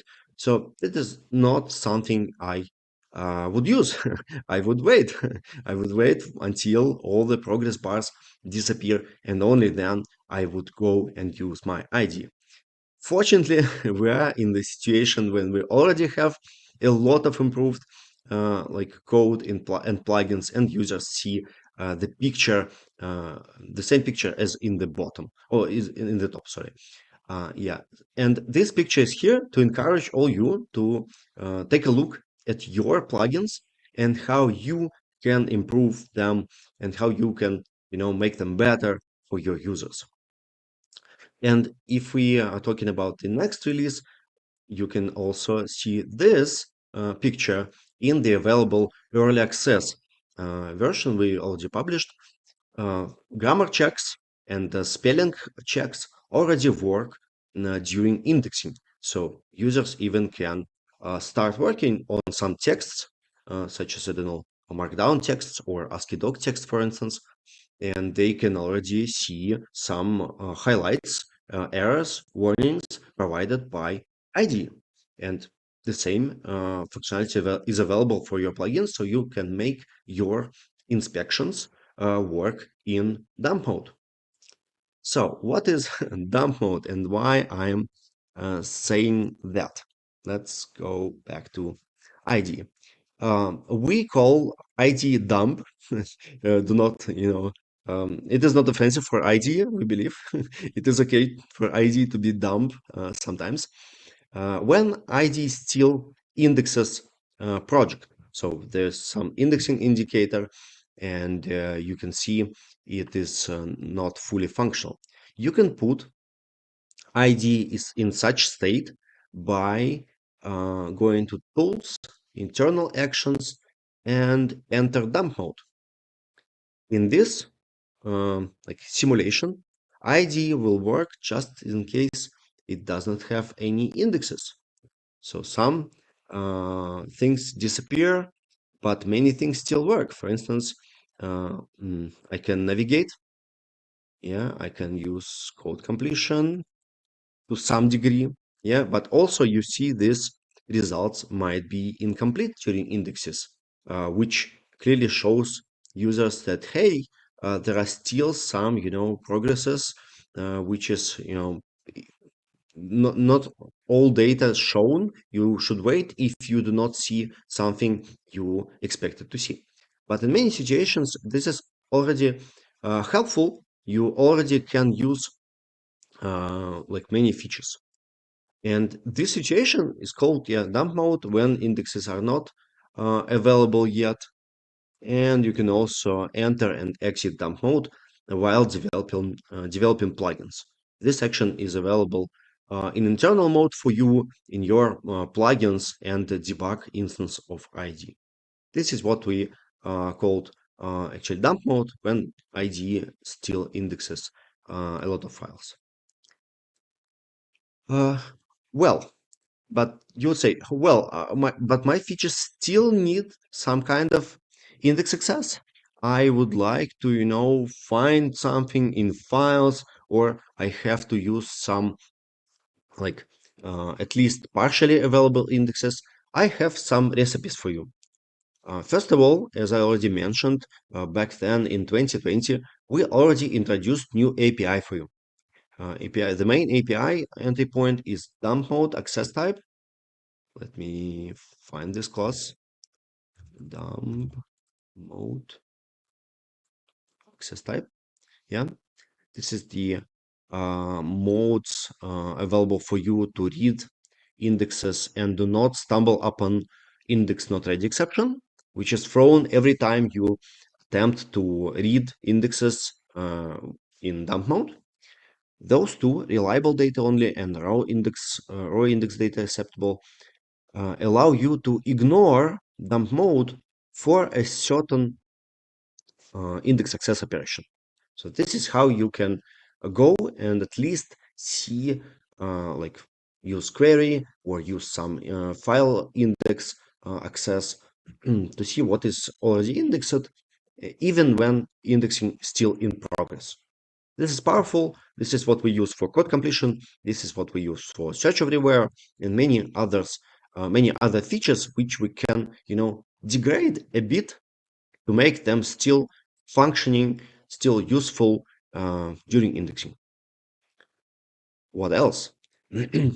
I should remind you that PCI access, such as reading PSI and reading PSI 3 with elements and like syntax elements available on the file, do not require indexing at all. Like you can read, you can traverse, you can access values and lifts and all the like structure of a file, and it is available for you during dump mode. There's no index access in there. There's also one additional useful class called Gist Manager.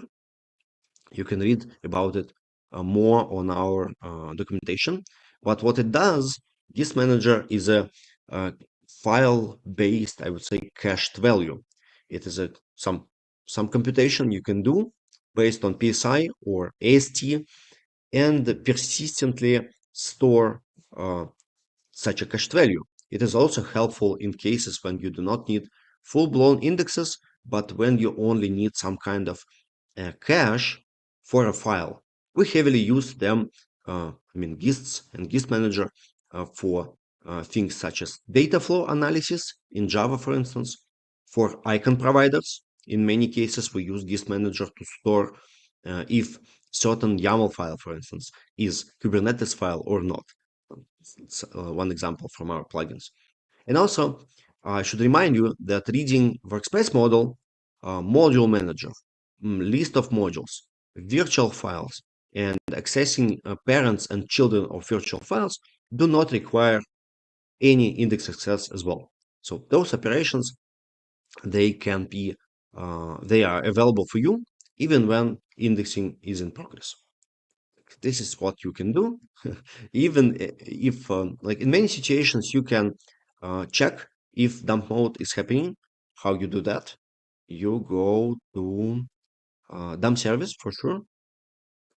Dump service, which is our main entry point for managing the ID's dump mode. Yeah, and here there is only one method which says if currently like ID is in dump mode or not, and you can just make a condition, check this, and decide if you should degrade your functionality somehow, or you should implement some tricky feature instead, access incomplete indexes maybe, or maybe use some another technique such as, I don't know, alternative resolve in Java, for instance. Java, in cases when it needs to navigate somewhere while indexing still in progress, what it does, it uses virtual file system modules, content entries to try to find files still by file tree using slow path. This is also what you can actually do. So you could check dump service is dump, and then it is dump. You can use some kind of a fallback with one of techniques which I just suggested to you.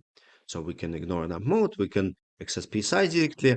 Still, we can use some caching on top, such as GIS Manager, and also workspace model and DFS access doesn't require any indexing, any indexes available. Where you can start, how you can decide what to improve first and what's next and in which order. I have the following list of suggested, I would say, functionality that you could make dumb-aware. Dumb-aware is also an interface. Let's go and find it. Dumb-aware, which means that a class or an extension is fully ready to be called while indexing is still in progress. This interface helps us to decide that it is safe to call your features, your functionality, when we are not sure if you already handled properly such mode of ID or not. And you can find all features that you can make. You can make dumb-aware by exploring inheritors of possibly dumb-aware interface. Like all features in ID which can potentially be implemented for such mode is marked with possibly dumb-aware interface. Okay. And I suggest that you first check your actions for sure and actual implementations. Usually people forget that an action, like a button, a toolbar button, also is disabled during dump mode. And you could check it easily, like what I say to you. When we go and enter dump mode, yeah, we can see that in many menus, some actions are not available because they do not implement dumb-aware interface. But if you do, your button or action would still be available, and you would, somehow decide how you should implement that. For instance, reformat code action doesn't need any indexes. It can work even when indexes are not here. But rename refactor, which requires some searches, some checks and assertions, cannot work in this mode. That's why it is disabled by default. Okay. We're actually not sure it was a good decision back then to, go from the dumb-aware and only explicitly enable it. Probably if we would design it today, we would go the other way. We would probably only mark features that are not available in dump mode with, like, I don't know, requires indexes interface or something like this. You can also read more about dump mode and its implications in our documentation for IntelliJ SDK. As usually, there are some highlights, references, and even list of extension points which support such, progressive enhancement for your plugins. And here is, I will show you how you would apply it in a real life project. I have a plugin here. What it does, it's a plugin for JHipster language. Like it implements this functionality.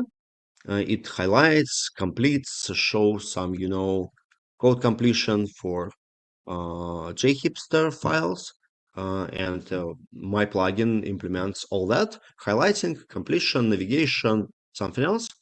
And if we check dump mode for it, okay, we can see that, yeah, you see, code completion doesn't work actually in my plugin during dump mode. Let's maybe check it, how we would, fix it. I go to my project. Here I will run on the project. I will run a special inspection. I would like to thank Jan Sabron, our developer advocate, who built such inspection, which checks your code and highlights all the extensions that can be dumb-aware. So I just use that, run inspection on my code. Here you see it quickly finds my code completion providers, GDL completion contributor in my case. And if I go here, I see it is a completion contributor. I already know that it does not need indexes actually. What it does, it just uses some specification, some hard-coded basically values, keywords, and stuff. So what I can do, I will enable dump aware for it. So I will implement dump aware interface on this class, you see. When I start my app again, exit, it should be applied. And all these completion suggestions should appear even when I have dump mode running.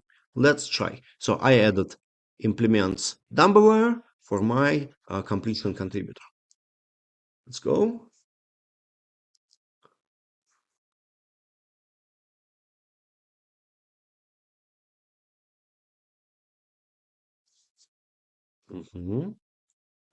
Waiting to start.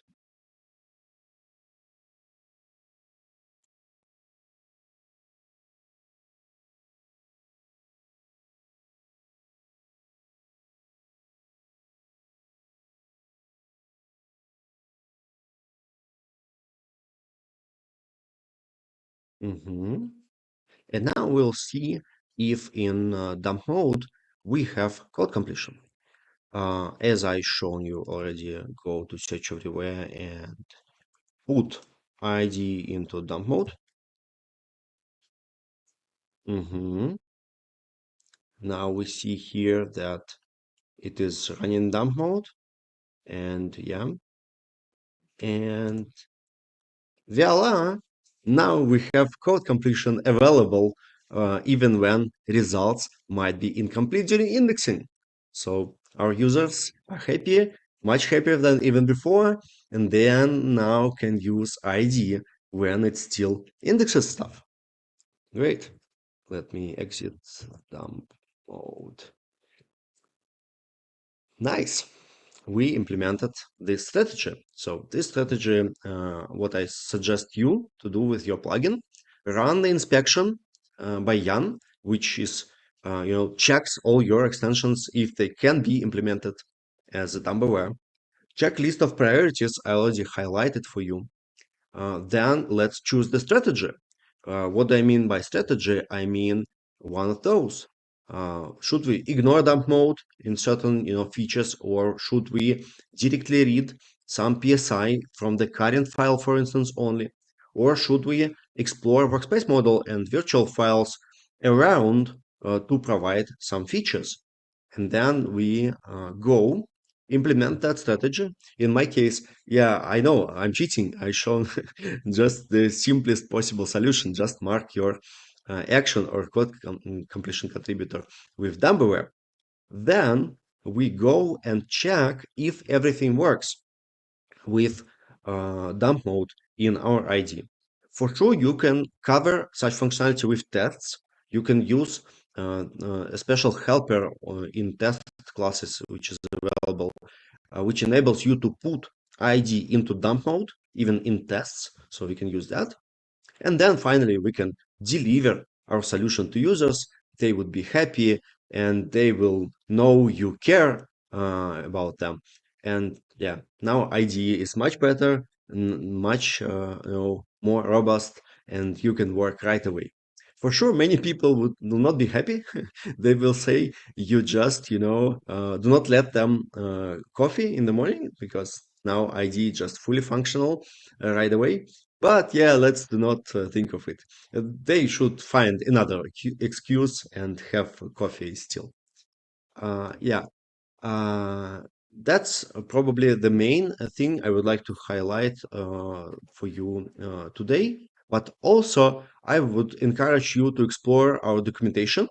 We have, these great docs available.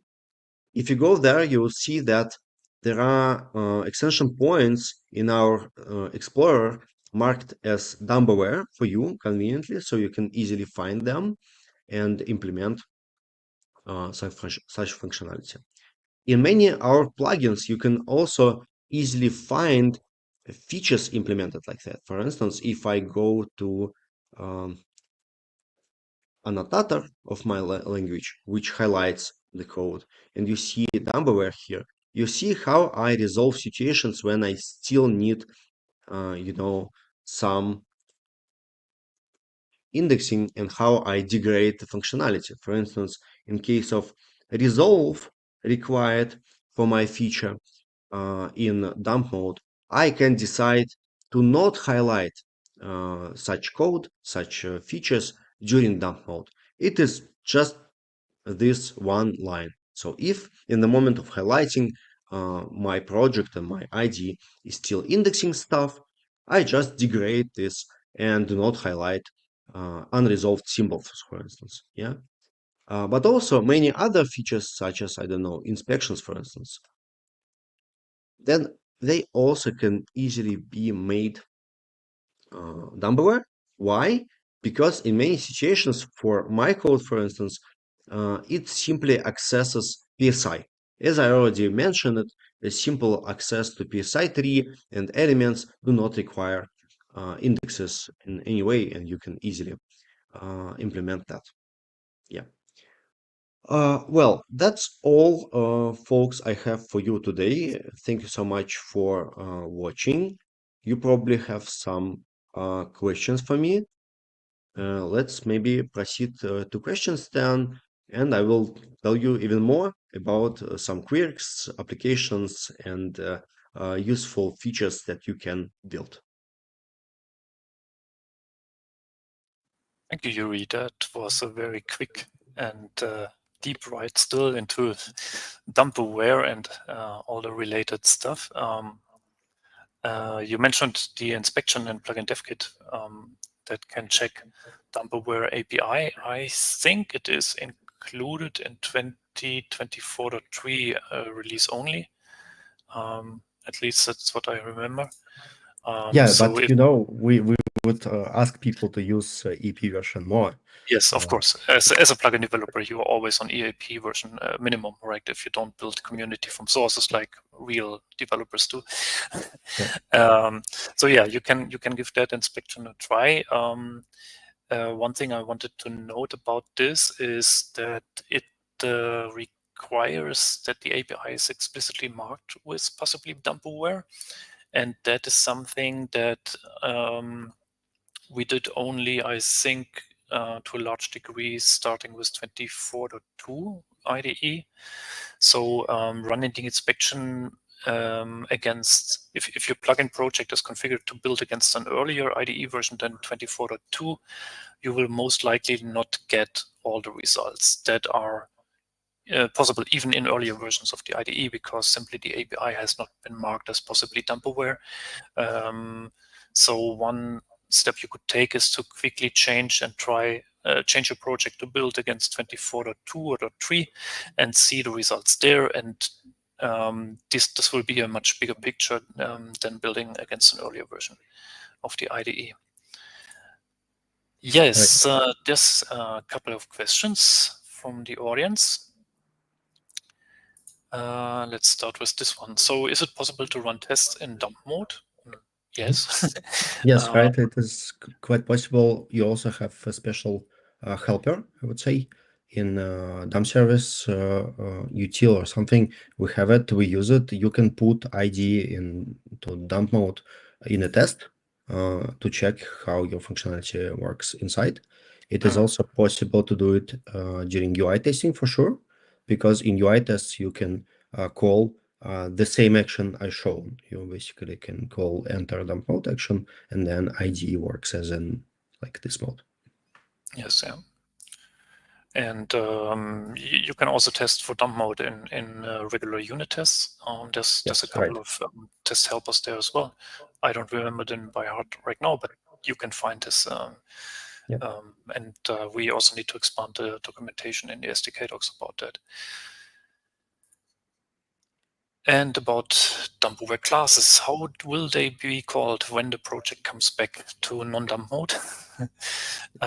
Will it be called again, twice, or who controls that?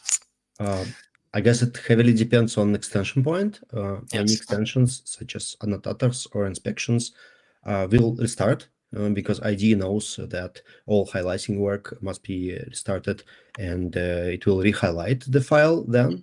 But if, for instance, we're talking about actions, only visible actions will receive update call once again and will update, because we also re-update all the actions when we exit dump mode. For your own functionality, such as UI, for instance, you build, in certain situations, maybe you will need to subscribe to a dump service topic and restart some work you did in your custom UI, if you have some. But for many built-in solutions, such as dump mode for tool windows, for instance, tool window will show automatically. If it doesn't support dump mode, we will put it to like mode which says this tool window is not available, and then we'll enable it automatically back when we exit dump mode. So Yes. yeah, for most of the features of editor, it will be automatic. For your custom own features, sometimes you'll need to subscribe to a certain event. Yes, and again, you can test all of this very easily if you switch on internal mode and just toggle the dump mode. I think there's also another mode that lets dump mode kick in a irregular fashion, like to interrupt the IDE. I don't remember the exact name, but I think there was some other internal action to do that, basically to trigger dump mode in Yes, there is. timing. I like that. It is called tremble dump mode. Yeah, when right. IDE accidentally switch on and off dump mode, and just you like can in see real world. a discotheque in your IDE. Yeah. Another question from Dimitri: is it cheap enough to call a dump mode? I believe it is cheap enough. It is basically a volatile read one. So if you're already in read action or write action, even in the loops, you may easily retry it. It is not costly, but in many situations, it is just more easy to have it stored in a local variable, like to have it already computed, and especially if you do some concurrency on your own with manual read write actions. In this situation, you would better control it when you check state of the app in concurrency applications. Yeah, I see. So the dump mode, as we just learned, can start and stop anytime. And how will this affect read actions? Yeah, let me expand on that. Possibly some other threading stuff. Yeah, threading is important. I can tell you right now that dump mode cannot easily kick in if we have active read actions. It will not. Like in order to switch there, we must get write access first. IDE will only kick in to dump mode if it successfully manages to get write lock. So like no parallel reads in that moment. If you already have a read action and read lock, you may safely assume that for the entire computation, dump mode result, like is dump mode result, will not change. It is either dump for the entire read action, or it is like smart, let's say, and has indexes in consistent and available state. So either this or that, and it will not, accidentally change while you still do stuff. It is not the same, unfortunately, for it is a bit different for redactions in coroutines, because redactions in coroutines are retriable. They may, restart because of writes. So in those restarted situations, you may, in like 2 runs, 3 runs, more runs, you may accidentally observe changed state then if you use regular redaction and not a smart one. But yes, for the entire read transaction, let's say, you would see consistent result of is dump, and indexes only may be changed if redactions finish. Yes. What do you think about this idea to mark dump-aware extension points in the plugin descriptor instead of marking them as dump-aware in the code? I don't know. it seems we've chosen one way at the moment to mark all those in the code and do not mark all of them in metadata because we already have instances of extensions when we operate them. We certainly do not need many ways to mark those because we have enough I would say problems with parallel functionality and parallel stuff. So I would keep the current state and do not multiply ways of doing things. It would blow up DevKit support and minds of people. Yeah, and I actually think it makes sense to have this in the code because we have a lot of places where you actually make switches in the code, right? When you say you have like an annotator, like your example you had, and it does mostly syntax highlighting, but also some resolve, right? Then you would need to split out the annotator into two instances just to be able to mark it in the plugin XML. So that's a bit maybe a bit too much. Yes. Any tips how to implement fallback resolving in dump mode? This is basically, I think, mostly about the Java support because not only many different things have resolve. I don't know, even YAML for Kubernetes have resolve some kind of. In those situations, it heavily depends on your domain. So what kind of resolve you have in terms of the same, like JSON schema, for instance. In many situations, we can easily do resolve because we only need to traverse file tree via virtual file. And then it is like easy. We just have full-blown resolve then even in dump mode because we do not need indices. In cases when we do need indexes, you may use first incomplete index access, as I highlighted, on dump mode access type and ignore dump mode call. It would be sufficient for most of applications, I believe. If you have much more complex resolve, I don't know, big language such as Python or Ruby or something else, maybe you need to invest into more custom ways of traversing modules, their content entries, and some heuristics would help, but they all, heavily depend on your domain. So how you do resolve in the language. Yeah. Okay, last question, and then we need to move to the next talk, how to trigger the tremble mode. I think we mentioned it earlier. So you need to enable internal mode in the IDE.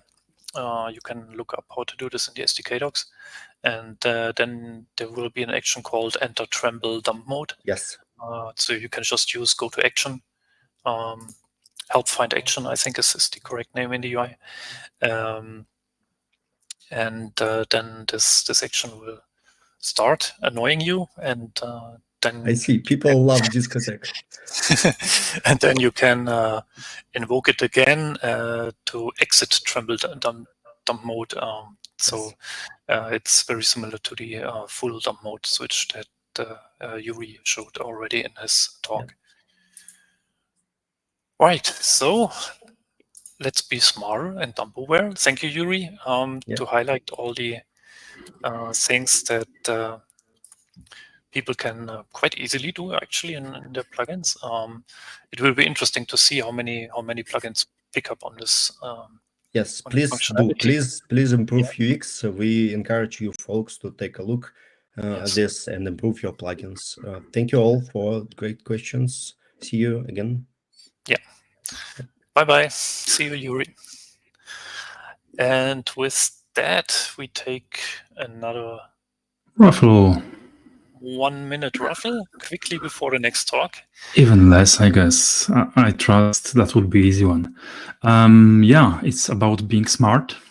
And yeah, which tool helps you install and manage JetBrains IDEs in your local environment? So which JetBrains tool?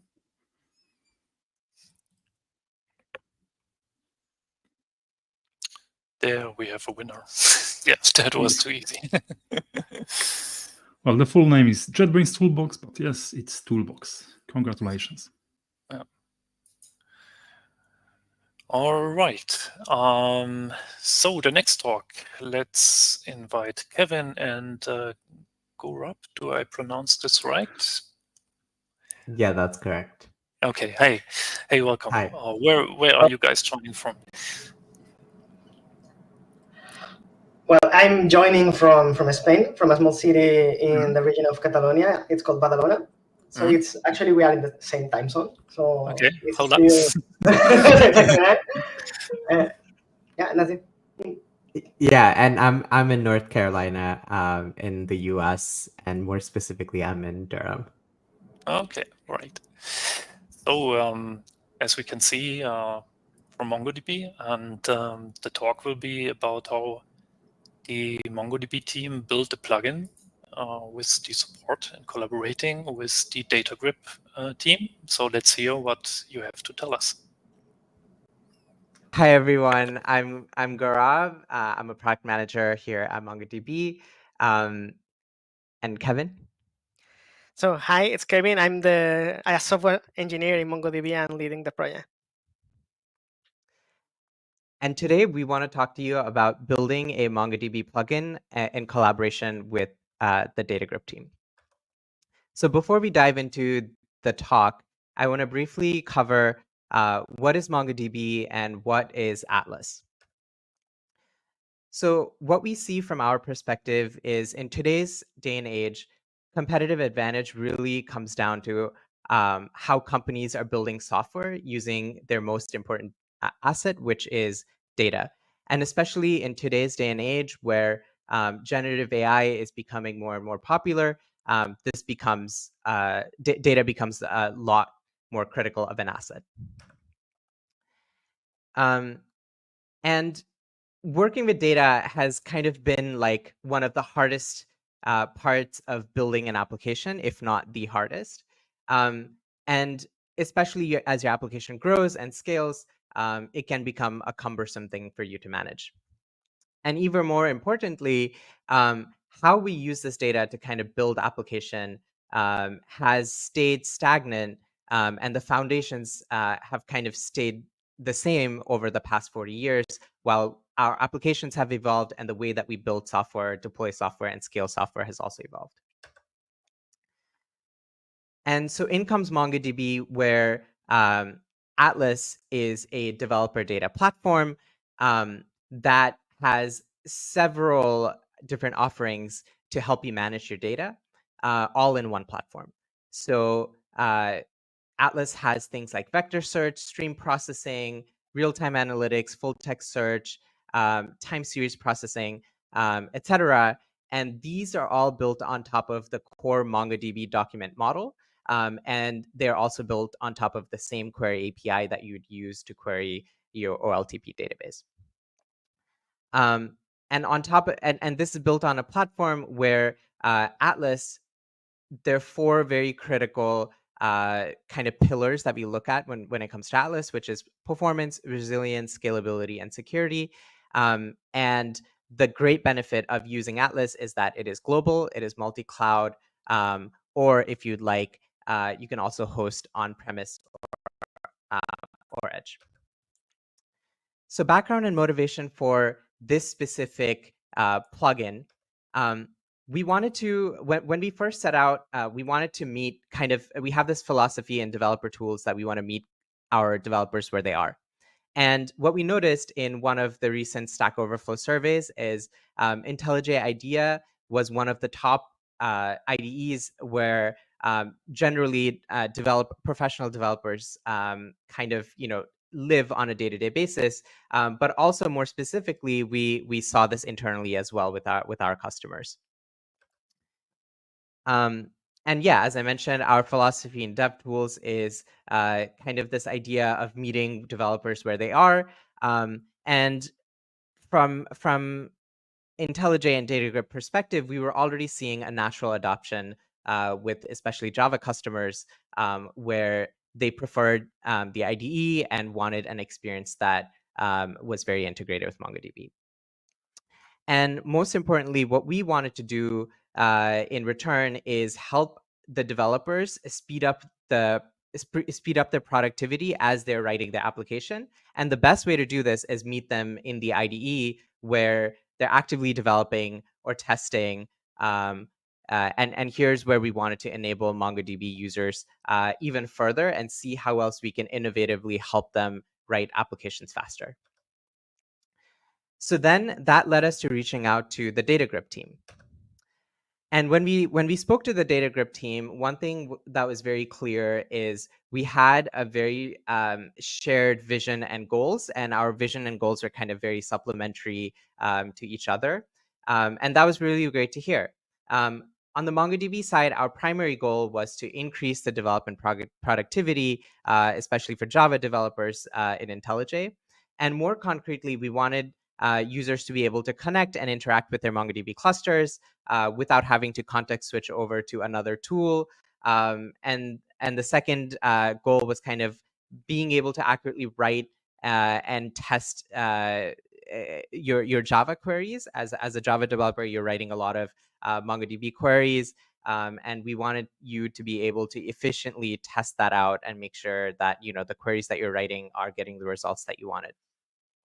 And then the final thing was being able to surface up best practices where developers are actively writing code. So typically when we think about best practices, we think about documentation or going onto some website or reading a long manual to understand how to efficiently use a piece of technology. But what we wanted to do was kind of meet developers where they're actively writing code and see if we can surface up these best practices in a way where they can proactively address and kind of adopt these best practices before they're deploying their applications in production, and then they have to retroactively go back and fix kind of the habits that they have. And one last thing is performance is kind of as we discussed earlier in one of the other slides, it's one of our 4 core pillars. And it is the one that we wanted to kind of focus on with this, with the early version of this plugin, is how can we make sure that whatever developers are doing in their IDE, they're doing it in the most performant way possible. And then when we spoke to the DataGrip team, what we discovered, and even before this, we had already discovered this, is DataGrip already had an integration with IntelliJ. And it was in the form of the Database Explorer extension, which you may be familiar with, that lives in IntelliJ. It is kind of, if you've never seen it before, it is kind of on your top right corner with that database icon.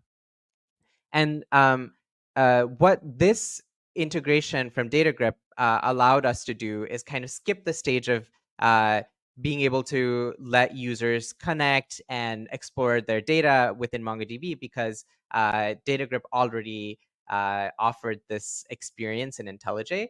So that allowed us to focus on goals 2 and 3, which, if you remember, that I just covered, were around query building and testing, and then also surfacing up these MongoDB best practices to make sure that our developers are writing the most performant code and queries, etc., when it comes to MongoDB. So a bit on the development process. I would like to hand this over to Kevin to talk about kind of our development process and iteration cycles that we're going through right now with the DataGrip team. Yeah, thanks, Gaurab. So we actually started when we reached out the DataGrip team. We started discussing what are like the most important features that we want to have all together. What were the plans of each of the teams related to MongoDB? And then when we got to an agreement, we started like setting up touch points like Slack channels, email groups, and so on. So we had like as most accurate and real-time conversation as possible to get an alignment during the development process. Right now, we are just developing the plugin, and it's also in private preview for our internal teams that have been testing it for a few weeks, well, actually, a few weeks, a month already. And yeah, ideally, in not a really long term, we want to have a public preview where everyone can just test the plugin itself in their IntelliJ IDEA setups. So from the key challenges from a development perspective, IntelliJ as a platform is really versatile. I mean, you've been working with it. It supports C, C++, it supports Rust, PHP, Go, Java, Kotlin, Android, everything, right? So when you are working with a platform, you need to be aware of a lot of concepts. The main entry points to interact with the platform itself as a plugin developer are really convenient and are actually really easy to use. But it gets more complicated when you start working with more advanced topics like code parsing, ensuring the IDE works in a multi-threaded environment, and so on. Authenticating with the Database Explorer has been pretty complicated because it's essentially another plugin. It's not part of the integrated platform. It's another plugin that you need to integrate with yours, and you need to keep in sync both plugins around the connection, what you are doing, and so on. When the Database Explorer was implemented, it was designed with SQL in mind. And to integrate and adapt these concepts to MongoDB, there has been like a lot of work on different layers that adapt how we see a MongoDB cluster as a SQL database. And that complicated and made quite challenging querying MongoDB from within the plugin. And to actually make it performant and efficient, and to avoid interruptions during the development flow of the developer using the plugin. Testability was also another of the issues, not because the platform is bad at testing or not, it's because the actual logic is pretty complex. IntelliJ is a complex platform. We are doing complicated things like parsing code in real time, and that makes real complicated to have proper testing and a good coverage of what we are doing. And we've done a lot of investment on that part.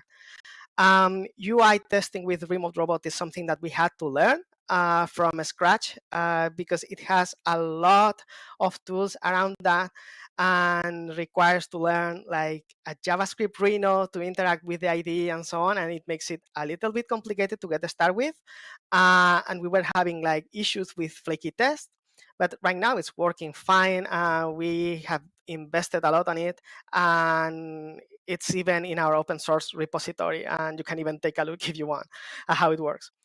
We also have we built a release pipeline in an automatic manner with GitHub Actions, and we had several issues with code signing for deploying the plugin according to our security standards at MongoDB, and also for setting up the environment for UI testing because of IntelliJ not being capable of running headless for UI testing. We had to set up virtual desktops and so on. That is pretty well documented in the example repos, but we had to do some tweakings. And at the end, parsing code is really complicated. It has, we are parsing whatever you are writing in real time thanks to the IntelliJ platform. It requires a lot of different patterns to ensure that everything is working. We don't break your code. We are also running queries with your code. We are analyzing the cluster, everything in real time in the background. It's a beautiful challenge, to be fair, and we hope it helps a lot.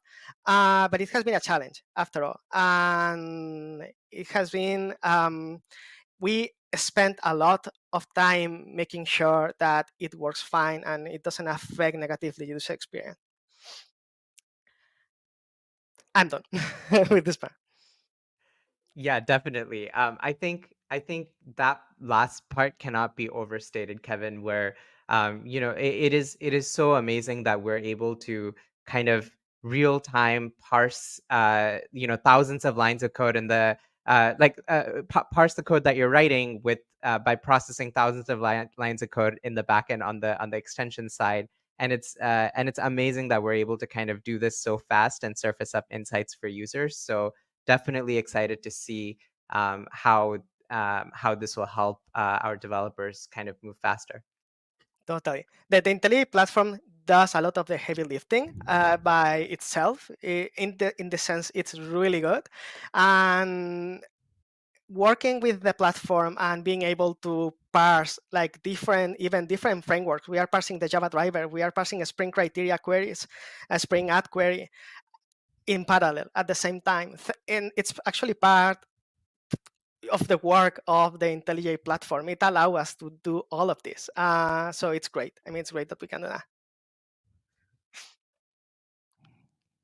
Cool. Okay. Now for the next stage, we're just going to show you a quick demo of the plugin as it is today.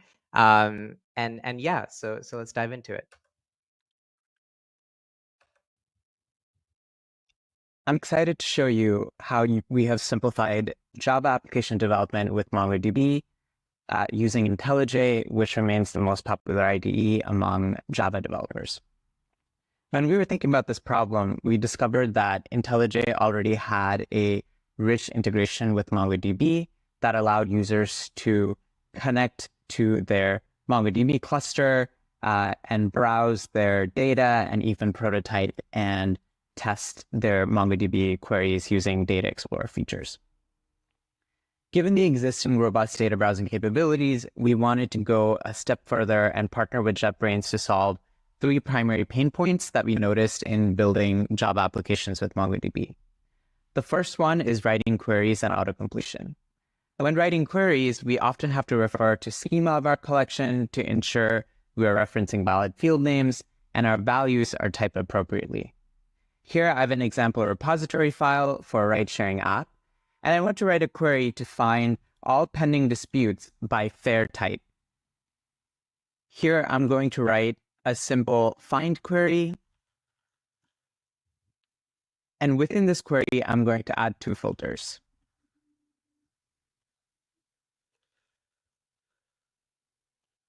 Now, at this point in time, when I'm about to reference a field for my documents, I typically need to switch context to find out the exact field name, or worse, I realize that there was a mistake when I'm compiling or testing my API. With the MongoDB plugin, I can simply pop open the autocomplete, and then I can pick from a list of field names that are already valid. So here I'm going to pick dispute status, and I'm going to look for pending disputes. And similarly, I'm going to go ahead and paste in the rest of the query. And that looks good to me. Now let's say I was unaware of a recent migration of dispute type from an integer type to a string. When I replace this value with an integer, I notice that I have a warning again. And when I hover over that warning, I can see that the plugin has told me the database is expecting a string, not an integer. So I'm going to go back to the string. To address the next pain point, we focused on testing and validating your queries as you are building your application. Generally, this requires you to first prototype and test your queries in another tool like Compass or Shell. And even worse, it requires Java developers to come up with Node shell syntax from scratch. To address this, we have placed a run button next to the query. And when I click on this button, it will take me to the Database Explorer playground with my Java query converted to shell syntax. Now I can easily run this query against my connected database and make sure that the query returns what I expected to return. And it looks like it's just about right. But there's something that I notice here. I notice that the query is running particularly slower than I expected to run. So let me go back to my application code. And here I see a warning. When I hover over this warning, I see that it says the query will not run without an index. And if I plan on running this query heavily, then I should consider creating an index. We totally understand that sometimes details can be lost while you're working on a mission-critical application. So the plugin's goal is to surface insights that will help you implement the best practices as you're writing your MongoDB application. So in order to create an index, if I so desire, I can go ahead and click on Implement an Index. That will take me back to a console that gives me valid fields where I can create an index for that specific query. And here it looks like it's dispute status and dispute type. It also gives me a template that I can easily index. Here I'm going to replace this one with dispute status. And then I'm going to go ahead and create another index for type. Once this is here, I can go ahead and run the creation of these two indices. And once that's run, I can go back and see that my warning has cleared. If I run the query again, I can see that my timing has now drastically reduced from 1 second, 1.6 seconds, all the way down to 192 milliseconds, which is quite a bit of an improvement. Great. So that was a quick demo of our plugin in its current state. We're still adding more features to this, and some things you can expect are more support for Spring Framework in terms of autocomplete and type validation, and deeper support for being able to run queries in this translation fashion. So you're able to kind of write your queries in Java and then subsequently test them to make sure that your queries are outputting the right results that you desire. Okay, so now let's now we wanted to talk a little bit about lessons learned. Kevin? Yep. So the first one and the most important one is keeping an open channel between us and the DataGrip team with JetBrains. That has been like really helpful, not only from the technical side, that now that I have time, I want to thank everyone in that channel because they are being really helpful. They have been like really quick answering our questions. So thank you. So having this communication from a technical perspective and also from a product perspective has been really helpful, because there are even some situations that we misunderstood how to do something from a product perspective, and they give us some clues on how to improve the user experience on our side. Also, learning about each other's roadmap has been helpful, because we can implement features that they don't have the capacity or the time to do, and we have the experience to build them better, because at the end we are working with MongoDB, right? But we also can avoid re-implementing features that they can do better. So there's like a mixture of things that we can do together better. Also, because we are all developers at the end. And even if it can be dangerous, because as developers, we have usually a strong bias over solutions. Having different opinions of different people working on different problems has been like really helpful to get a more objective idea of the situation and how to make things better for everyone. Well, ensuring that there are no overlapping features, that's something that I already said, and experimenting with the platform. So IntelliJ, as I've said earlier, is huge. It's really big. It can do a lot of things, and you can solve a problem in many ways. So experimenting with the platform to see which tools are best for solving your specific problem has been really fun. The first part, and it has been also like really fruitful, because now we have like our own patterns to solve issues. We are experimenting with the UI, and we believe we are doing something better thanks to like experimenting a lot with the platform and asking a lot of questions about the platform itself. Yeah, so all yours, Gaurab. Awesome.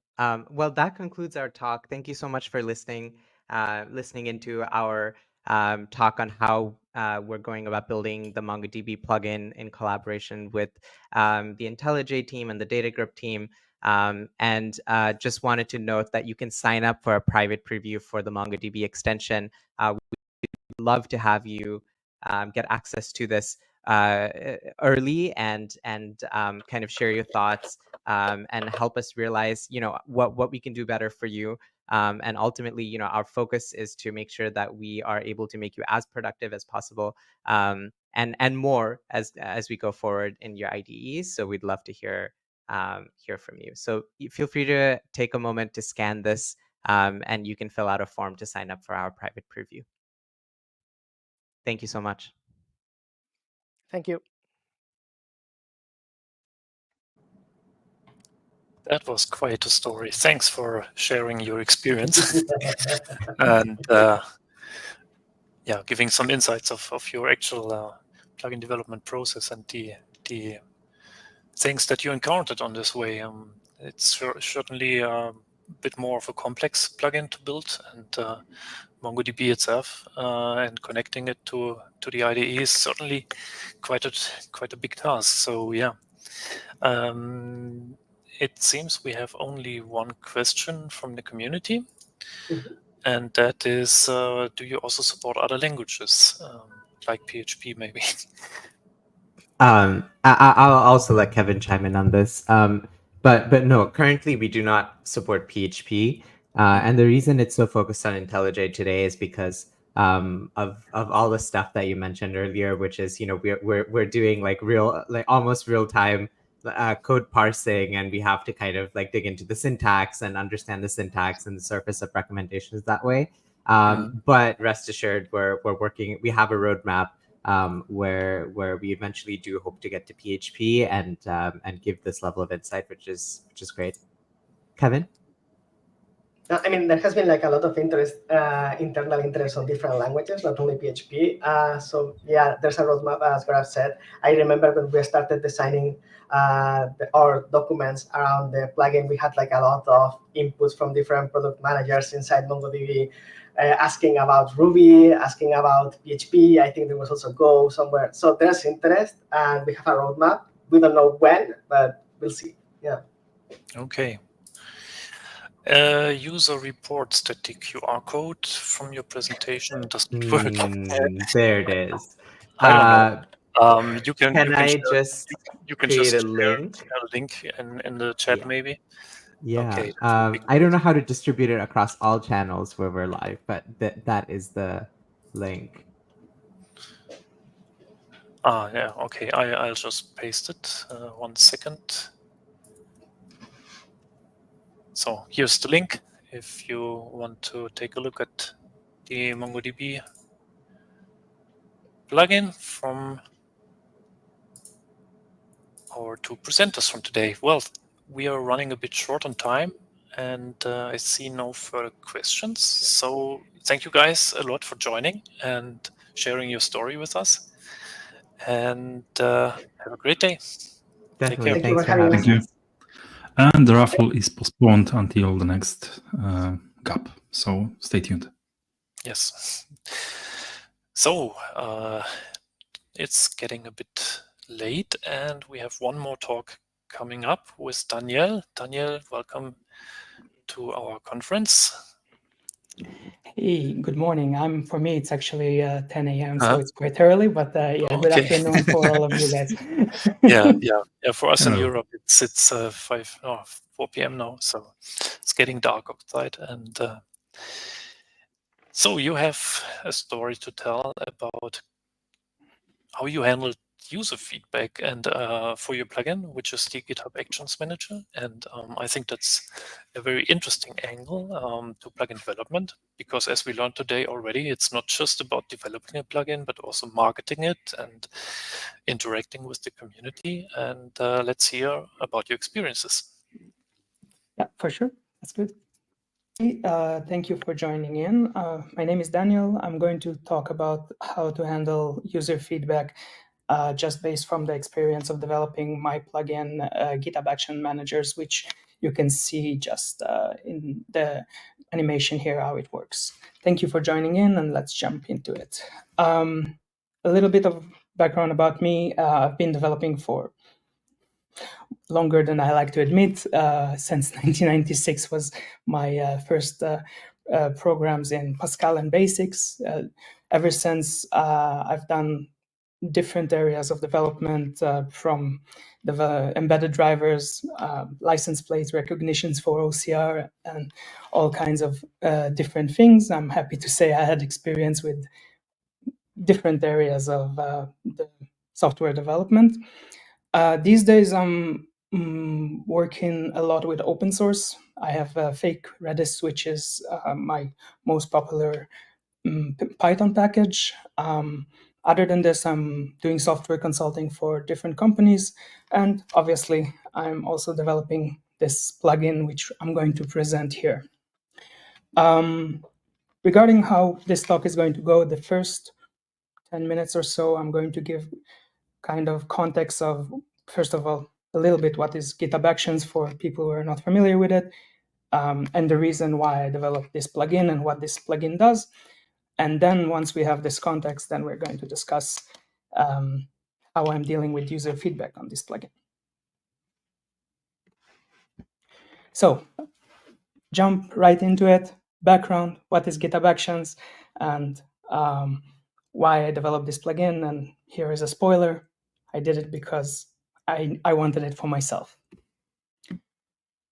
So for those who are not familiar with GitHub Actions, you should be. It's a very cool way to do CI/CD. The idea is you put your CI/CD flows, like continuous integration, continuous delivery, for those who are uninitiated.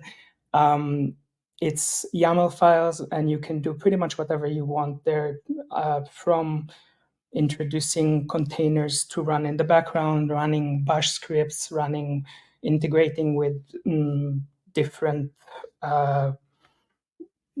tools, using GitHub secrets. It's a really cool way to manage your CI/CD, just because, unlike past tools, it's not separate from your code. It's having your CI/CD flows as part of the code base, which makes it really nice. You want to make changes to your CI/CD, you don't need to go somewhere else. And there is always kind of a link. It's making changes to CI/CD. It's part of the list of commits on your code repository. Anything you can do in a terminal, you can do in a GitHub action, which is like another way to make it really cool. I gave here an example, just like, here is a GitHub action, which allows you to, just use the information about the event that triggered the GitHub action, whether it is like here in this particular case, when an issue got open, make a curl request, and you can do here like use GitHub secrets and so on and so forth. Yeah, this is just like an example. You have a link you can do. I've done workflows where it's like running against basically all different versions of Redis, of Python, of Redis driver, and so on and so forth, and it really helps out. The issue with GitHub Actions is, in particular, what drove me to develop this plugin is because there is a nice aspect of having the CI/CD flows as part of the repository. It's nice. It's part of the Git history. You're editing your code and you don't need to jump to a different place. However, when you have projects, which is multiple repositories, and I've worked on a project in a particular case with 40 different repositories, suddenly the number of browser tabs when I want to view the flows running, not just editing them, you can have like 40 repository opens in IntelliJ. That's not a problem. But then if you want to view the workflows running, you need to go to the browser and view them from the browser. It means basically 40 tabs for viewing the summaries, and if you want to view the logs, another 40 tabs. This is for somebody who's suffering from ADHD like me and like most developers, it's not something which is pleasant, and I needed a way to view them as part of where I'm developing the CI/CD. It just makes sense. It just makes sense to have visibility of the workflow runs where you actually write the workflows themselves in the IDE. And here comes GitHub Action Managers. In particular, I cannot use like an animation to view, to show the project because it belongs to a client, so the project with 40 repositories. But the idea here is like whenever you open files from different repositories, it will jump to the relevant tab and it will show you the workflows of that particular repositories. You can also tell it like to show only the workflows of the current branch, and when you update branch, it will it will update automatically the list of workflows to that branch. There are a lot of different features here, but the idea is, at least the original idea was very simple. I want to be able to view my CI/CD workflows without jumping to the browser every time I make a change, every time they're being triggered, and so on. Turns out that a lot of people using JetBrains ideas share my sentiment. I have, well, at the time of making this talk, 200, I think I reached already like 210,000 downloads.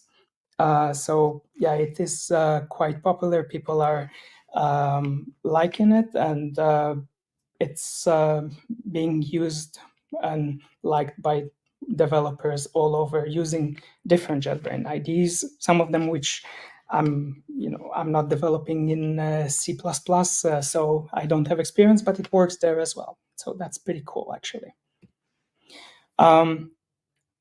Over the lifetime of the plugin, originally my intention was very simple. I just didn't want to go to the browser to view workflow runs and jobs and logs running. I just wanted to be able to view it in the IDE without jumping back and forth from the IDE to the browser.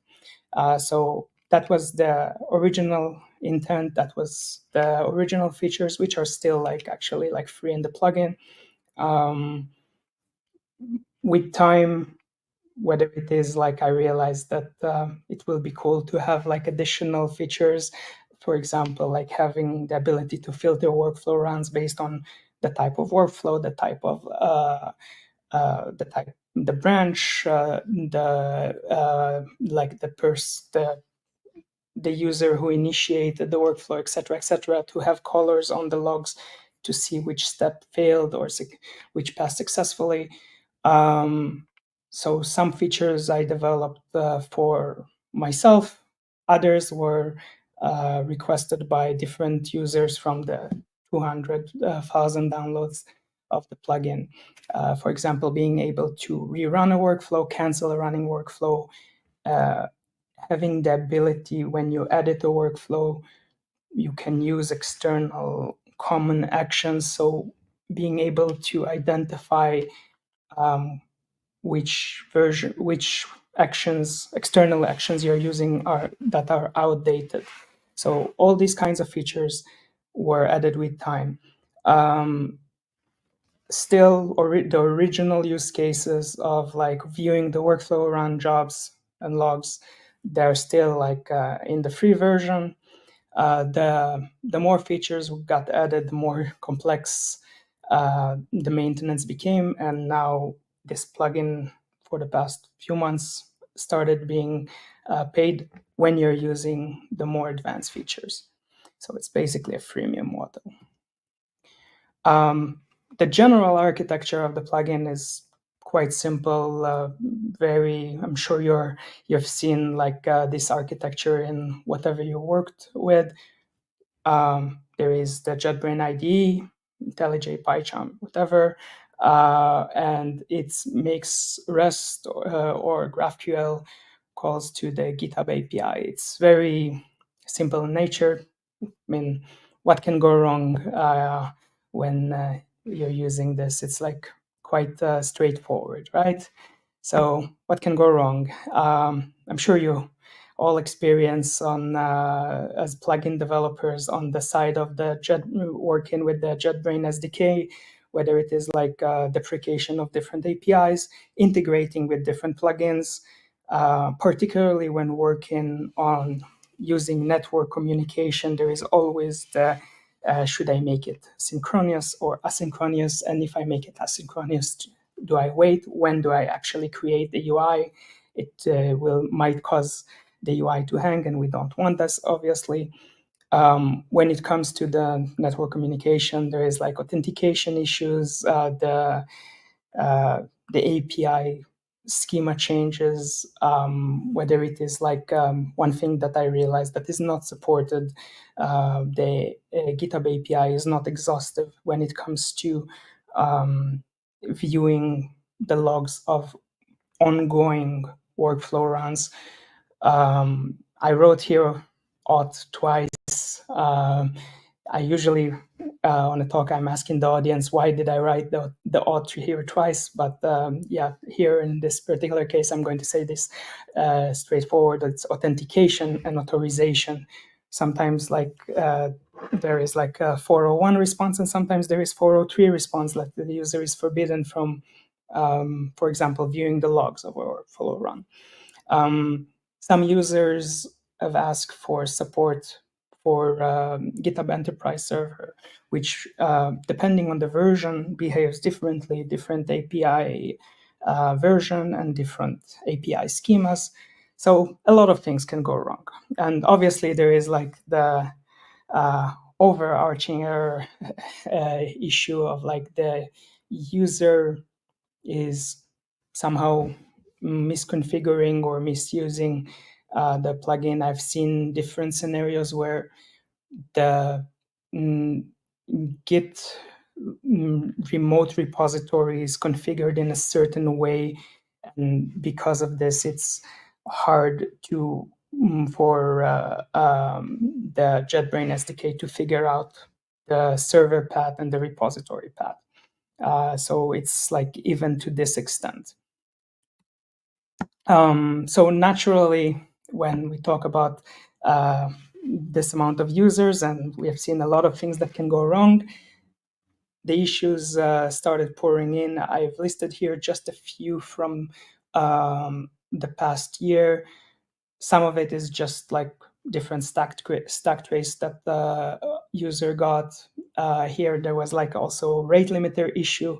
I didn't realize that there are scenarios where repositories have more than I think it was 5,000 collaborators, and considering a page there is a maximum number of items per page in the GitHub API of 100, so it's basically making 50 requests every minute to just update the collaborators. So here, for example, I needed to enable the possibility of saying like, I don't want to update the collaborators every minute. It just doesn't make sense, especially when it takes 50 requests.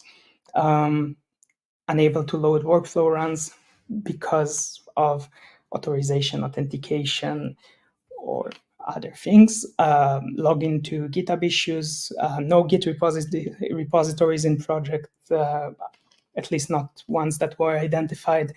I also found out somebody thought that they can write GitHub workflows using non-GitHub repositories, which was actually quite interesting. There was also issues with logs being too long to present in the IDE. So the logs that I'm presenting are up to 1 kilobyte. If it's longer than this, sorry, it's 1 megabyte, not 1 kilobyte. My bad. If it's more than 1 megabyte, then the idea is like you don't want to take too much RAM. It's better to actually like cut it and view only the first megabyte. With that said, like, so this is like the plugin. Obviously, with 200,000 downloads, people, there is a demand for it. People like it. Why should I deal with user feedback, with issues that users are bringing up? Obviously, like it's like it started as an open source project, and obviously I'm developed it for myself, and it worked for me. Otherwise, I would fix it because for me, I want to use it. But why should I actually deal with other user issues? So looking at it, at least first from the free open source product, why is it my problem at all? First of all, like I care about my reputation, and this is obviously a direct result of user experience and their satisfaction from my plugin. I care personally about learning new stuff, improving my skills and being competitive in the marketplace. I'm a software consultant for companies. It's a good way to show my abilities, demonstrate my skills, and I also care about my credibility and my ability to communicate with other professionals, being able to understand their needs. And this is a very good practice. I found out that, in particular, being able to communicate with different cultures on different time zone asynchronically on a completely different use cases on my product is really enriching experience, which I think I learned a lot, both about myself as well as working with different professionals. And obviously, like the more users, the more successful, the more reputation, etc. And once it became a paid plugin, then there is also more financial success in this. So this is like why. Now let's talk about how to deal with the user feedback. And this is like the general idea. First of all, you want to make it as easy as possible to report issues.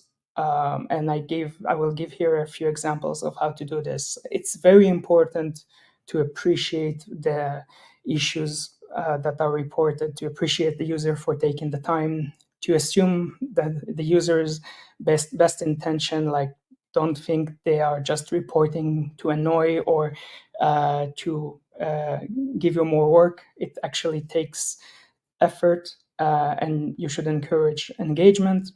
I will talk about like treating every issue as the first issue in the project, and you need to decide and communicate clearly what you want to do with this issue to the user that reported it, and obviously, if possible, reward their efforts. I'll dive into these a bit deeper. So first of all, JetBrains enables plugin developers to use the error reporter, which whenever there is an exception going on, you can capture it, and then like JetBrains will open a pop-up and say like there was an error, and you can, because it happens from your plugin code, it will allow you to take over and say like what you want to do with this. In my particular case, it's like I actually used just like creating GitHub issues. When there is a bug, when there is a stack trace that is happening, consider the fact that, you know, this can create a lot of duplicates, because all the users that are experiencing the stack trace are going to just click submit, because it's easy to just click submit, and it will create a lot of duplicate GitHub issues. So obviously there is like, you know, you can write the code to actually review if a GitHub issue already exists and so on and so forth. This is already like the way that the error reported is being implemented. But that's the idea. I do think it's very valuable, and I've learned a lot about a lot of different use cases, which are not use cases that I'm generally like using through this way, and it's also relatively easy to fix, because like when you create the GitHub issues, you will get like the entire stack trace for your code. So this is like a very nice way to go about it. You can obviously use like, instead of GitHub issues, utrack, or just like even send an email or something like this, depending how you want to implement it. Talking about like the users themselves, like it takes effort to report an issue. There are alternatives to using my plugin. You don't have to use it. You can use the browser. You don't even have to have any plugin. You can use Nano to edit code. You don't have to use an IDE. The idea is you want to satisfy user. You want to make the experience for them like as good as possible when they're using JetBrains IDs, as well as your plugin as part of it. So the fact that they chose to report an issue should be acknowledged and appreciated. Users don't necessarily know what information you need in order to resolve this issue. So it's important to assume best intention from their side and not shutting them down. Just engage with them, ask them what they need, what information they can provide, how to replicate it. Here I gave an example of here, no Git repos in project. I could have said okay, I mean, it's pretty straightforward.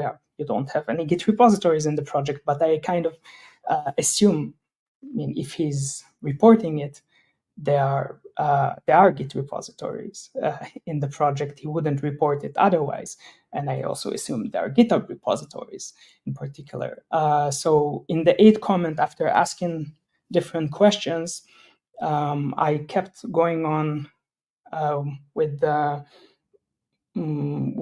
asking for more information, and it's up to you how you want to go about it. But when I see that there are already, in this particular case, 8 comments without any significant progress, I still cannot identify the root cause of the issue. I kind of raise do you want to have a short video call with a share screen so I can see what's going on?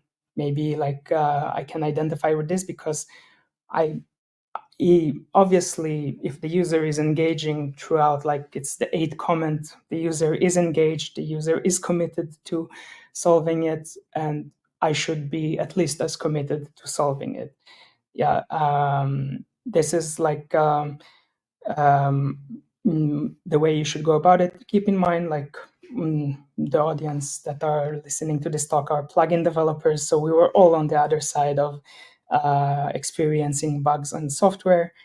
You know how it feels to be asked for the more and more information incrementally without feeling that there is any progress towards a resolution.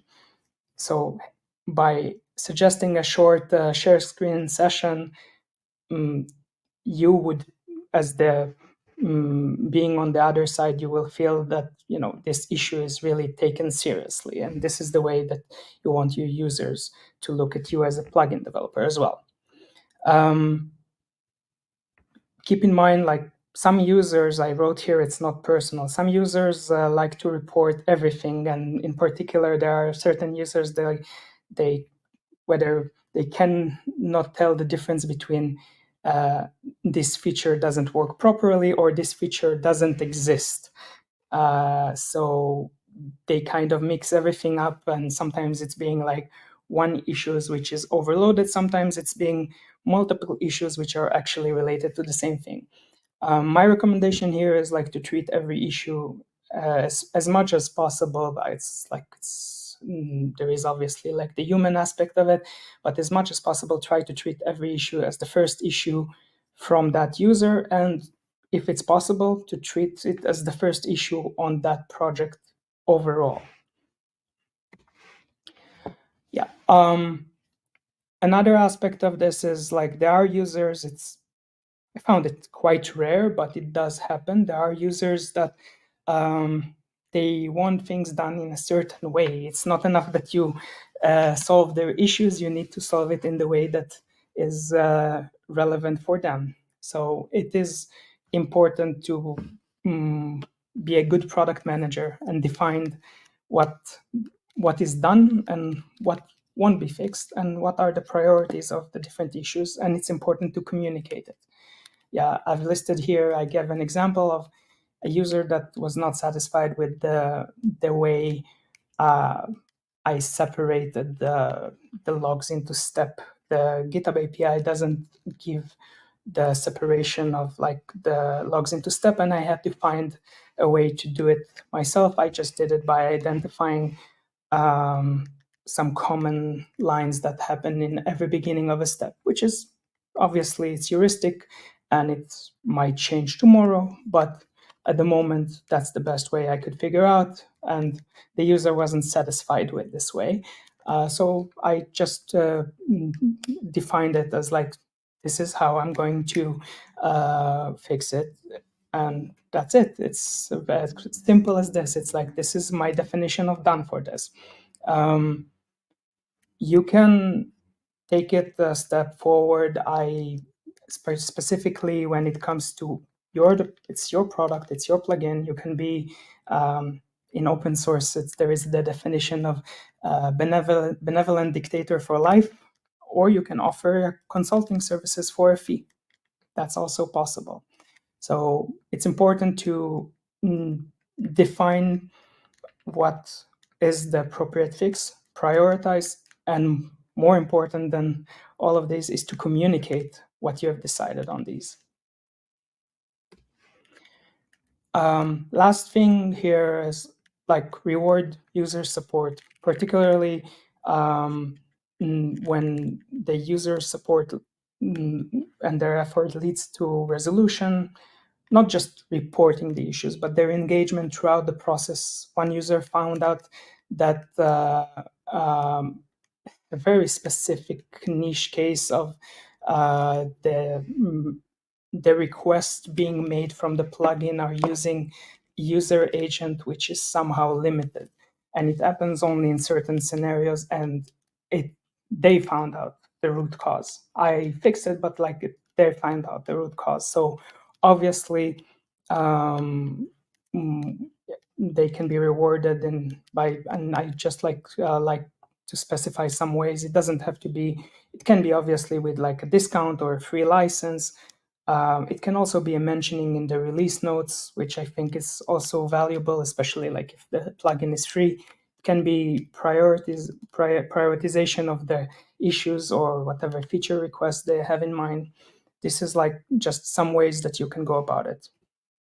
So to go back to how to handle user feedback, it's exactly the same slide that I showed at the beginning. Make it easy to report issues. Appreciate whatever issues are reported. Assume the user best intentions and encourage like their engagement throughout the resolution of their issues. Treat every issue as like the first issue at hand. Make a decision regarding what is the resolution and what is the priority. What is the priority and what is the accepted solution, and make sure that it's communicated to the users and reward the users' effort. Thank you very much for your time.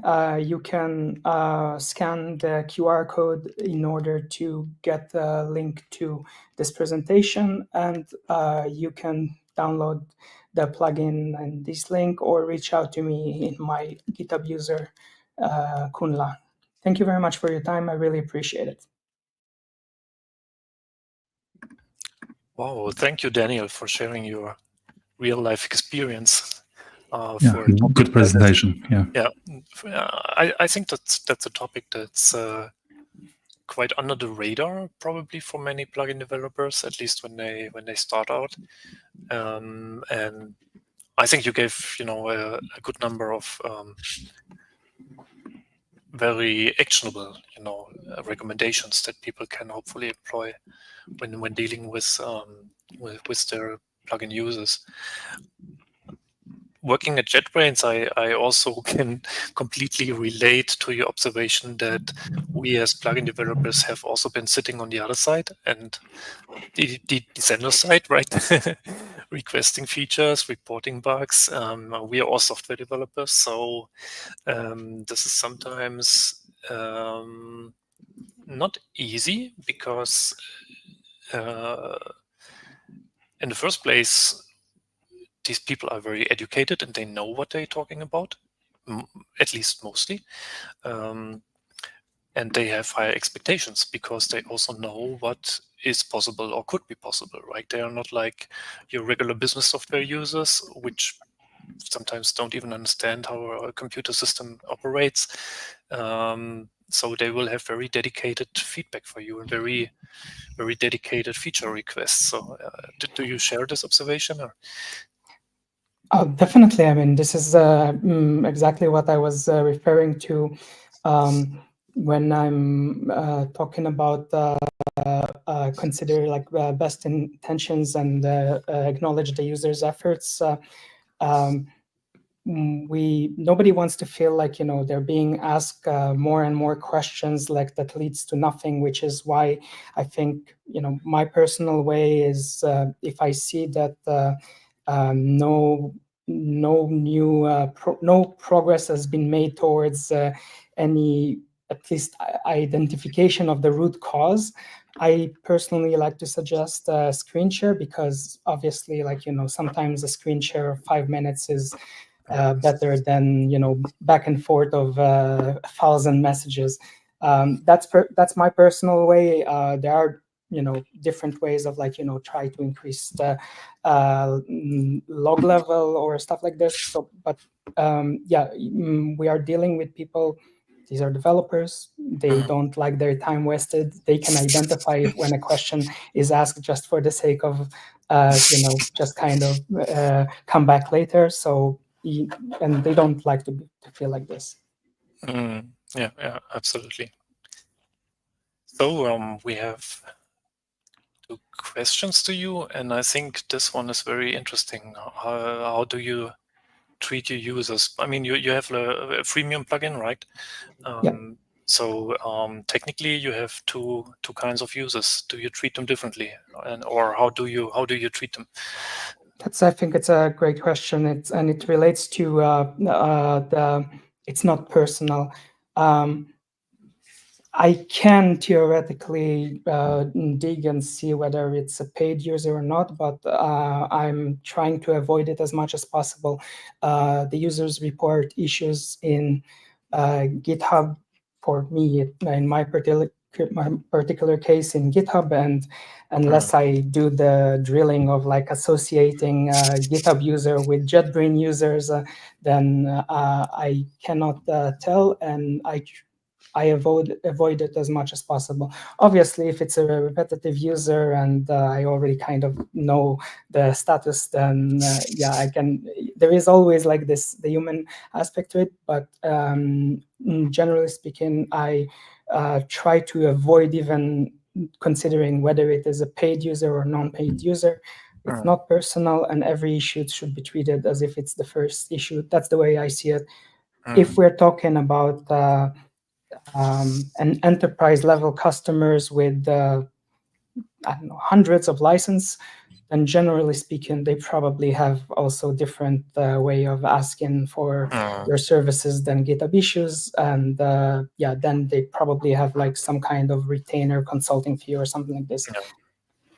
So yeah, that's also what you do. I understand, right? You probably offer also some high priority support or something similar to users then. Yeah, okay. Yeah, and I guess in your plugin, or probably for many freemium plugins, a lot of the functionality is basically shared between the 2 groups of users. So if you would treat the free users differently, then you might actually miss issues that will affect also the paid users, right? Yeah. There you go. Yeah. Yeah.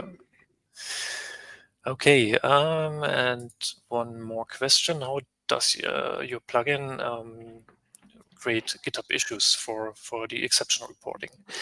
Yeah, so I might have mispresented it.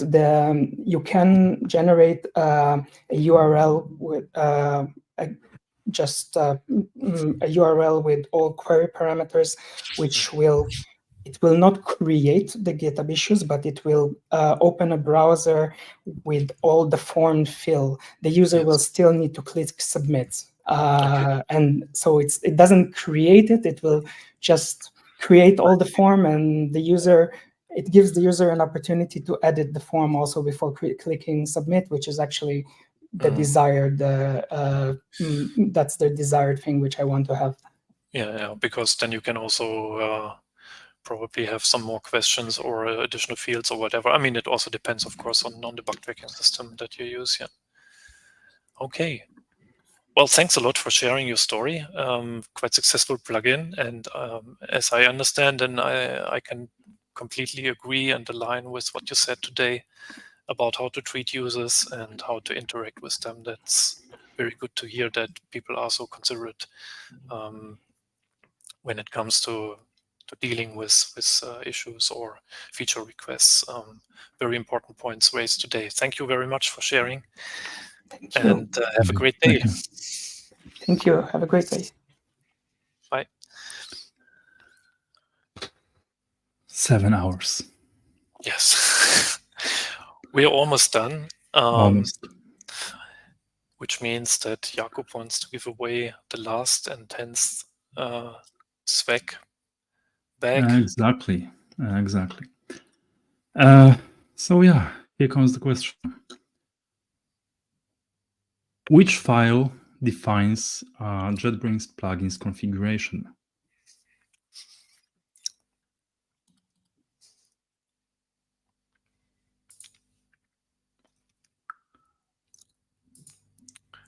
Yep. Here it is. Plugin.xml. Oh, right. Did I pick the wrong one again? Please correct me, because on my side I'm probably had yet another race condition. So, well, we'll who's figure that the out. first one? Patrick, but he Patrick said is not he doesn't count. eligible. Natalia, right? Right. Yeah. That would So be yeah, Natalia. we have a speaker winning the set. I don't know if that makes sense, but let's take it for now. Otherwise, we will find the next candidate. Okay, so this concludes the first edition of the JetBrains Plugin Conference 2024. Great day, great presentations. Yes. Great guests. I'm really impressed. And great questions. Yes, yeah. I was just going to say that we had way more questions and really good quality questions than I was expecting, and the talks which we saw today, I think they were quite inspiring, and a very diverse and wide range of topics raised around plugin development. So I'm quite grateful because I also learned a lot of things today, and we learned a lot of stories and lessons from real world plugin developers who are active in the community. Some of them for many years. And some of them have actually a number of plugins on the marketplace. So that was really a great day for sharing knowledge and experiences. And we hope that this will be the first but not the last edition of this conference. And sure. Let's take the opportunity to thank all the speakers that we saw today.